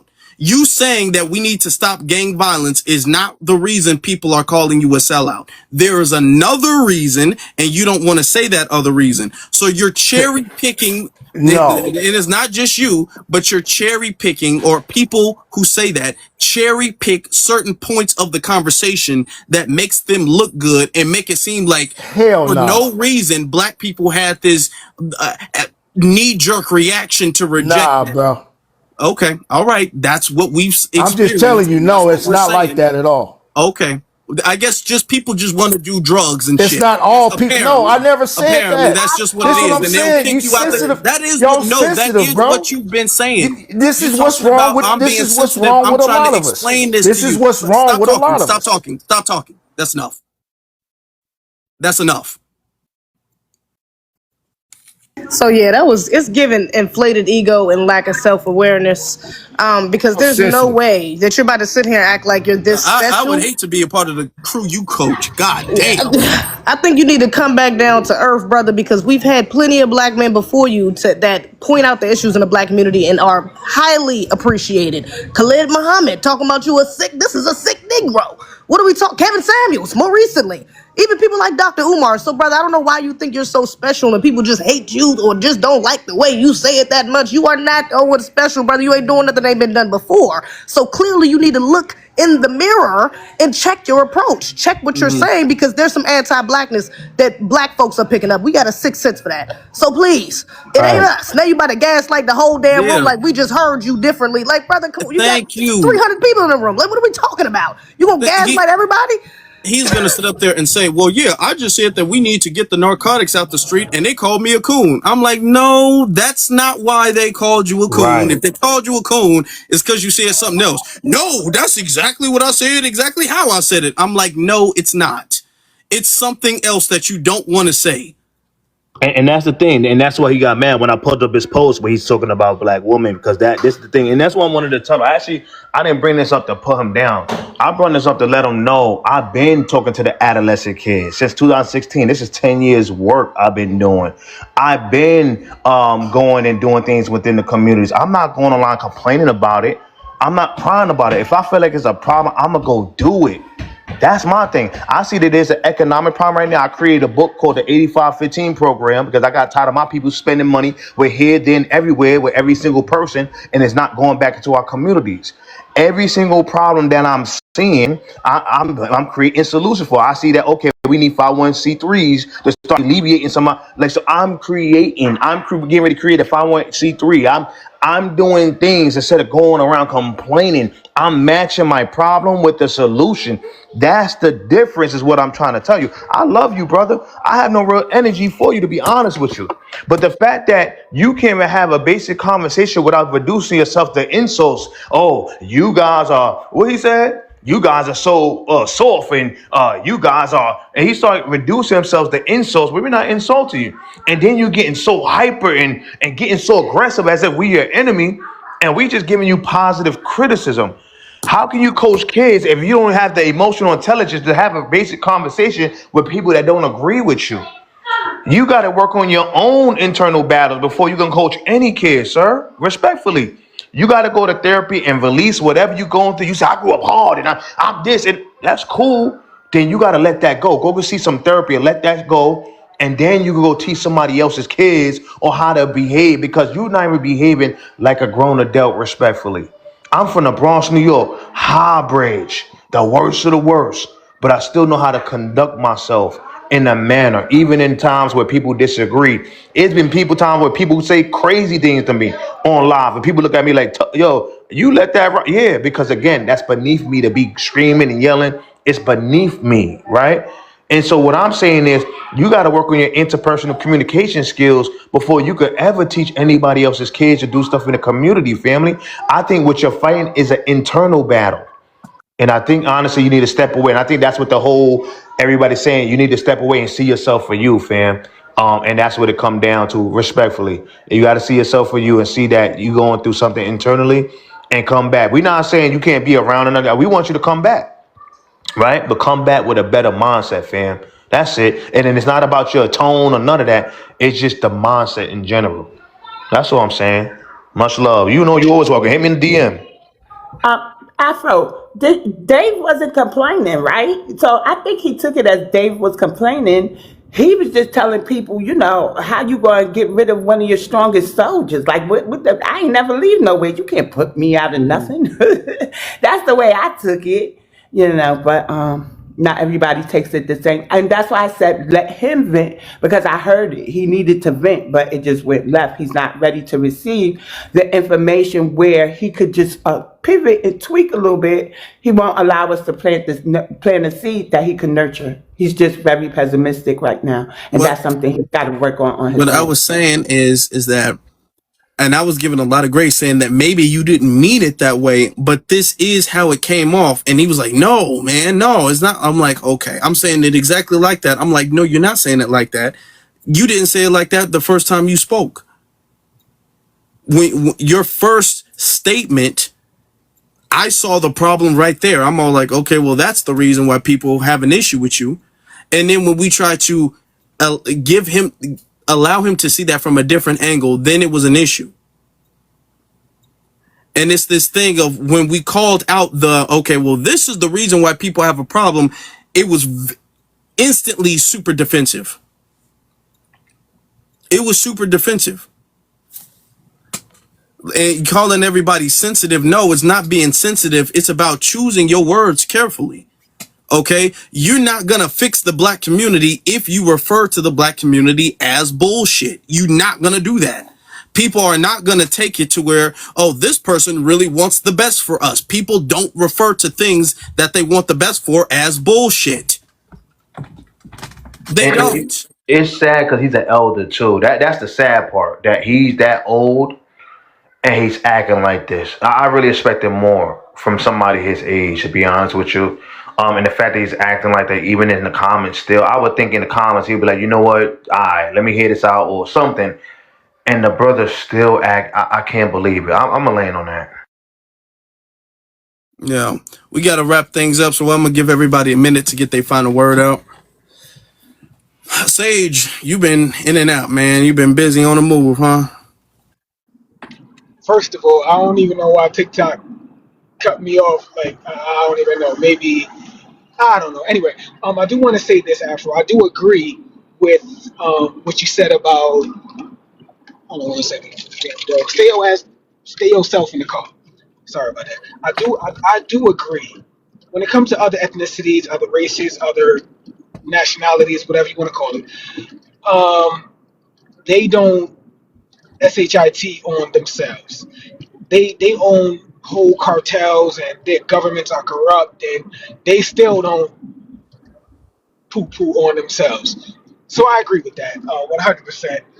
I do want to say this, and the brother may have been genuine, but I think the brother said he lives in like Richmond or Oakland, or one of them things in the Bay.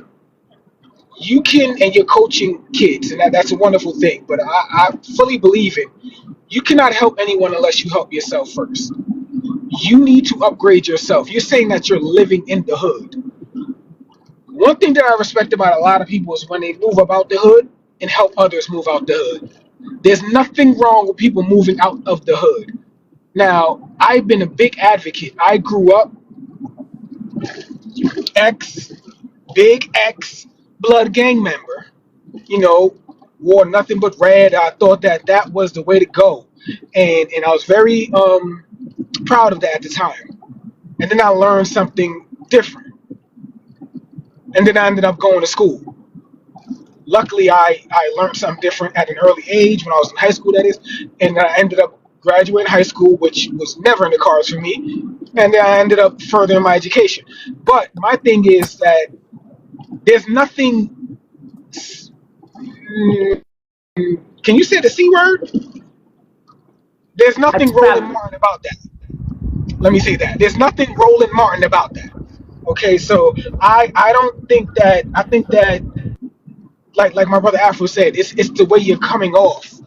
You know, you kind of look down on certain things, and you kind of tilt your nose up towards certain things, and that's Roland Martin that we're talking about. Hmm. You know what I mean? Like you can't do that. You can't. There's certain ways to speak to people because everyone here is your peers. You're not over anyone. So either you can teach people or you can get out the way. But again, you cannot speak to people. You can't speak down towards people. So again, I agree with what you said. And again, you're speaking to a brother that was from. I think my brother Foundation said he's from the Bronx. I'm sorry to hear that, brother. I'm playing BX. I'm playing. And you know, you got Afro from Chicago, bro. I'm a kid from Brooklyn, dog. So yes, we come from hard spots, bro. It's not easy, bro. But at the same time, I ain't poo-pooing on no one that you know has it hard, and everyone has their own story. So again, if Yeah. you're helping the youth, that's fine. I would like to ask the brother, you know, where is your website, brother? You know, if you're doing all this in the community, you should definitely have a website to show and prove. So much love to the family. Keep the work going. And Brooke, I ain't hear you mention them emails yet. And with that, I'm gonna let. Oh, we got this. We got one person. You said you wanted to ask a question or say something. Leg guide. Yeah, kind of more so just wanted to piggyback. Can you hear me? Mm-hmm. Off of what was said on both sides. Well, number one, I really like the way that you guys addressed it. Shoot, it was a learning experience for myself too. I think with the brother that was speaking, one thing we do or people do is you have to. Where some people are so anxious and passionate to teach that we forget that there's also a time to learn. If you're teaching and your teaching can't be received, then you're teaching in vain. So I was glad to hear the defense that you guys gave as far as when people demonize the black community, and that's such a, I don't know, a prominent thing. The black community is BS. The black community is different things to different people. You know, my experience of the black community, I grew up, my parents just celebrated their 49th wedding anniversary. Still married today. Congratulations to him.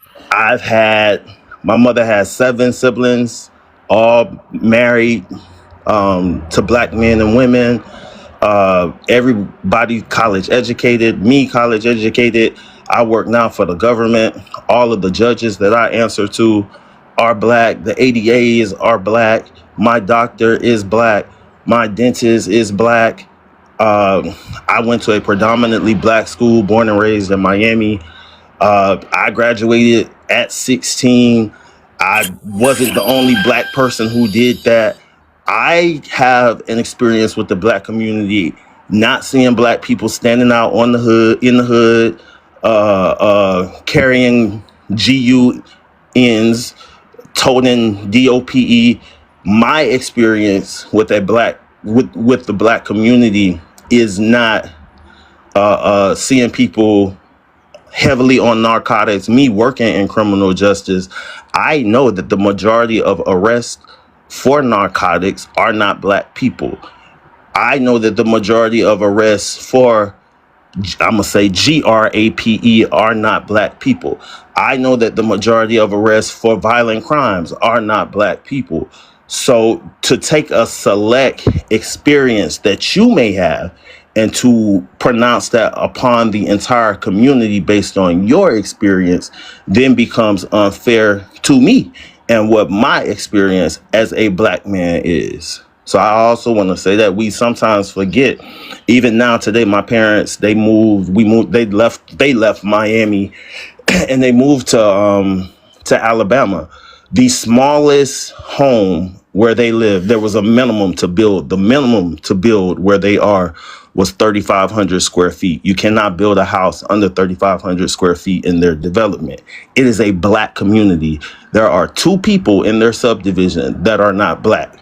I got to see a subdivision in Atlanta, Georgia, that was the same way. I got to see one in Maryland, that was the same way. I got to see Baldwin Hills in California, all black, same way. So, you know, you have to be careful with that when you want to just pronounce negativity as the black experience, because it ain't that for everybody.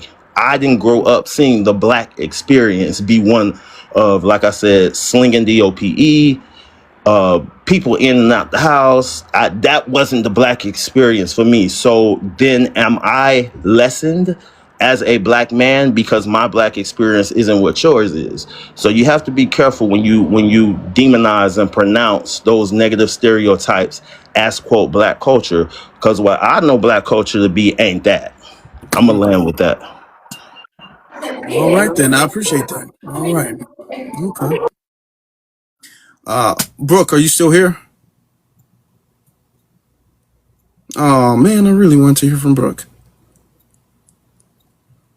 She's probably out there saving the community like she always does, so give her some grace. Foundation, Britt, do you have any closing thoughts? Britt? That was nice what the brother just said, because that's true. That's why we say we're not a monolith, right? We come from different backgrounds, we have different experiences. And to the brother, I think it's just like the whole point of us, the delineation was because we realized that we needed to focus on our community and turn our focus within. So it's a lot of people out here who are speaking on certain topics or issues within our community that needs to be corrected. So it's not what you're saying, it's how you're saying it that's coming across a bit wrong.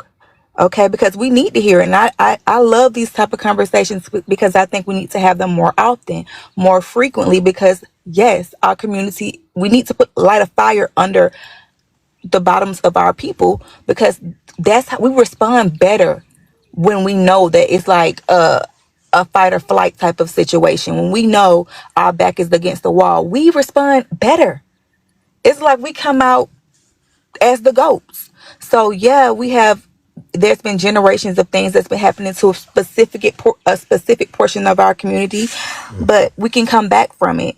And to that fella, it's like, okay, yeah, it's your tone, but like E.T., the motivational preacher or speaker, I think it's one of them, but he has a very like type of tone, but he speaks life into situations when he's talking. He's just not like sounding so judgy and nasty and just negativity is coming out of his mouth. And I think that's what we caught from him. It was just like, ew. Like, why you feel that way about your own people? When you could have said it, and then we can hear the tone that's coming out of the tone of your voice, but it's kind of life. It's like you're speaking life and love into the situation, but you're still saying it in a way in which it's kind of like manly. You're roaring in a way.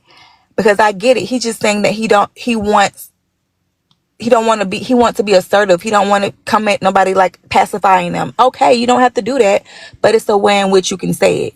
Just look up E.T., the motivational speaker, preacher, him. Yeah. And learn. Yeah. And like I said, it's that twinge of anti-blackness that people are able to pick up. That there's a certain words you would not use if you were a very pro-black person. A certain way you don't refer to the black community. You know what I'm saying? That's why when he said the bullshit, I'm like, hold on, wait a second then. Because there's just certain words you just wouldn't use. You know, and when people hear that, those are like signals like, oh, okay, I already kind of know what this guy is about. You know, even if what you're saying is true, those, but I guess they wouldn't even be dog whistles if he's saying it out loud, but those words, those are signals that trigger people's defense response, and people are like, no, you're just a sellout. And then he's all like, what did I do? What did I do? But you're not getting that maybe the words you're saying or how you're saying it has a twinge of anti-black racism, this condescension in things. It's not even you being too harsh, you know, but it's you're saying it in a way of, and then trying to say like, I don't even want to be a part of this bullshit. Like, what? Hold on, what? I mean, you are though. So what are you talking about? So that's the problem. I mean, for me, when it come down to it, when it come down to it, I think we're full to our cup is full to the T to the rim with all the quote unquote accountability, posts with all the accountability, talking points. Again, it's a simple search in a fraction of a brain and a simple search on TikTok. You just put black community or what's wrong with the black community or anything. Just matter of fact, you could just put black community. You just get your popcorn. You have a million videos of accountability. Just saying the same things that he's saying, right? So in this time in 2026, I think we need to start filling the cup with all the solutions, the same energy. We got enough of, oh, this is wrong, woe is me, we lost, we broken, and it's this and that. We tired of that, family. We heard it already. We heard it too much. We get it now. Now let's talk about the solutions of how we gonna move forward. Let's start filling our cup with that, right? Because it comes to a point where now you're just casting spells. Yeah. You come to the point where now you just casting spells, you casting doubt, you casting fear, you casting all this stuff that people don't need to hear right now. People on go mode. People are in a mode of let's get it, let's do it. We on that kind of mode, right? And so this is why you're getting pushback, because really, let's be honest, everybody's being nice about it. You're pushing white supremacist talking points. You're pushing immigrant talking points, right? And so this is why people looking at you funny to the point where people had to ask you, yo, what's your background, fam? You all right? I'm FEA, big FEA. All right, we had to make sure real quick because the way you sounding right now, hold on, right? And so this is kind of what's happening. I don't mind the tone for me, because I get it. I grew up in a certain, so that don't bother me. Because my thing again, and I'm gonna say it one more time, is making sure that our problems, our solutions match our problems. That's my energy. That's all I'm saying. I don't mind. You could say it raw, you could say it soft and sweet, but make sure your solutions is matching your problems, right? Because people have a million problems of what they can tell you, but never any solutions to back it in with the same energy. That's where I have a discrepancy. It's not about your energy. It's not about how you talk. You could even probably call me sensitive. I don't like that too much. Watch your mouth. But I'll let you slide every once in a while, right? But make sure them solutions match. That's all I'm saying. Now, as far as the hood situation, if people are going to move out the hood, make sure you get back to the hood, go back to the hood, go back to the community. Make sure you go back to help the hood, the place that you came from. Well, let's not leave the hood and say screw them and have this individualist mindset. I think that's the problem. We have to leave the mindset of individualism. And if now you got to look at it like this. If a black American lose, you lose too. And one thing about me, I don't like to lose at all. I never lose. I promise you. So if somebody around me losing, that's an L for me, and I don't like to lose. So we got to have that group mentality, right? So that's how we got to move from now on. So going back to the hood to help those people, that's very important. Help the people there. They need you. The inner city kids that need you right there, 20 miles away. The inner city schools that need funding, right? Inner city communities, they need us right there. So just leave it now, say, screw you, I'm good. That's not the mentality, right? Because that's, no, I'm not even going to say that. I gotta jump in here, Marshall. I'm sorry. We gotta go. Okay. I'm gonna make it fast. Afro, I just really gotta say this. Okay. They equate the hood. We are the face of the hood. Foundational Black Americans are the face of the hood. Everybody forgets the immigrants. Not only are there businesses there, are there crime, right? So is there crime, right? So when I think we could improve the hood, but we can't fix it. Why? Because we got people who don't even care about their homeland. So why should they care about ours? And you know what else? They made that the standard. of what it means to be close or in proximity to us. So therefore, they're an expert on us. So we got to really talk about this hood. We have to, and we have to call out the immigrants who are making the hood as bad as it is. Because we never say that. It's always just black folks in the hood. And that's not true. We have more out of the hood than we do in. So that's all I wanted to say. Foundational. Go ahead. I have a quick question for you, Afro, and then I'm out. How do you go from I'm a Spaniard to OnlyFans to black people ain't poo poo in one live, bro? That's brother, three brother. different lives I don't, in brother. one. This live has been I don't know. All I over the don't know. place. This live been all over the place. We've been hit left and right with every single people. Some folk been crawling out of the woodworks on this live. Okay, they started off drunk. Okay, they started off drunk talking about the trad wives they got from us, and they stealing that from us. So how can we sue them for wanting to be feminist? Like it started off then, and it was some gender battle in the chat room, and then Johnny Black came up in here and said you got to be a black Democrat. It was a lot, bro. Get that. Johnny Black is about to be a meme now. I'm that's gonna be an inside joke. I'm Real letting y'all talk. know that right now. If y'all hear me, it's an inside joke.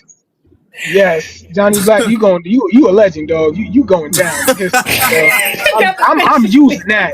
Oh my God, I'm changing my whole name to Sage Black, and you ain't nothing.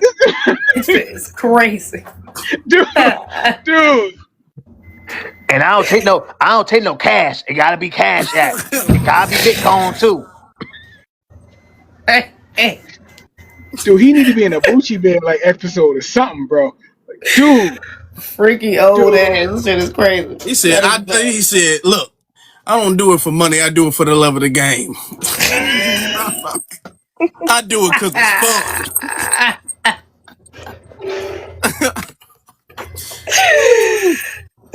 Generational wealth.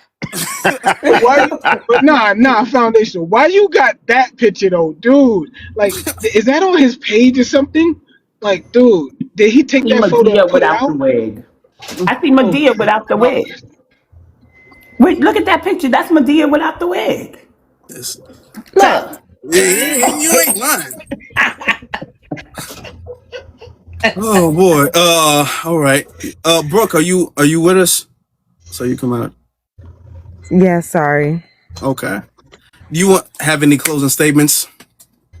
Brooke, I ain't gonna lie. Brooke she was messaging Johnny Black. Tell the truth, bro. Just tell the truth, bro. It's come clean. Like I said, that was too much sexiness. I couldn't take it. We couldn't handle it. I ain't want nothing to do with it. It's too much. It's too much. Remember that song? I'm too sexy. That's all I kept hearing in my head. Too sexy for my shirts. Too sexy. It hurts. Yeah, no, I couldn't take it. So you know what my last words are. Back to business. Send those emails. We had a fun here today, and we got back to business. And sorry, I fell asleep. I was doing a whole lot this morning. Anyway, Afro knows already. So, yes, please send those emails to our legislators. We are getting somewhere, so in case you don't know, here in New York, we have a reparations commission that is founded on an unconstitutional bill, and it is unconstitutional because it is race-based.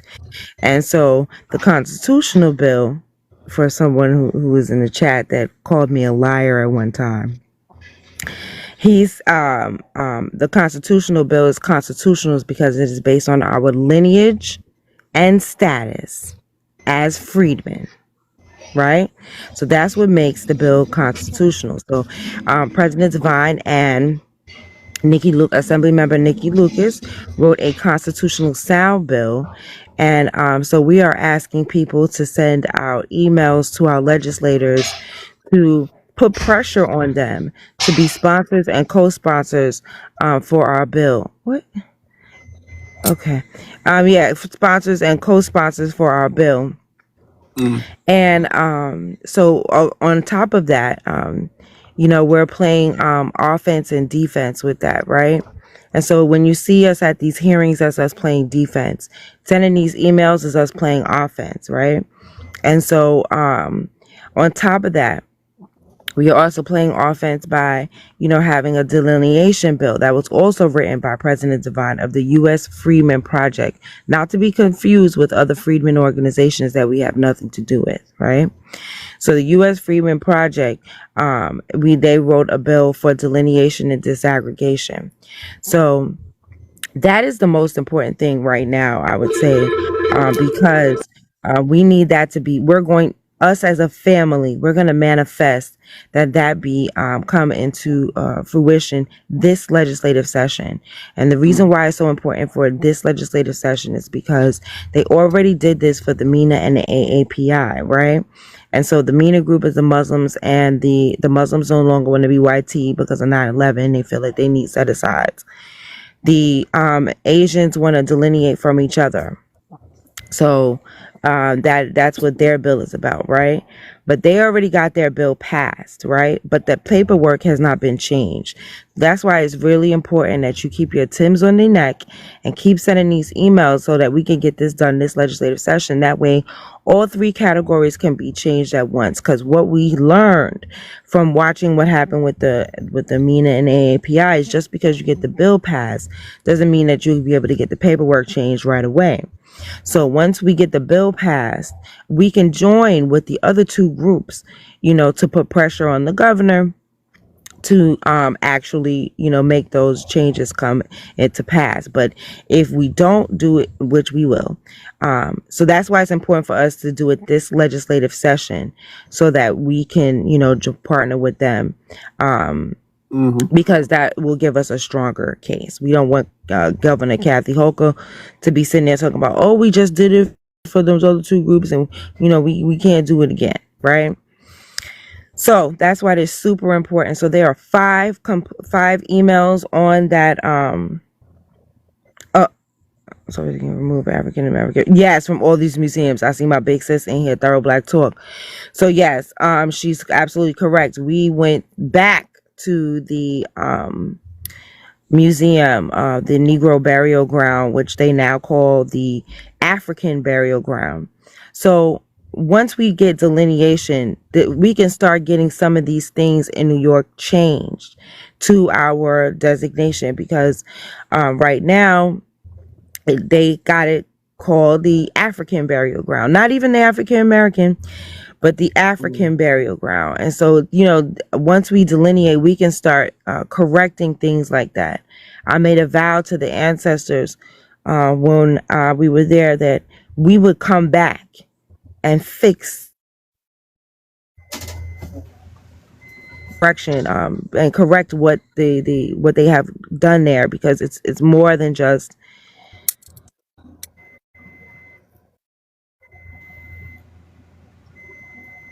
Brooke, you muted. But yeah, if you guys are seeing in the chat room, that's the email link. So go to the email link. That something might have happened. I don't know. She knows she. Because she's not. She's not muted. I think she's in a bad area. Mute, so I don't know what. Oh yeah. I don't know. Yeah, maybe her phone down.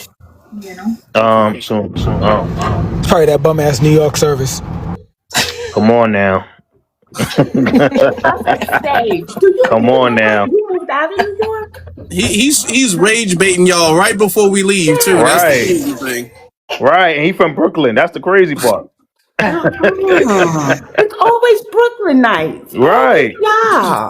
Oh Lord. Oh man, New York. Now y'all gonna start. What do y'all call that? Like borough banging or something like that? Yeah, borough banging. Listen, I usually don't engage in borough prejudice, but Sage has been taking little shots throughout the live. Like I have. Right. Right. Listen, What we listen. do? I'm straight up because Jason.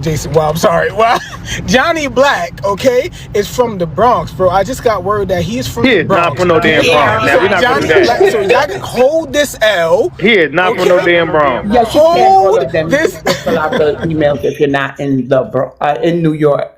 This don't look like no Bronx dude. You know what? You know what it is? Sage, yeah, all the other boroughs are jealous of the Bronx because we're the only one with the distinction, the Bronx. Right? Y'all are just Brooklyn, just Queens. Oh, damn. So We're y'all even got a the name. Bronx. There's a distinction with where you Afro, do me a favor, man. Ask them who their famous rappers are. The Bronx. Tupac represents Bronx and Harlem. No. That's Harlem. That's Harlem. Don't do that. No, Don't do that. No. Bronx Don't too. do that. Don't Bronx do it. too. What? I'm You doing gotta it. take I'm Fat doing Joe. it. I'm doing it. Big pun. All right? Big and pun. I used to rap. Fat I used Joe. to do conscious rap. So I'm repping the Bronx. Okay. Fat Joe. Cuban Link. Cuban Link. Stop it. But no, yes, like my sister was saying, you do not have to be from New York to send those emails. I believe they've now eclipsed 100,000 emails. So shout out to the U.S. Freeman Project. Much love to them. And yeah, Afro put that in, and thank you for everyone that's retweeting it. Shout out to you guys. I know Brooke is probably half asleep, or is she up right now? Okay. She right back up. It dropped me. I don't know what happened. I was still talking. You went mute for a little bit, and then you just fell off. So I don't know if you were talking because we weren't hearing anything. I don't know what happened.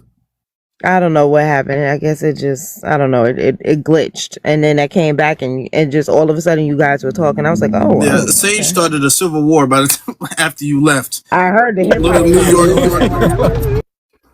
Sage been bothering me all day since he got up here. He'll say something to be like, "No offense, BX." So I know it was purposely. You purposely was. Sage. I didn't give you guys a proper greeting when I came on. Hello, ZZ. Hello, BX. Hello, Afro Sage. How about this? I came up during all that, sexiness. I just, I got distracted. So Blinded. Yeah, I get it.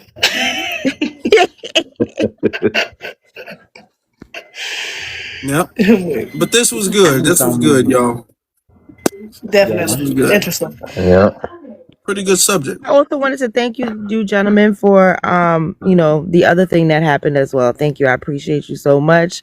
This is why I love my brothers in the movement. Thank you so much. No, definitely. That's something that we're not going to take that. We're not taking no CIA COINTELPRO gender wars. We're not doing none of that. No, and as men, that's our job to step up, right? When people are getting out of line, and respectfully, positive criticism. And I gave the brother room to ease up, right? If he continued, then it would have been something that where his name could get called out. Even though the brother Matt, I heard he made a video about me, but it is what it is.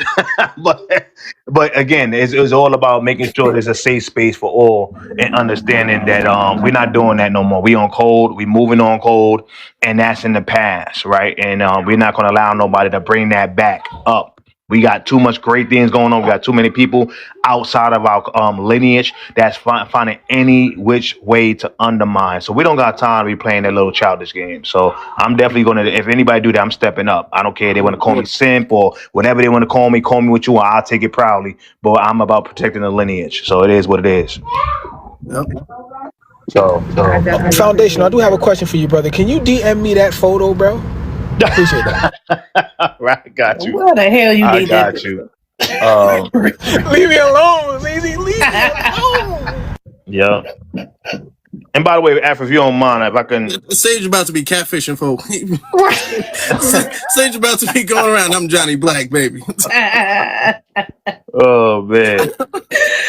If you don't mind, if I could talk about the release of my, I don't want to respect. That's cool. All right. So the 8515 program, Reclaiming the Black American Wealth ebook is now available, family.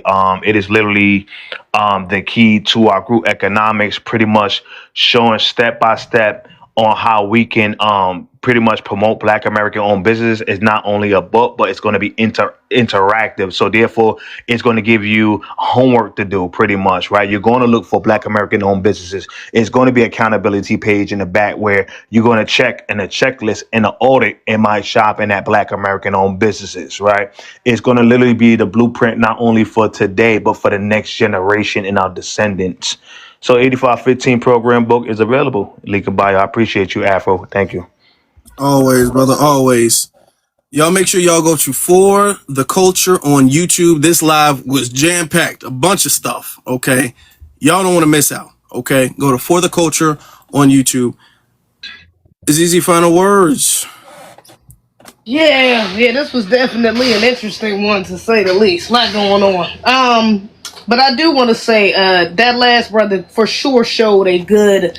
He was a good example of why black people have definitely kind of turned their cheeks or have a bad taste in their mouth, with conservatives. You know, a lot of these Negroes get up on this high horse, you know, have this level of self-righteousness, and then they lack self-awareness and lack connection to the community. And then they wonder why, you know, they're not being heard, or they're not, you know, they're being called a COON, or they're not, you know what I'm saying? Because it's fine to make observations, to point, to hold black people accountable, to point out our problems. But if there's no balance, if there's no empathy, no grace, no love behind what you're saying, we're going to pick up on that and we're going to call it out. If you try to sit up here fighting for your life like that brother was, just fighting every single turn, every time somebody says something to rebuttal, it was, oh no, it's not that, it's this. Oh no, I didn't mean that, it was this. I mean, like, brother, at some point you got to just admit, I'm wrong. Admit, okay, my bad, I could have said that better, and then move forward. That's how you gather attention. That's how you gather support. By just being honest and being, again, having some sort of being humble about it, having a humble approach, at least to a degree. So yeah, that's the problem. And that last brother before him who was talking about, was it Johnny Black who was talking about the PG County schools or something like that? Was that the same brother? Yeah, I didn't get to hear his whole spiel, but I know he was saying something about democratic cities and black people, and I know PG County is democratic, and it's still hella problems out here. Now, PG County used to be one of the richest black counties in the world. I think it's Charles County is beating us now. And it's still predominantly black now. It's a lot of black people that move from PG to Charles County. But even in PG County, baby, it's a plethora of problems out here. So I'm like, you talking about all these democratic ran cities and black people in them, and you're not talking about the issues that these Democrats are allowing to fester. You know, they're not doing anything about. So I don't know where the fuck he was going with that. Not being able to be black and being Republican. Or I don't even know where the fuck he was going with that. But it does lead me to the thought of Afro. Now I done told you we need to talk about these old niggas. So we need to do a live about these old niggas, because these old niggas is a problem. I'm trying to tell you, because each one of them that got up here was so quick to talk about the black community and our problems, but you're not talking about the problems that y'all are causing, all right? And y'all are not correcting, and y'all supposed to be the elders that we look up to, so y'all niggas need to get it together. I'm just saying, y'all got some issues that y'all need to check each other about before you pointing fingers to the people that's below you. So yeah, you know what I'm saying? We need to get on these old niggas. Anyway, shout out to the panel, shout out to the chat. This was a good conversation. Thank you for the gifts. Thank you. Yep, For the Culture on YouTube, y'all. For the Culture on YouTube. All right, let's tap the screen. Let's have a match. We don't even have 100,000 likes. I feel hurt. I'm just saying. I know y'all might have been distracted, but I just feel some type of way now. I'm sad. BX, can you close us out, please? Sure, Afro, I have to ask you, when will you be coming live on TikTok again? Oh, tomorrow. I'll come live tomorrow. Same time? About. Okay. I really don't have any final words. I'm going to just say this. If you are an immigrant, do not think you should fix your mouth to tell black Americans who they should or shouldn't vote for. This ain't your business. This is our country, and we're going to start voting in the best interest for us. Well, some of us are, some, so we got to wake them up out their slumber. But yeah, y'all need to put all that energy into governing your own homeland. We got ours. We always had ours, and that's why you're in this country. But don't think that you could pass your place and call us anything if we're not voting in the way you deem fit. Because who are you? Yeah. Yeah, and that's it. It was a great live tonight. A lot of, it was just a great live. I can't wait for the playback. Mm-hmm. Oh, yeah. They're going to be cutting up. All right, y'all. Y'all have a good night. Good Peace. night.